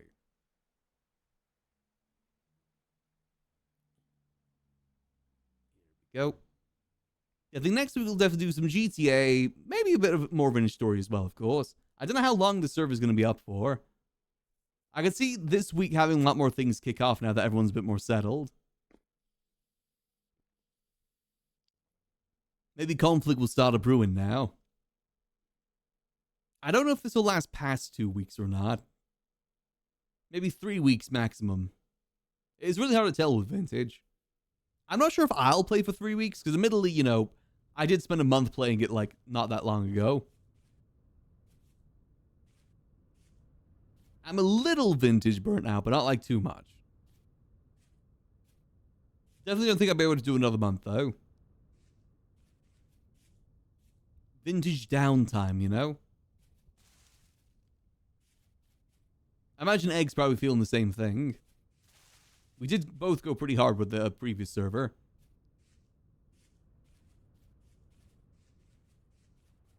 But it's a fun game. I love these sort of games. I said as well, you know, it seems that we've got a lot of things to look forward to coming up, too. We've got GTA 5.0, which is soon TM. I think we're getting closer to the sooner than the TM, though. That's a big fall. I think I see the entrance, actually. Okay. All right. Data center ads? Really? I was talking about AI earlier, but like I was saying how much I hate AI earlier. I don't really want to run too many ads, but unfortunately as a streamer you kind of have to. Try and rush down here. So apologies about that. I know ads can be a bit of a pain. Oh, now I find a bunch of these dudes. Really? Oh god, oh god. Oh, you know, you unfortunately, streamers don't get to pick the ads that go on there, which is a bit of a pain. Where the hell is my body? Oh god, why is there so many of these dudes here? What? It takes me forever to find them, but I want to find them. Okay, next plan. I'm just going to take the fall damage.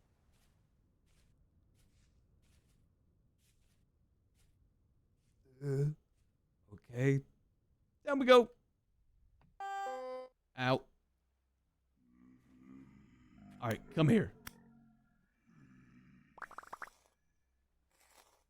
Oh god, there's so many of them. Come on, come on. There we go. These are as very plan get such random things. See, I honestly recommend Twitch Turbo. If you watch a lot of streamers, I highly recommend Twitch Turbo. Because that basically makes it a ad-free experience from everyone. And the streamer you're watching still gets ad revenue from it too. I definitely recommend it. If big ads, what should we go to? Ooh, hard to tell, to be honest. Cheese. Love me some cheese. Always a big fan of Lego as well. Not really sure what even gets advertised these days.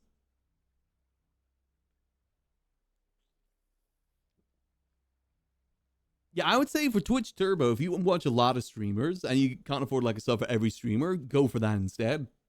Because we still get ad revenue from it. We don't obviously get like, the Twitch, the sub from it, of course. But over time, I think it works out better from a viewing experience. That's largely what I use these days. I see where this takes us. Obviously, subscribing to your favorite streamers definitely helps them more. But the Turbo also does help them as well. To an extent. I always recommend it as well for like RP viewers. Because if you're an RP viewer, you're going to hop between loads of different streams. Well, depending if people are on Twitch, that is. Of course, a lot of RP streamers have moved over to Kick. But considering how much GTA pays in terms of ad revenue, I understand in some ways. Between 6-10 streams easily daily. I recommend it, to be honest. It's probably the price of 2 subs, but it basically gives you an ad-free experience everywhere on Twitch. So where are we? Oh, we're really south. Okay. This might actually be a point where people haven't gotten to before. That's good news. Okay, hold on. Let's build our staircase up this way. That's a big hole. Let's maybe give ourselves a little bit of a pathway as to not fall in hole. If we build the staircase up, let's see, maybe we go a little bit up this way, then we turn. Yeah, like these OddLaws events, that's a good example for the use of it. Multiple streamer events. Or just in general, you like watching multiple streamers. I definitely hop between... Ow. Okay. I definitely hop between a lot of streamers when I watch Twitch. Go hop between different friends, say hello. Okay. Oh. What? Huh?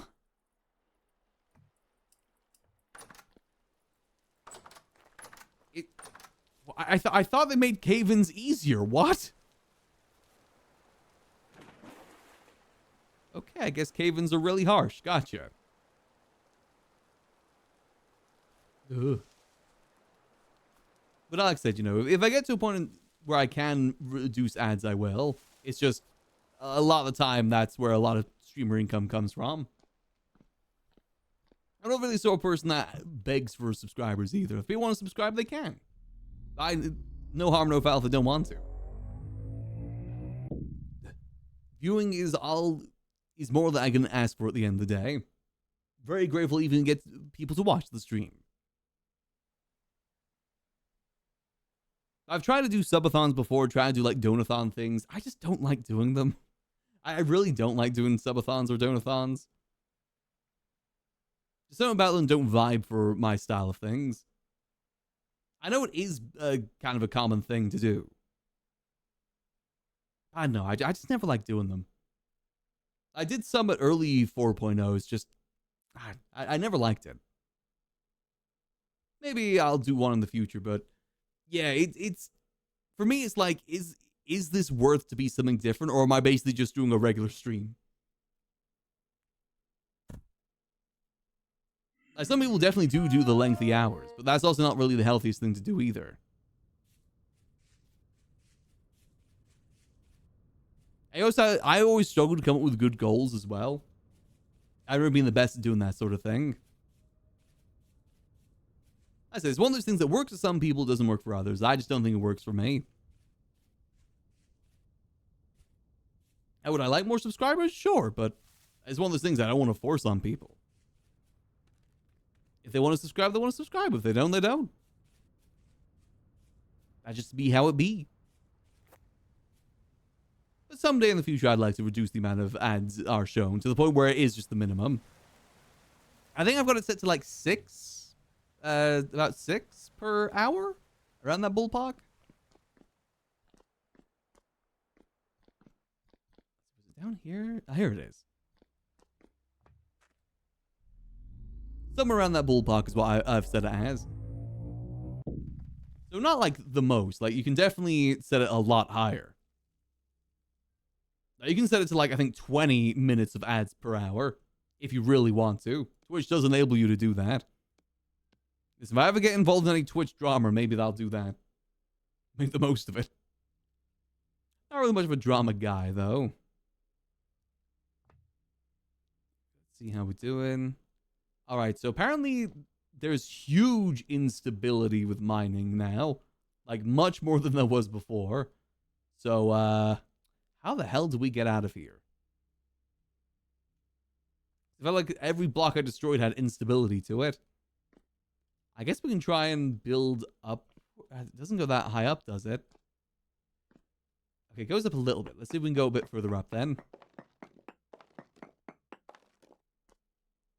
Let's see, can I build a staircase or is it going to crumble? Oh God, I need building blocks for this, I think. That's what's causing the lag? Maybe. I said it wasn't this unstable before. Maybe we gotta be careful.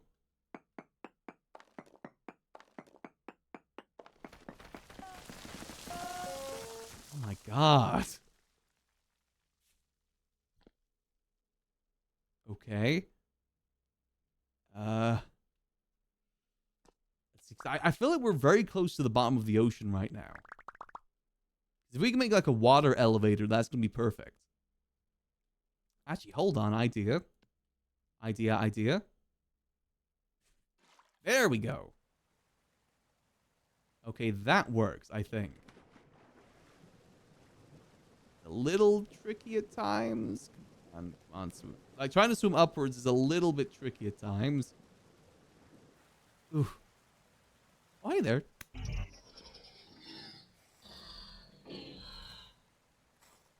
Yeah, that might explain why there's a lot of those server lag spikes, though, if that is the rate of things.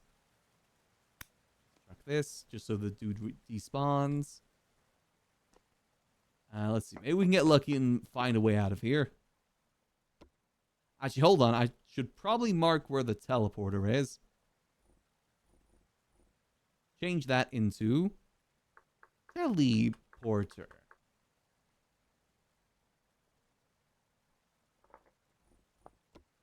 Yeah, let's mark where that is, just so we know. Oh, damn it, this doesn't go all the way out.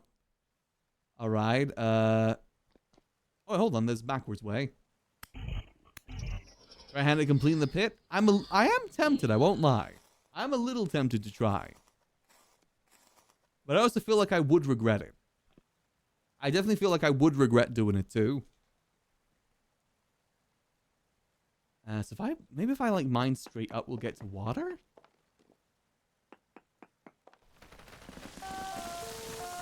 Jesus. God, yeah, the instability is so much worse than what it was before. Did I even get close to water? I don't even know how to get out of here. I gotta be honest. With the way the instability is, I don't think I can get out of here. to go explore. We are definitely very far south, though. This might be even where Jason milks. I know he went pretty far south. Score 14 hours to spare. Well, we're not Spot. I think we could do it faster, personally. How am I going to get out of here? I could try and follow the cave system down and hope that brings us out. Because if we're able to just get, like, above ground at any point, we can just mine straight down. Mining straight down will be fine. And make a water elevator to the teleporter. We just gotta get out of here without a concussion. I feel like we gotta be close to the water surface, though. We're at 80. We're at 80. That's almost like surface level. We could try again. It's just everything gets destroyed so easily.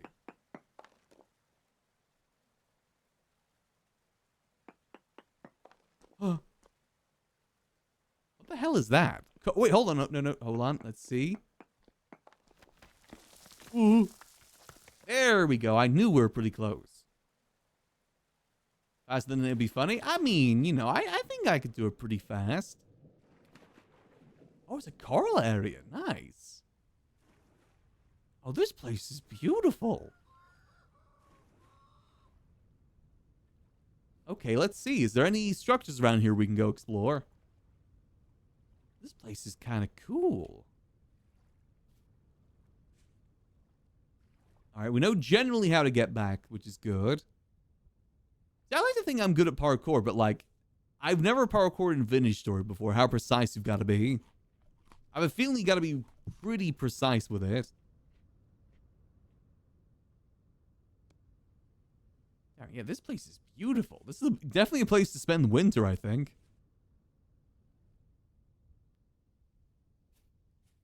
Pretty easy to get here from our home, too. There's only 2 teleporters.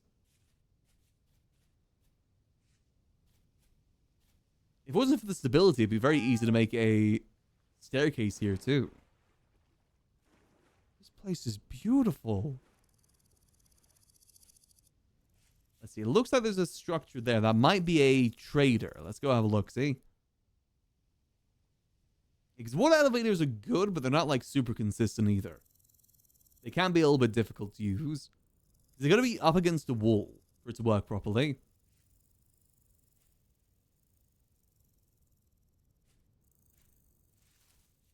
Let's see who's here.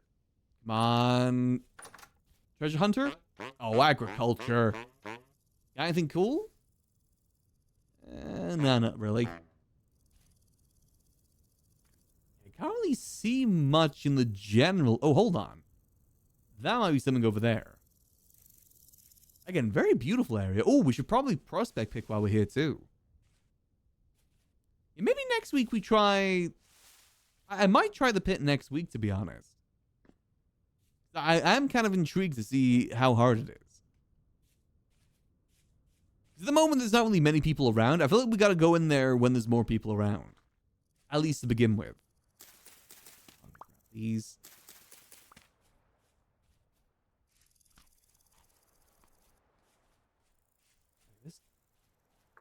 This place is just so open wide.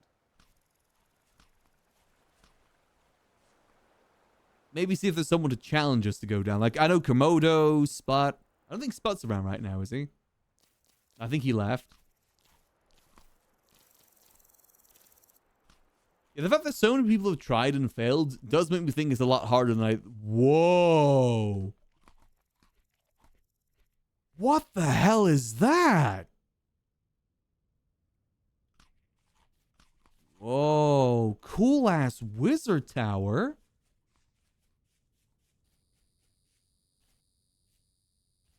Yo. Season 1 ruin? This far south, you think? See, I want to beat the pit without having to use the dive. Because I know that's kind of a challenge that Komodo put forward, is getting out of there without using the diving mechanic. I don't even know how to use it. Whoa, whoa, whoa, whoa, whoa. What's this over here? Did I just find a Season 1 place?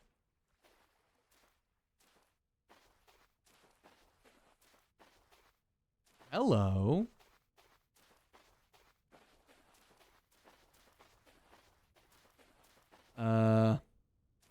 Is this meteoric iron? Yo, wait, is this meteoric iron? Yeah, there's meteoric iron here. Nice. But more importantly, contact admin if found.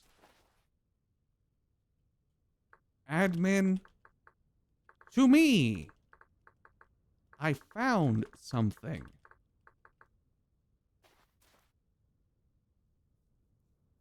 Yeah, I wouldn't go here alone, I don't think. There's a teleporter there, too, that we can activate. I wonder where that teleporter takes us. This is the first season 1 ruin I found. Whoa. Okay, yeah, this place is kind of cool. We gotta activate this teleporter. Sick. Hello. Okay. Hi there, I found this over here. It says to contact an admin if found.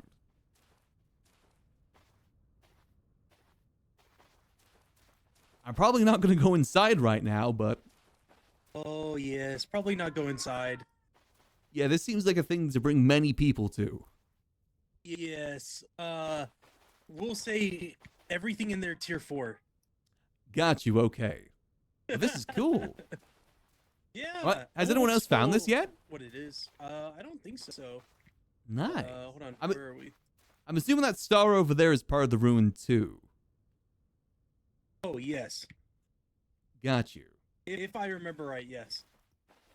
Got you, okay. This is cool.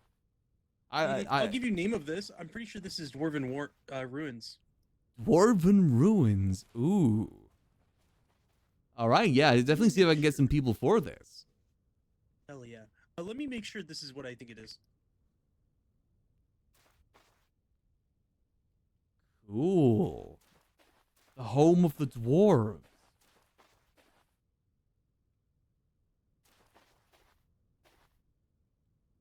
I'm assuming if that is part of it, we should not explore that either. Oh, there's a castle over there. Oh, there's so many things in this area. Oh, this is good news. There's like something down here too. No, this is not Dwarven Ruins. This is something else. Ah, got When you. you go in Okay. it, when you go in it, you'll know. You'll know what it is. Right. Okay. I wasn't here for season 1. This is all new to me. Oh, okay. You might want to bring Peckerton for this. The Peckerton. people. Yes. Got you. Okay. Like, you know, Turd, Wee Wee, all those other people. Got you. Yeah, I made contact with them today, so I'll see if they're my neighbors, actually. There's actually a teleporter that brought Yes. me pretty much right here, right next to my house. Oh, awesome. Awesome. This You was a- can go to that tower. It just don't. Go Ah, in there. okay. Don't go in here, okay. Gotcha, okay. And if I do go here, I should contact admin again, right? If I bring a group here. Yeah, when you guys are making your way here, let us know so that we can. Some of the spawners are broken, so we have to manually spawn them. Got you, okay. Yeah, I'll probably plan this for next Yes. week then. This is good Ooh, news. Exciting, exciting. Very This nice. is more of a custom one. You'll see why Ah. when you go in. Oh yeah, I'm sure. That's cool though. Yes. You also we're also gonna do another crossroads, but I don't know when everyone wants to do that. So Okay, I'll see if I can maybe participate in that one. I got my armor ready. Yeah, it'd be awesome. I'm armored up and ready to go. Holy shit! I'm gonna be honest with you. I don't think I've seen anyone else with armor. Yeah, I thought it'd be useful making. I also just found another meteoric iron deposit literally right over there, so I'm gonna go mine that in a second. Damn. Okay. Sounds good. I will appreciate the help. Just let VoiceBox know as well, just in case I'm not here. So just put it in Discord, I guess. Got you, okay. Not really sure what they named this one, but when you go in, I know exactly. I'll say one thing. It has. You ever seen Bird? Like. Yeah, I've his seen little Bird. character. His little Bird's dude, yeah. character? Yeah. Ah. We'll see. Okay, yeah. I'll see if I can organize some for this next week then. Yes. With the bird people specifically. Yes. Anyone's welcome. I just wanted Oh, yeah, of him course. to see it at least. Yeah, definitely include. If it's lore relevant to him, definitely bring him. Yes. All right, perfect. Okay. All right. Now I gotta go back 20k blocks because I was 20k blocked. All right, I'll see you. Have a good one. You too. Okay, perfect. We just found a really cool area. I knew it was worth getting that teleporter active. I freaking knew it. And there's a big meteorite iron deposit here too, which is even better.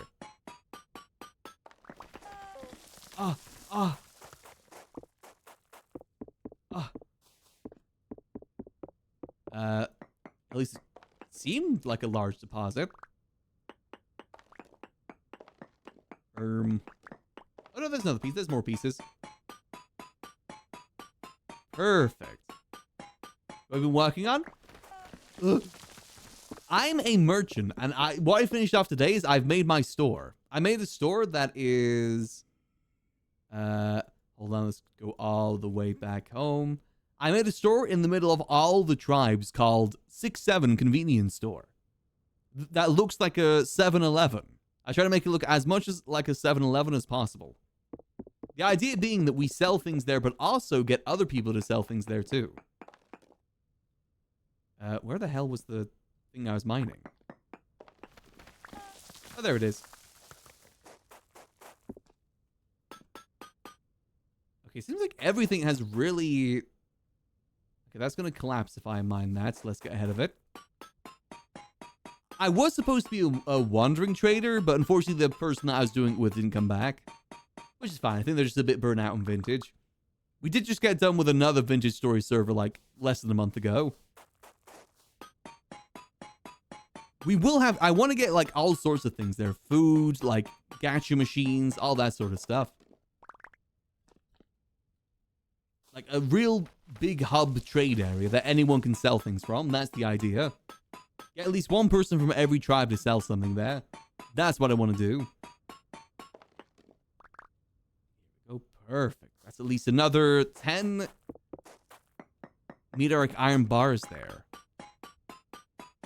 I also have a debuff to mining ore as well, so this is good. I'm getting a lot. There we go. Perfect. The rich just get richer, because I still need to make the pants. Then I'll have a full set of armor. There we go. I don't really... I mean, I could look to get steel as well, but I don't really bother about steel. I know it's technically better, but it's just such a pain to make. They're very time-consuming and very resource-intensive, too. There's more. Okay, roads, highways. I do want to look into that. Apparently someone's already doing it, but I might see if I can help too. I think it'd be really good if we could have paths between every major settlement. I think that'll encourage people to go to each other's settlements more. I know it will, because that's what happened on the previous server I was on. Not many people went around to other people's places until there's paths made. Let's see, is there any more? Let's try and uncover all this. Considering how large this impact crater is, there's got to be more here. Unless it's just a really small one? Well, I guess that wasn't small. Usually you do find about like 5 to 6 pieces. 6 or 7 pieces. Yeah, I think that's good. That's an... Oh, yeah, we got plenty. We got like 22 bars worth of meteoric iron there. Yeah, that's good. Let's go explore over here. That should actually be enough for the pants, I think. But the idea was that we're going to make a cart.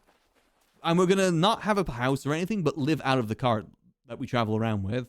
That was the idea to begin with. I think I'm going to save that for another server. Just because it was Egg's idea and I don't want to do it without Egg. Ooh. There's something else over there. Oh my god, yeah, there's so much stuff in this general vicinity. I'm about to be rich with things I'm going to find. We could steal the giant dwarven star. But that, no, we should let people see that. Let's go see what's over there, though. Then we'll go check out that other place over that way. Plus, we gotta get more temporal gears now that I know there's another teleporter to repair. We're gonna have a chain of teleporters going here. Let's see, what on earth is this? This is a very, imposing place. Huh. Is this a prison? What is this?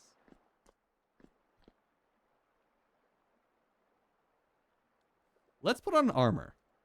We got armor, we may as well use it. Let's see. Oh, yeah, this is a... Oh, prisoner binds. Yeah, this is a prison area. Okay, yeah. That confirms it.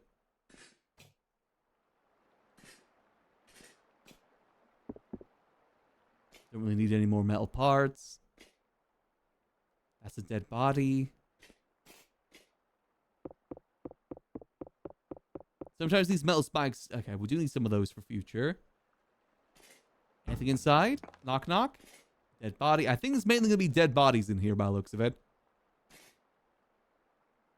Not so sick nasty. Prisoner shackles, ruined lecterns. I fell on the spike like a goddamn idiot.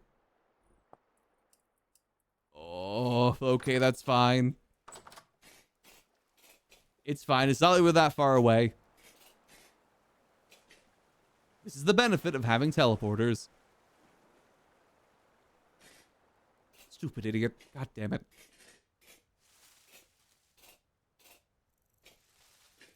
Downward we go. I don't think the armor protects you from spikes, unfortunately. I might even make a pathway directly from this portal to the other one. I think that's going to make life a lot easier. Should be pretty simple to do, too. It's not that far away from this one. As long as there's no soul monsters. Nope, we're good. Yeah, because it's just over there, the other teleporter. That wouldn't be super duper tricky. It's going to be pretty easy to get people through here, too, to do the dungeon. We're going to have to reveal our secret teleporter for it, however. How goes the activities? Good. I just found a Season 1 dungeon. Unfortunately, I died not in the dungeon, but a place outside of it. But we're doing good. We finished off our store today. We now officially have the 6-7 open. Not much inside there yet, but over time there will be. At the moment, we're trying to get people from every tribe. At the moment, though, a lot of the tribes are still kind of in the setting up phase. They don't have the most to sell. Actually, now remember, the orcs have a lot of honey, right? So maybe we can get a good food source from them. Oh, I still have my armor on. Screw it. Actually, I probably... should I keep it on? You know, just... It's not like we're that much downside by wearing it. Actually, how's our hunger rate? 128? That's not too bad. Could be worse.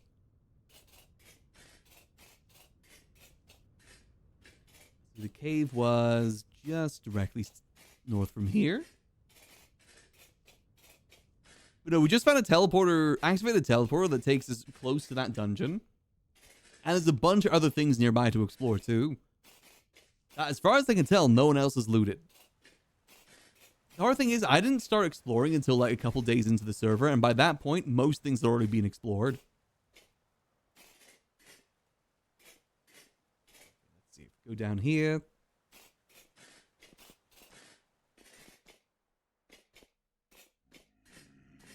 Wasn't this deep, was it? Where was it? Was it this deep? Dude. Oh, no, there it is. Excuse me.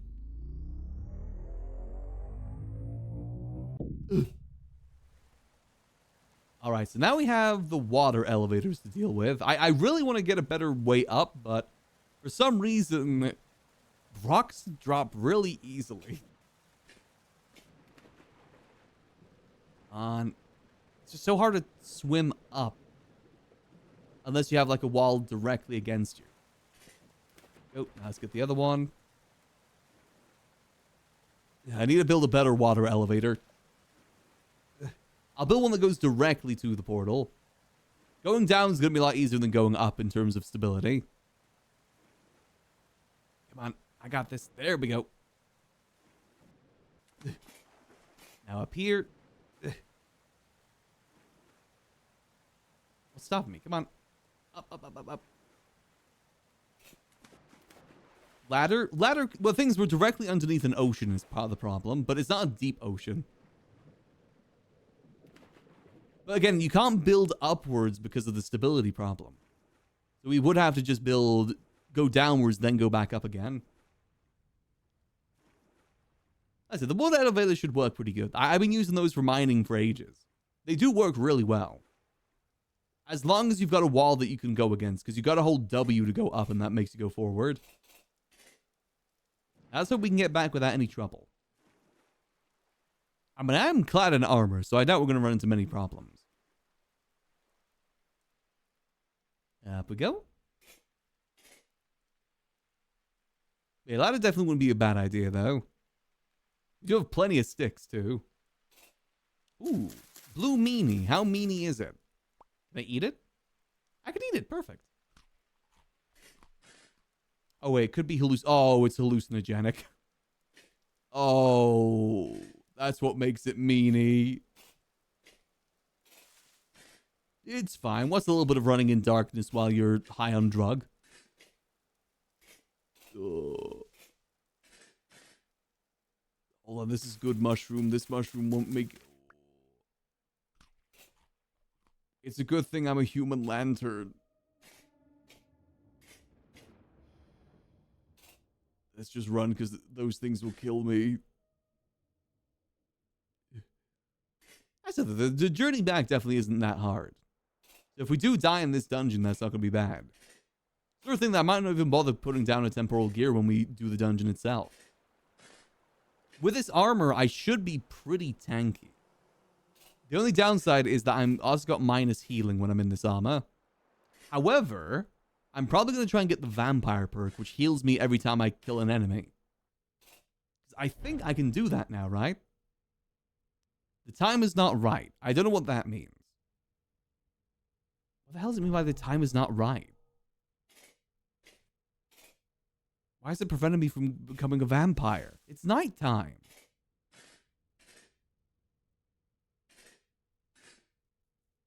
Well, at least we have a northern star to follow. Well, southern star, but still.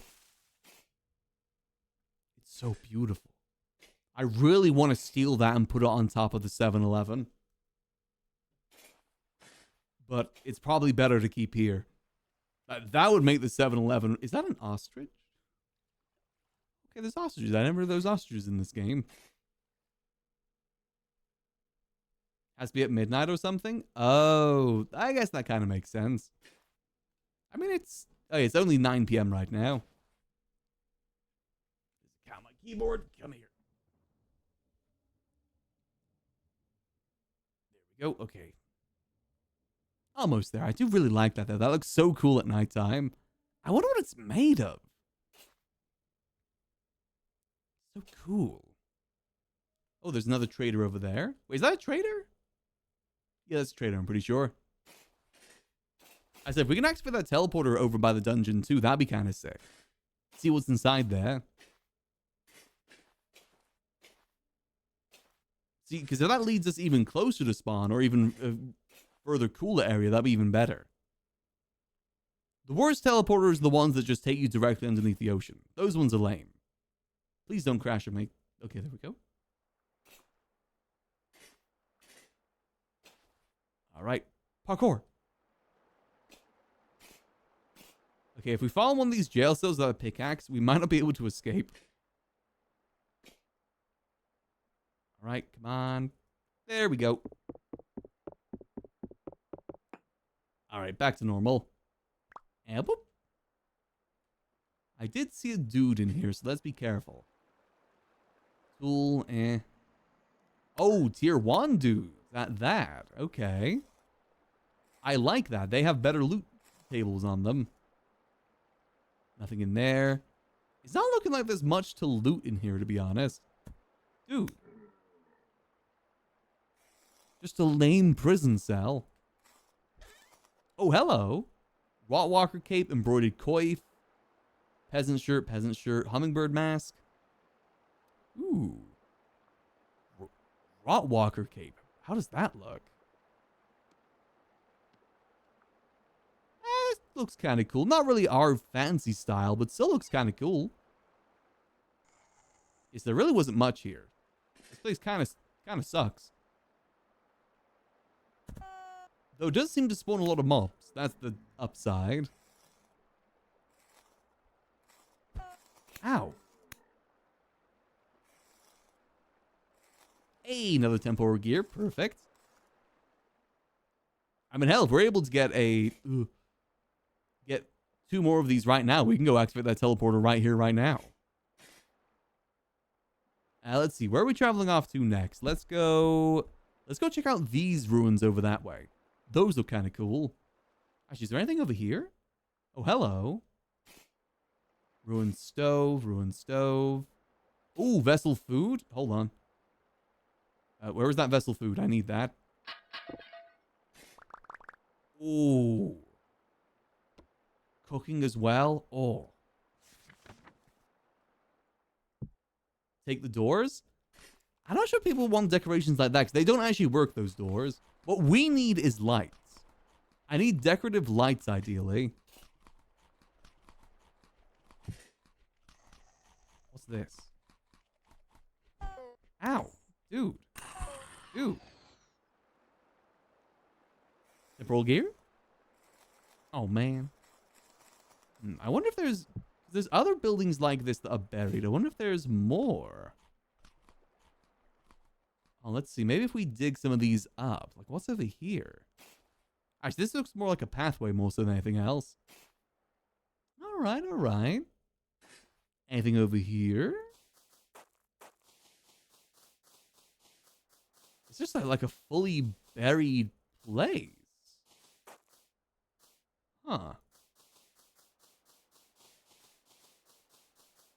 I guess that just leads over to this pathway. Yeah, that leads all the way over here. Okay. Is there any more other buildings over here? Well, I need the lights to light up the store. At the moment, I've just got, like, very simple lights. Dude. I want better ones. The little trinkets are definitely a good idea. Anything that people see like, oh, I could use one of those. I've been putting like little bits of clothing in there. I found this golden gear that looked kind of cool. I put that in there. Ooh, what's over here? Hello.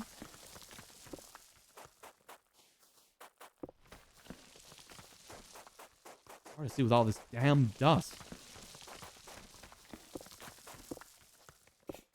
Is there anything underneath? No, okay.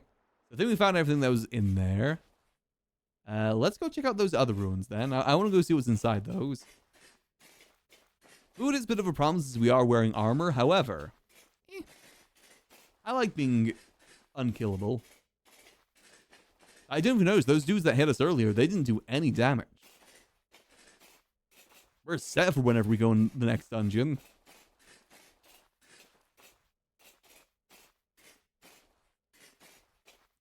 Definitely some interesting ruins over this way. Steer clear of the RP dungeon. Good to know there's like tier 4 enemies in there though. That's cool. That is a big hole. Okay, so over here is the teleporter. We can actually at least repair it with these parts for now.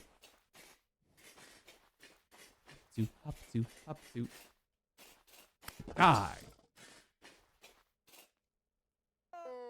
Ow, hold on, let me build a little thing in. Oh. There we go. Tools, and not really too useful. Alright, so we just need, what is that? We need 2 more temporal gears if we can get it. I don't think I can get it from locusts, can I? I don't think I can. I just want to see where it leads. I'm just always so curious. Like, easy ways to get around the map without having to walk thousands of miles is good in my book. Because it can be a pain sometimes. There is something over here I'm kind of curious in. The benefit as well is that it is summertime now, so we can actually get berries and stuff while searching around. Makes exploring a lot easier.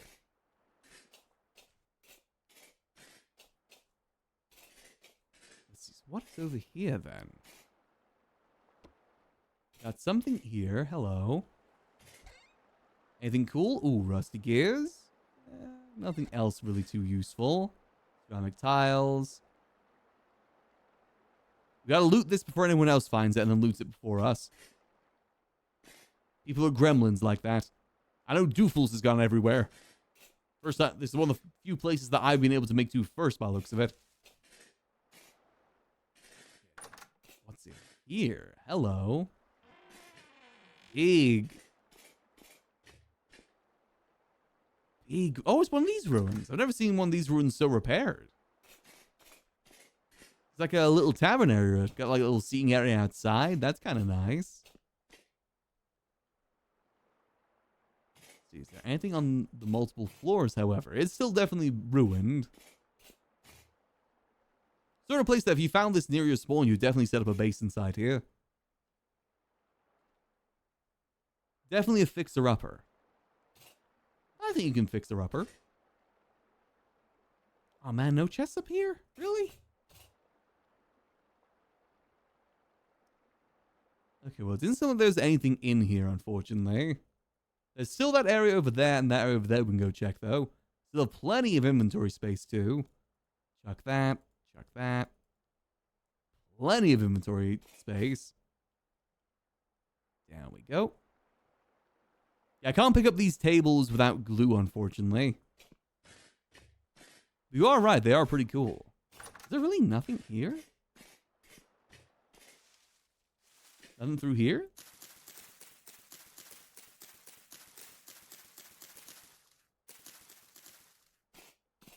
Huh. Anything underneath, maybe? No, it doesn't look like it.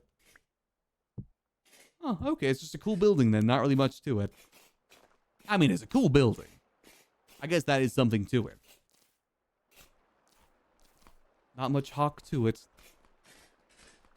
Oh, since I did change class to Mystic, I actually get a lot more from foraging now. Which means I got a lot of berries and a lot of shrooms.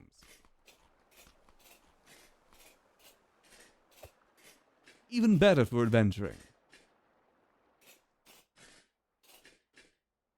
Let's check with this trader, then we'll go inside that castle. Kind of a nice little vibe, this little area here. You got the trader, you got like a little town, big castle. Kind of cool. Who are you?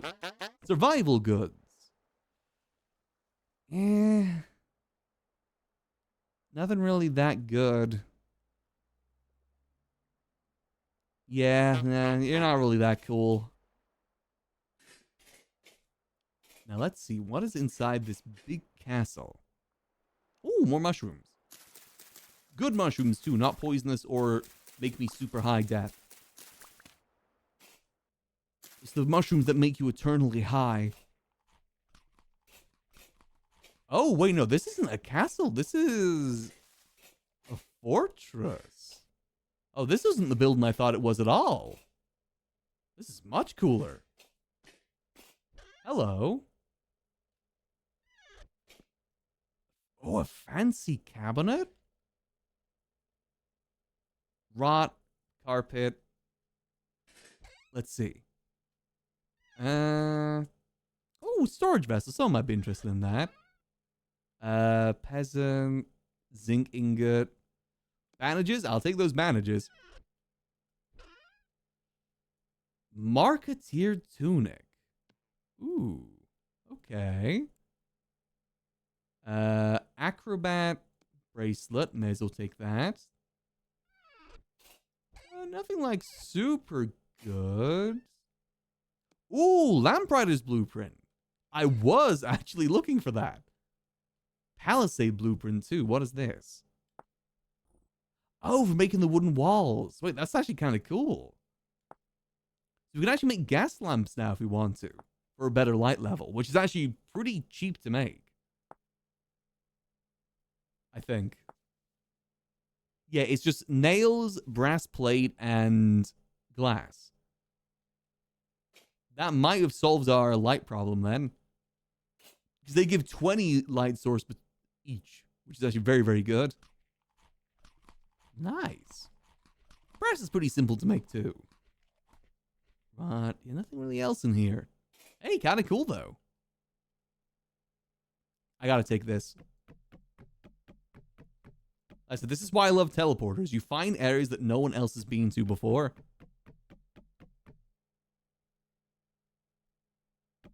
Come on. Why is this not destroying? I guess it's just not meant to be if it's not letting me get the trout. It's just not meant to be. Can I take this? Oh, it's one of these sort of things where it's in pieces. Yeah, I consider there's so many different pieces. I feel we should just leave that here. Not worth it if it's in so many different pieces. See, anything else up here? Ooh, more mushroom. Don't mind if I yabba dabba do.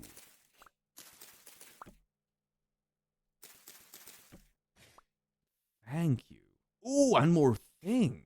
Ooh. Kind of a lot of rot. Mainly rot. This is like one of those like Civil War sort of fortresses. It's kind of nice. I've never seen this one before. This one's new to me. Jailer tunic. You know, those really look too good to me.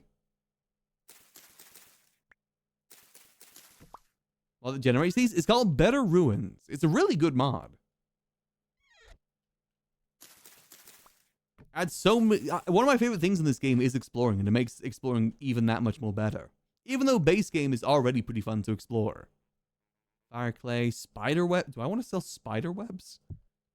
Screw it, I'm going to take spider webs. Why don't we try and sell that? Map to coal mine.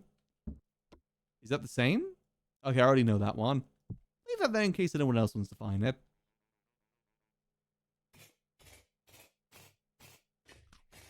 Twin set of camps similar to this. Ah, I don't think I've seen them on the server this time. I think they're still pretty preoccupied with Skyrim. To be fair, they do a very good job in Skyrim.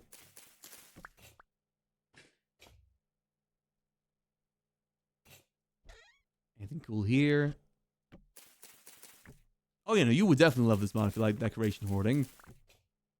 So many different, like, castles, buildings in general. I think there's, like, more things over there. I really like this area, though. I love how flat it is. I hate building on mountains sometimes. And it's far down south, too, so less likely to have to deal with the cold, the winter. A lot of firewood. Yeah, this is like almost a perfect starting base with all the resources in here. So many different mushrooms, too.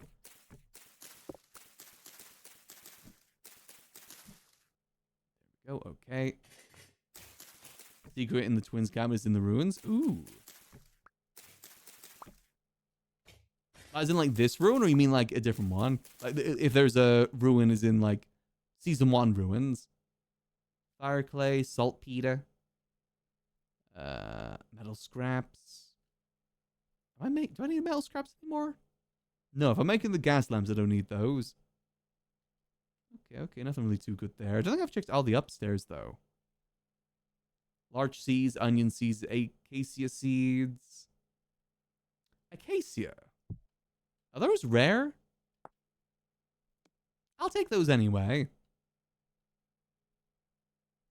Yeah, I mean, considering how close the teleporter is, we could make this like a wintertime home. I bet you it's not even that cold down here during winter. Because I hate the winter. Oh, hello. Ooh, a noble shirt. Nice. Hold on.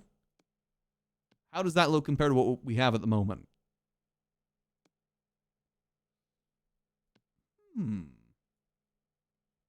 Yeah, I kind of like what we have. We have the deep noble shirt. That has more class to it, you know? So what are, we're getting filled up with a lot of things at the moment. Let's chuck that. Chuck that. I just think I may as well grab all these mushrooms since, you know, ow. I mean, it's good eating. Go. Perfect. You may as well grow the acacia. No harm in doing so. But this whole area here would be so cool to set up in. There's so many, like, different ruins around here. Again, it's not that hilly, which definitely saves on hunger in terms of jumping. Oh, so many mushrooms.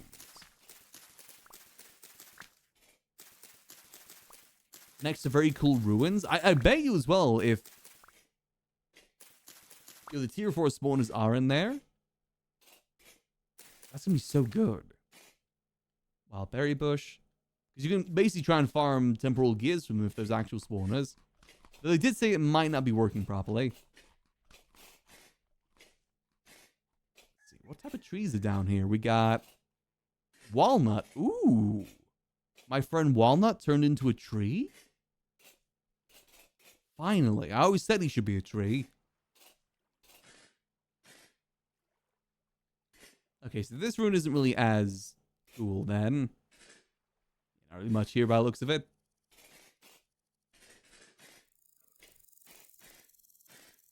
I think we're good. Hold on a minute. There might be something else over this way, though. Damn, they saved all the ruins for this place, apparently. I'm actually not going through as much hunger as I thought wearing the armor, too. Once I get the next speed buff, I'm just going to be zooming everywhere in this thing. That is true. You could eat the walnuts, too. What on earth is that?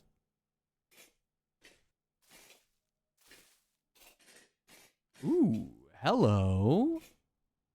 Hello, my baby. Hello, my honey. Hello, my ragtime gal. What is that as well? This area is full of wonders. If that's another teleporter, this might actually end up becoming a teleporter hub for us.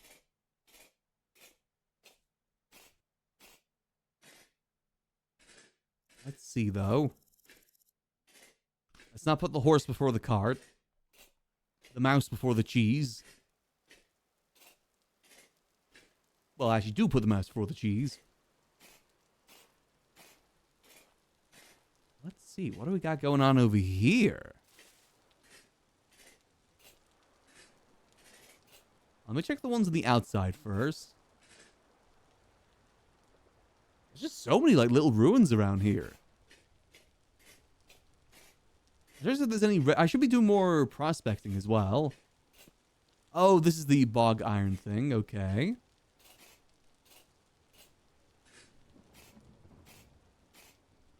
What the hell is this?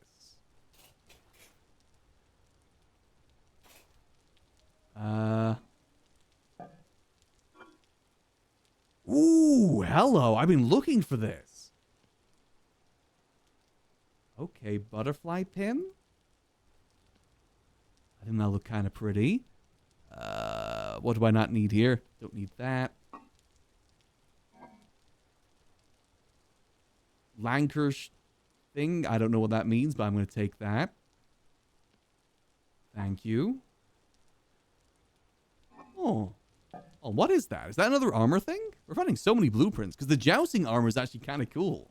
This is what the jousting armor looks like. I think I can upgrade the meteoric iron. Yeah, I can. Ooh.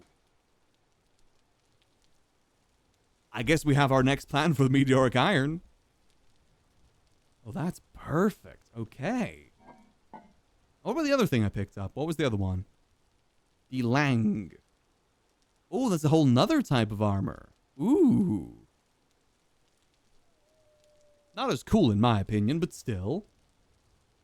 Very nice. I have no idea what the ruined cache is. Hey, I ain't complaining though. This has been a really good teleporter. 10 out of 10 teleporter. No complaints here whatsoever. Alright. We're actually running out of space for things now. You know, we may as well explore in here, right? Worst come to worst, we just gotta come back another time.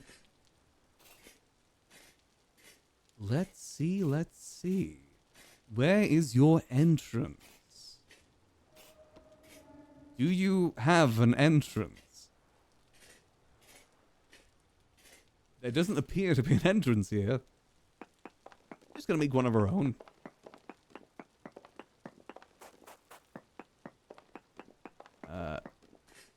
There we go. Ooh. I think I've seen one of these ruins before, but someone already looted it.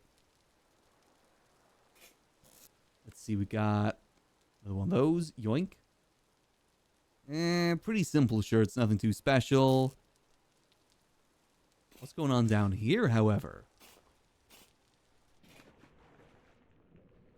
Ugh. Anything cool? Cracked vessel food. We're pretty good on food at the moment. Is there even anything down here? I mean, is there like stuff piled behind here?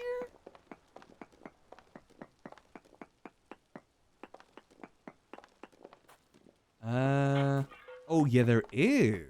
Oh, hello. With nothing inside. Wait, that means there's probably one in every corner then. Hold on, let's go have a little bit of a look-see. Let's see, let's see. I love when we get to explore like this, though. I said I missed a lot of the early exploration, so I missed a lot of the cool things. Now we're able to find our own cool things.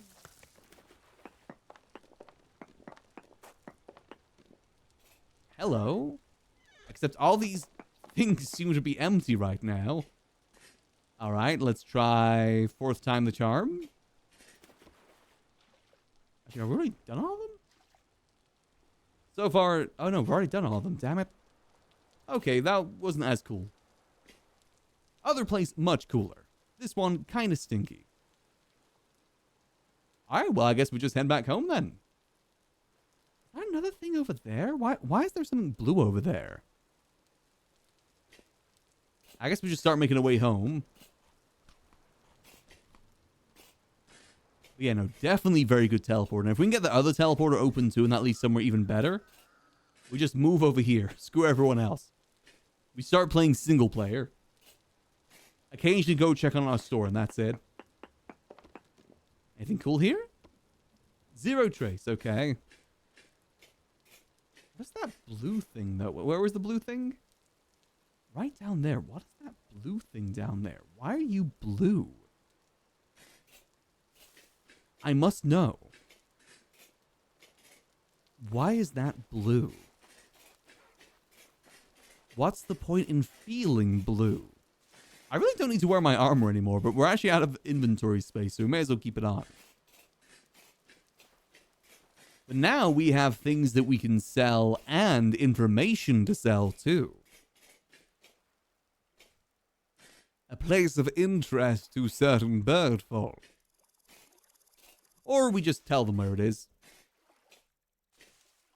Idea being they help us excavate it. Because we probably want more than just the birds too. We want to, those sort of things are meant to be whole like server. Anyone that wants to join sort of dealios. Kind of like the crossroads. I missed that though, unfortunately.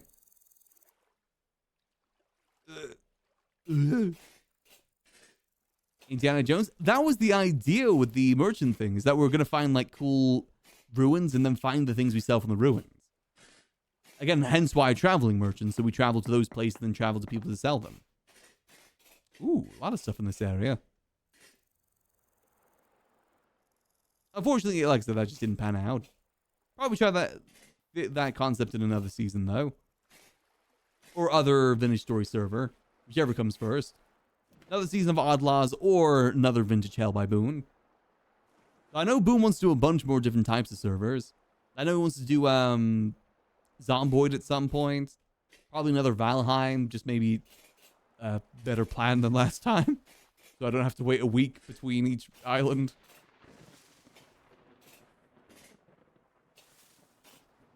Though that was just kind of unfortunate timing on things. He cannot be blamed. I do not blame that seal. I love that seal. I have many friends because of him. Oh, this is the blue thing. Oh, it's an apple tree. Okay. Yeah, glue could help us get some cool things too, like that ruined cache. You are right.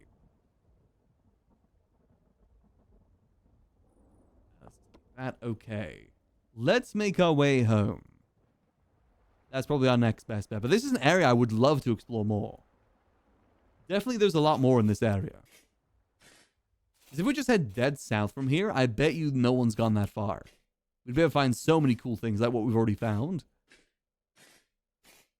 I said, if you cleared out that area a bit more, you could very much set up a little town there. Because you got like the little fortress, have his main base. Then outside have his little things too. One of these days, I want to build a castle. I actually have a book that I've gotten reserved at my local library about how castles are made and like how people used to live in them. I'm really looking forward to reading it. I always love knights in castles. I think they're so cool. Yeah, I'm interested to see how a Zomboid server would go. Because would Zomboid have longevity, I wonder? As in, like, would it last as long as a Vintage Story server or Minecraft? I feel like it'd maybe last a week maximum. Personally. I could be wrong on that, though. Did I explore all these buildings? I don't think I explored... I went straight into the tavern. Classic me going straight into a tavern. Let's check some of these other ones. Hello, anything in here? This one looks a little bit more ruined than the others. More groups make more noise. The thing is as well with a Zomboid server, I think you would need to limit the times people are playing for it to work properly. Because like I said, you could be playing one day, think, oh yeah, I'll come on tomorrow. Then people played all night, so you're like on day 1,000,000 or something. No water, no nothing.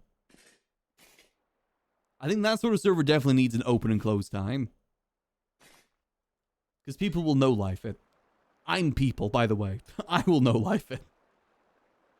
Yeah, time progression food spoils as well. That's about this crazy. That's good. This game is crazy fun. Oh yeah, no, I'm really looking forward to it. I haven't played on a multiplayer Zomboid server in years. I think the last one I played was with Kraken and crew, and I made a base, and then I didn't see a single person for like the whole thing. I need to get better with teaming up with people in these sort of servers. Granted, this time was a bit of an oddity because we were teamed up with someone. Just things changed. I'm getting better. Like, same with Vintage Hell, I made sure to go with the water tribe rather than be on my own. I can play these games pretty solo if I need to. But it's better with friends. Better have, like, combined goals. Same with Zomboid. I want to be like a base builder in Zomboid. Like, reinforce the building. I love that idea. I don't know when it's going to be, but it's going to be fun when it is, if Boone does do it. I don't know. How big can Zomboid servers be, though, is the thing. That's the only thing I'm a bit unsure on. Because I know Boone servers simply have a lot of people. I'd love to be a part of it, but I also understand if there's a lot of people that want to be a part of it. Wait, is there more meteoric iron here? Oh my god, there's more meteoric iron. This is good news. Actually, did the loose pieces turn into the same type? Oh, yeah, we are set on meteor. We can make the jousting meteoric iron at this point. This is good news. I'm like Jason with the amount of meteoric irons I'm finding.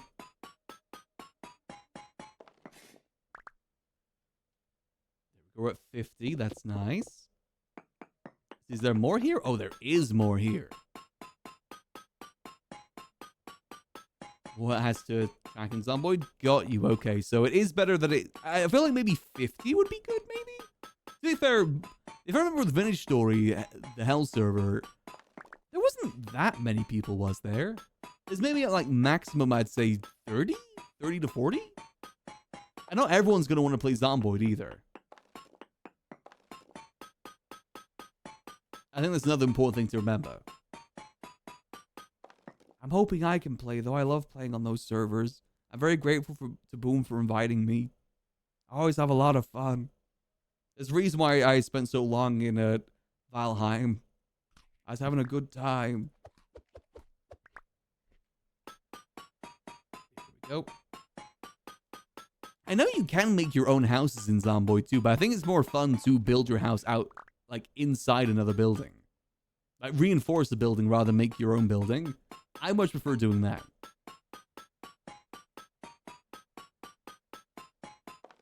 Go. Oh god, we have so much meteoric iron right now. How much is that? 64 plus 13 divided by 2. That'll be how many bars we have.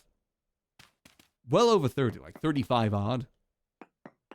Yeah, we're pretty good at meteoric iron. Is there any more? That should be enough to get the pants and maybe upgrade these to the next tier too. The jousting armor tier. Doesn't look to be any more. Oh yeah, the basements they have as well. This is a really large thing. You think there'd be a little bit more here? How many hours do you think you have in Vintage Story? Oof. I'd probably say at this point, easily over 100, maybe close to 200. I've been on 3 servers, and when I play those... Oh, there we go. When I'm on those servers, I usually play for many hours at a time. I've at least done, like, I'd say 30 hours on this server. So definitely, I'd say, like, close to 300 hours. Definitely a fair bit of time. We pretty much spent the entirety of December playing Vintage Story.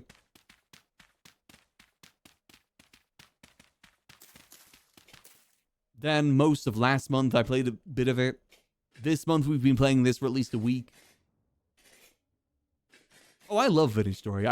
It's hard to go back to Minecraft after playing this, to be honest. Minecraft just seems too easy in comparison.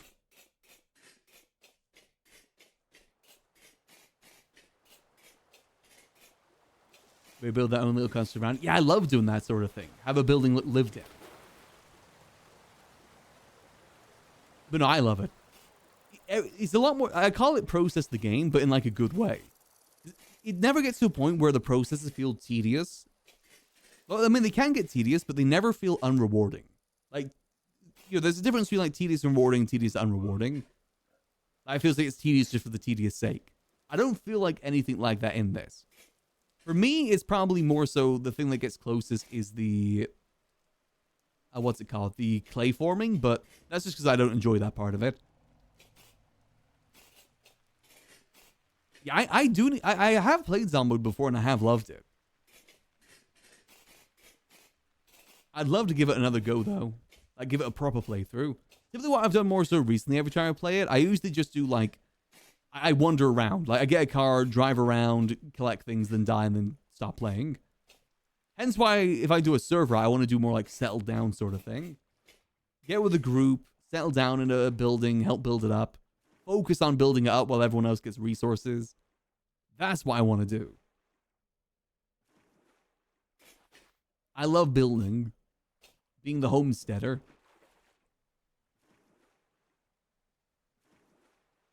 Alright. Now let's go directly down. I mean, I probably won't go like any server other than like OddLaws or Boon server for it. Let's go like a little bit in front. Like here. I would just dig straight down. That should take us to the teleporter. A little bit of a water elevator. Oh. Keep mining. Just keep mining. Oh god, oh god, oh god, oh god. Where are we? I can't tell where we are. Oh, there we go. Perfect. All right. So that goes like that. I'll refine that a little bit later. But there we go. Perfectamundo. Dude, those cave-ins are rough right now. God damn. All right, back through we go.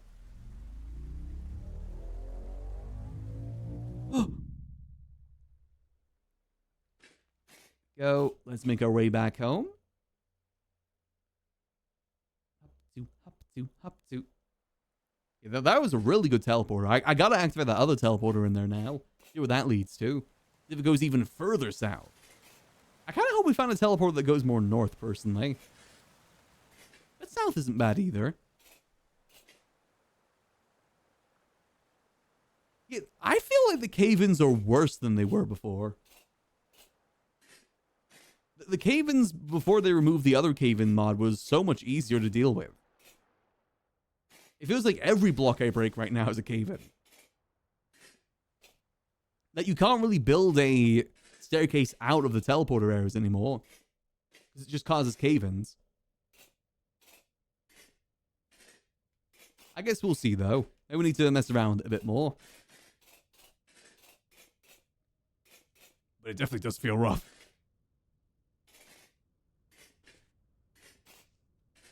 Here we go. There's our entrance. Here we go. Like I said, it's very easy to get back and forth. I might even try and build a pathway from this teleporter directly to the other one. Though it is at a different level, so that might be a bit harder. May as well just keep doing it the way we're doing right now. Yeah, it's actually a lot deeper.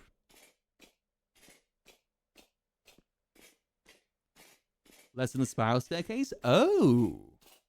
Okay, yeah, that might work. I feel like it's safer to go down than it is up, though.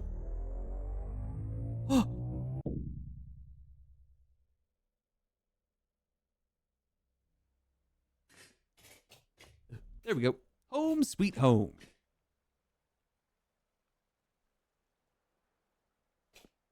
There we go. See, look, we're directly home now. Very, very useful teleporters. I love it. Like, we just traveled in like the span of 5 minutes. We went from here all the way down here. You know, pretty good. Pretty good, I'd say. Hold on, let me unpin that. Pretty good transportation system, I'd say. We can move the teleporters too, but it's the whole thing. I think I'd rather just keep it as is. Technically, you'll need to travel to the teleporter to do that. As in, like, on foot, the distance. Only once, to be fair, but still. That can be a pain. Ugh. Alright, let's get this all stored away. And I'll show you guys, if I haven't seen it before, I'll show you guys the store that we have. Sorry, count. Keyboard, come here. Put that there. Alright, organization time. Got so much meteoric iron. I'm definitely going to work on getting the meteoric iron upgrade with the jousting thing. There we go. Acrobats. Boom. Other things in here too. Put that. Prisoner shackles. Who knows? Maybe someone wants that. Put the pottery. I got to sell some pottery, definitely. Blueprints. Go in here. We got lamp products. We got so many good blueprints. I can now get lamps, so I might make lamps for the store. That's going to be a whole process, though. I might do that off stream. I usually save the more tedious things off stream, then do like the exploring on stream. I think that's just more fun. Is that all the mushrooms? Oh no, we got those mushrooms too. Aged book, in case we need more parchment. I'll put that up here. I can turn that into parchment. Yeah, I'm pretty happy with this base. Again, it's only meant to be temporary before we start exploring, but since we're not doing the on the move thing anymore, I'm gonna sell the spider web. Screw it. I'm gonna go get those sold. Oh, and I can finally take off the armor too. Whoops.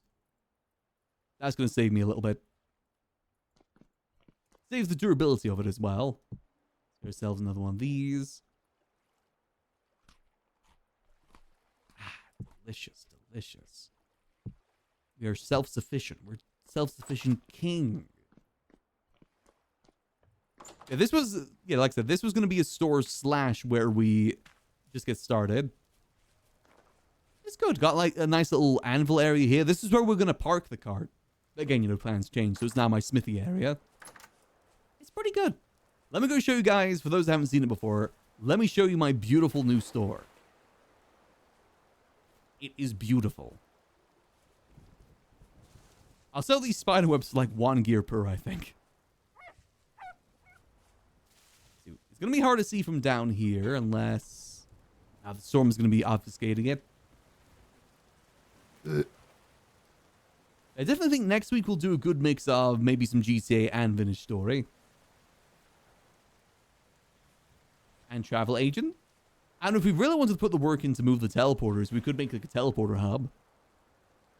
My other business idea was to make a terminus teleporter, which teleports you to your death, like where you died, for like a temporal gear, and put that next to spawn, and sell the temporal gears. You can kind of see it from down here. You see like the corner. Never got around to doing that though, mainly because I don't have a good source of temporal gears yet. I need the temporal gears. It's not really much of a business just yet. No, I accept bartering too. I think accepting bartering is more fun. The currency's just there for when we're not there. But more than happy to do bartering. The same thing I do in Skyrim when I do trade stuff. I always do bartering more so than just money. And you end up getting cooler things that way.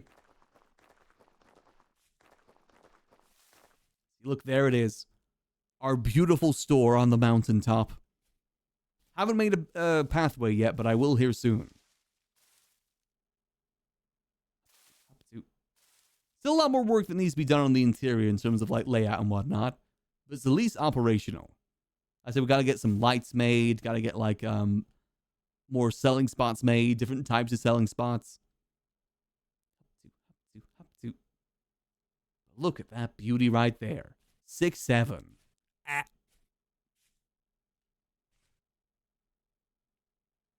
Look at that beauty. A wonderful store it be. I'm very proud of how I've chiseled that. I think it's beautiful. So we've got a few things on sale. If it isn't lagging, there we go. Have we sold anything? Oh man. We've got some paintings on sale over here. I'll sell the cobwebs over here actually. Cobwebs for 1. We'll just sell it for 1 gear. There we go. Perfect. Beautiful. Got some like clothing sold here. Some like rarer things like a golden gear, some cool statues. And the idea is I'm going to bring these a little bit further out as well, probably to like here with all that on it. Oh. Greetings there. I figured something out. This is my idea. Oh, what's your idea? Gotcha. Ah, perfect. I can get a gacha machine set up for you here. I already got one. Ah, even Where do I put better. it? Where do I put it? All right, come on through. Come on. Let's see. We could probably get you something set up here, maybe. Hold on, let me move this for now. You can always set up like here. I'll just toss them. You can put them down. Here Alright. we go. Let's see if I put this up here. Then, see, can you interact with it? Okay, no, I gotta put it down. Yeah, you got to put it down. Okay. Wink. There you go.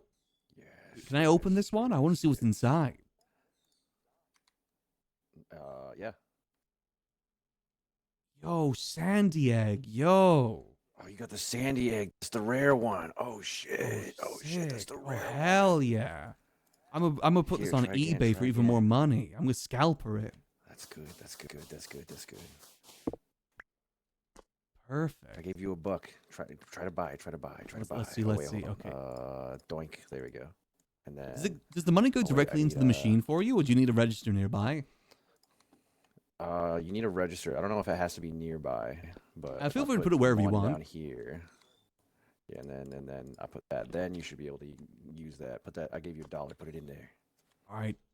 The price is $24. Is that right? Nope. I thought I would just do 1. There we go. Okay, try that. All right. Deal. What I get? I got egg smiley face. You got the regular standard egg. Wow. Oh, I'm putting this into a landfill.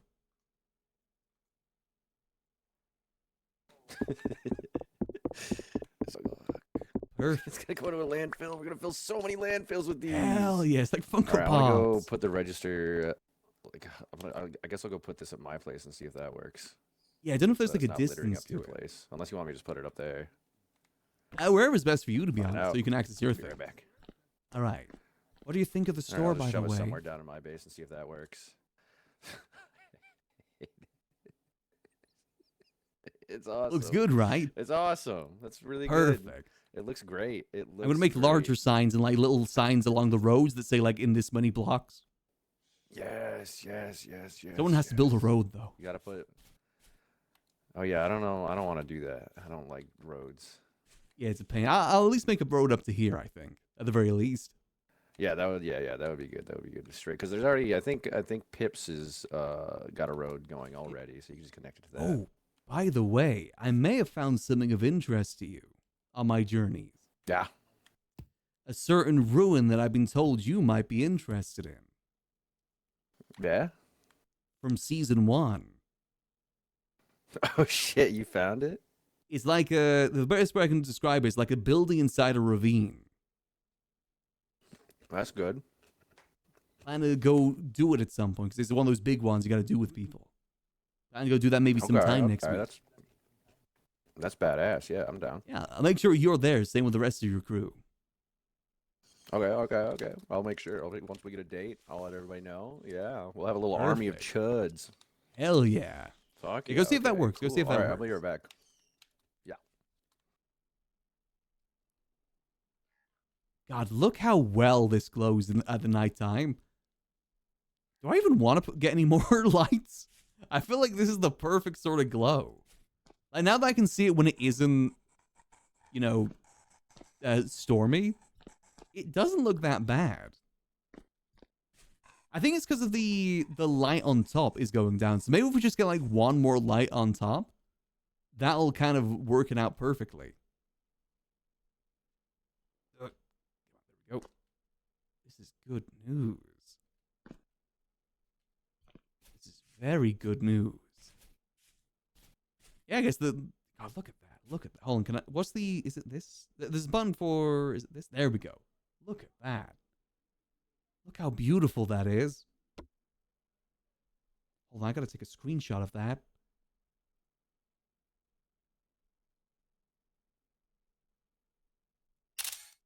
Beautiful. Exactly, like a beacon in the night. Absolutely beautiful. Oh, I gotta see, does it pierce through like the sky as well? If I see it from a distance, how noticeable is it?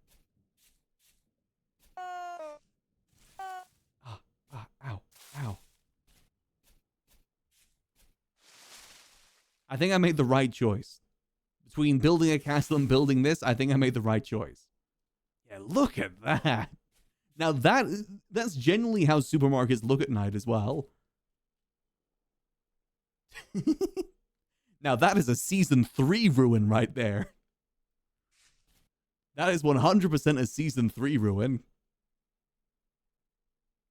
It turns over there. I want to check down here. Oh, I'm getting so many lag spikes right now. I gotta see how it looks down from like this way, because I know it is visible from down here, right? Like from Maddie's place.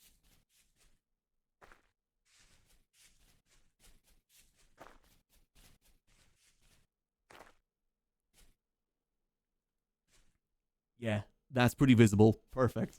I said if we put one more light at the back, I think that'll kind of even it out pretty good. Almost looks like it doesn't belong there. Just like every convenience store. Basement dungeon? I mean, there is a giant cave system directly underneath it. That's why you hear noises in there sometimes. I think it actually adds to the ambience. The ambiance.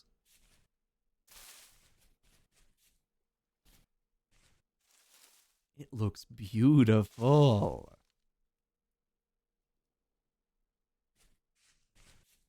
Again, we do need to make a pathway up here because it is inconvenient to get up here otherwise.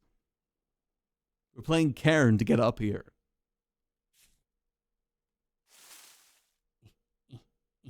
There we go. Yeah, that looks so unnatural. I love it.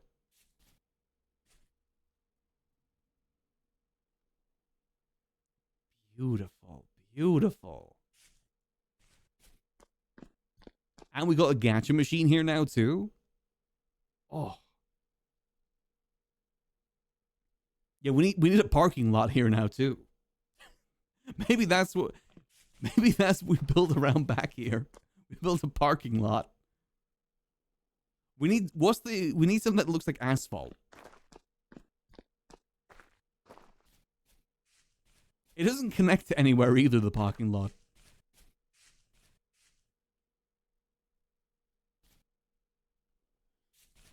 Any luck? I return. Let's find out. Let's see. Yes, it works. It works. It Oh, works. perfect. Okay. I'll probably tell other people to do that then if okay. they sell things here.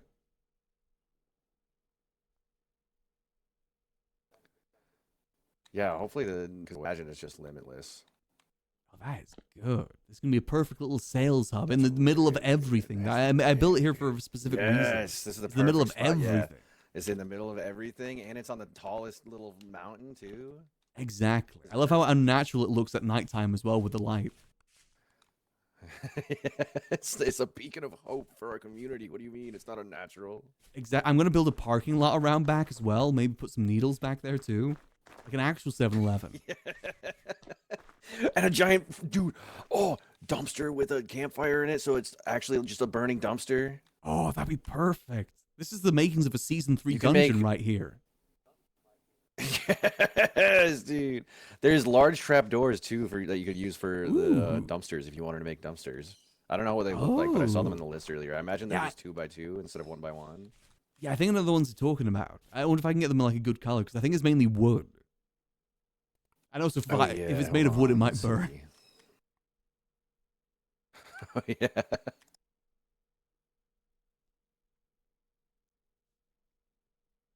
Yeah, it looks like it's all just wood. I'm sure I can make it work. I plan to build up on this over time. Just need to get the basics of Yeah, it just done today. Don't set that one on fire. Yeah, I mean, luckily the building's made out of non-burning material. So we're fine in that regard. True. There may or may not be a Set giant stuff on cave fire. system underneath as well, so you'll hear things from time to time, but that's just 7-Eleven stuff. That's it's okay. We're used to that. We live inside of a house. Like we live inside of a big fucking cave. Oh, right, it's a very similar thing there then. What is this? Golden gear. Golden gear. I might be back to steal that. Yeah, the golden gear With is a money, with golden money. gear. It's a golden gear. I want that. I have half of that. I'm gonna save up for that. I'm gonna get that. I'm Hey, gonna you've snag got to that get it soon. quick. You know, I hear the gnomes have been looking at it. Oh my god, fucking gnomes! They steal everything from here. Mm-mm. They're actually very nice. They haven't done that, but I need to start some kind of lore. Yeah, Everybody's there's too got to be some nice. sort of conflict. You know, there's got to be some like server ending thing. Yeah, somebody's gotta nuke something. We did find uranium, so maybe. Ooh, that is good news. I know there's like some big bombs you can make for Yeah. underwater, but I don't know if they work above water.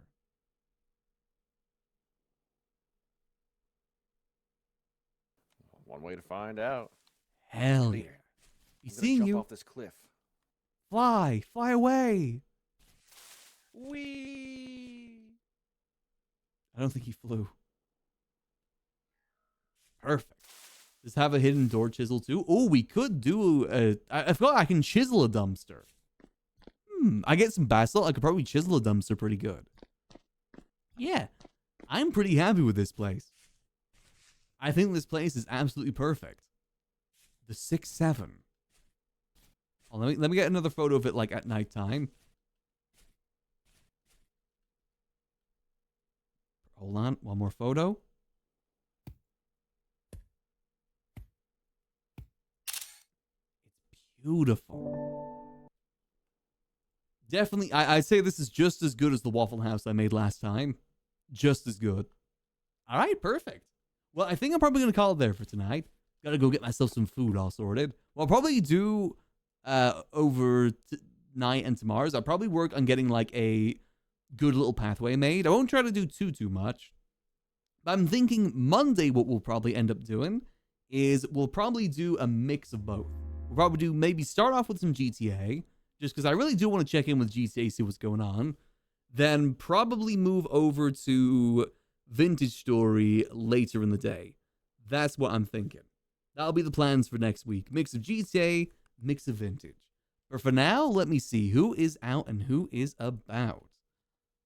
Let's see. Who's on the server right now?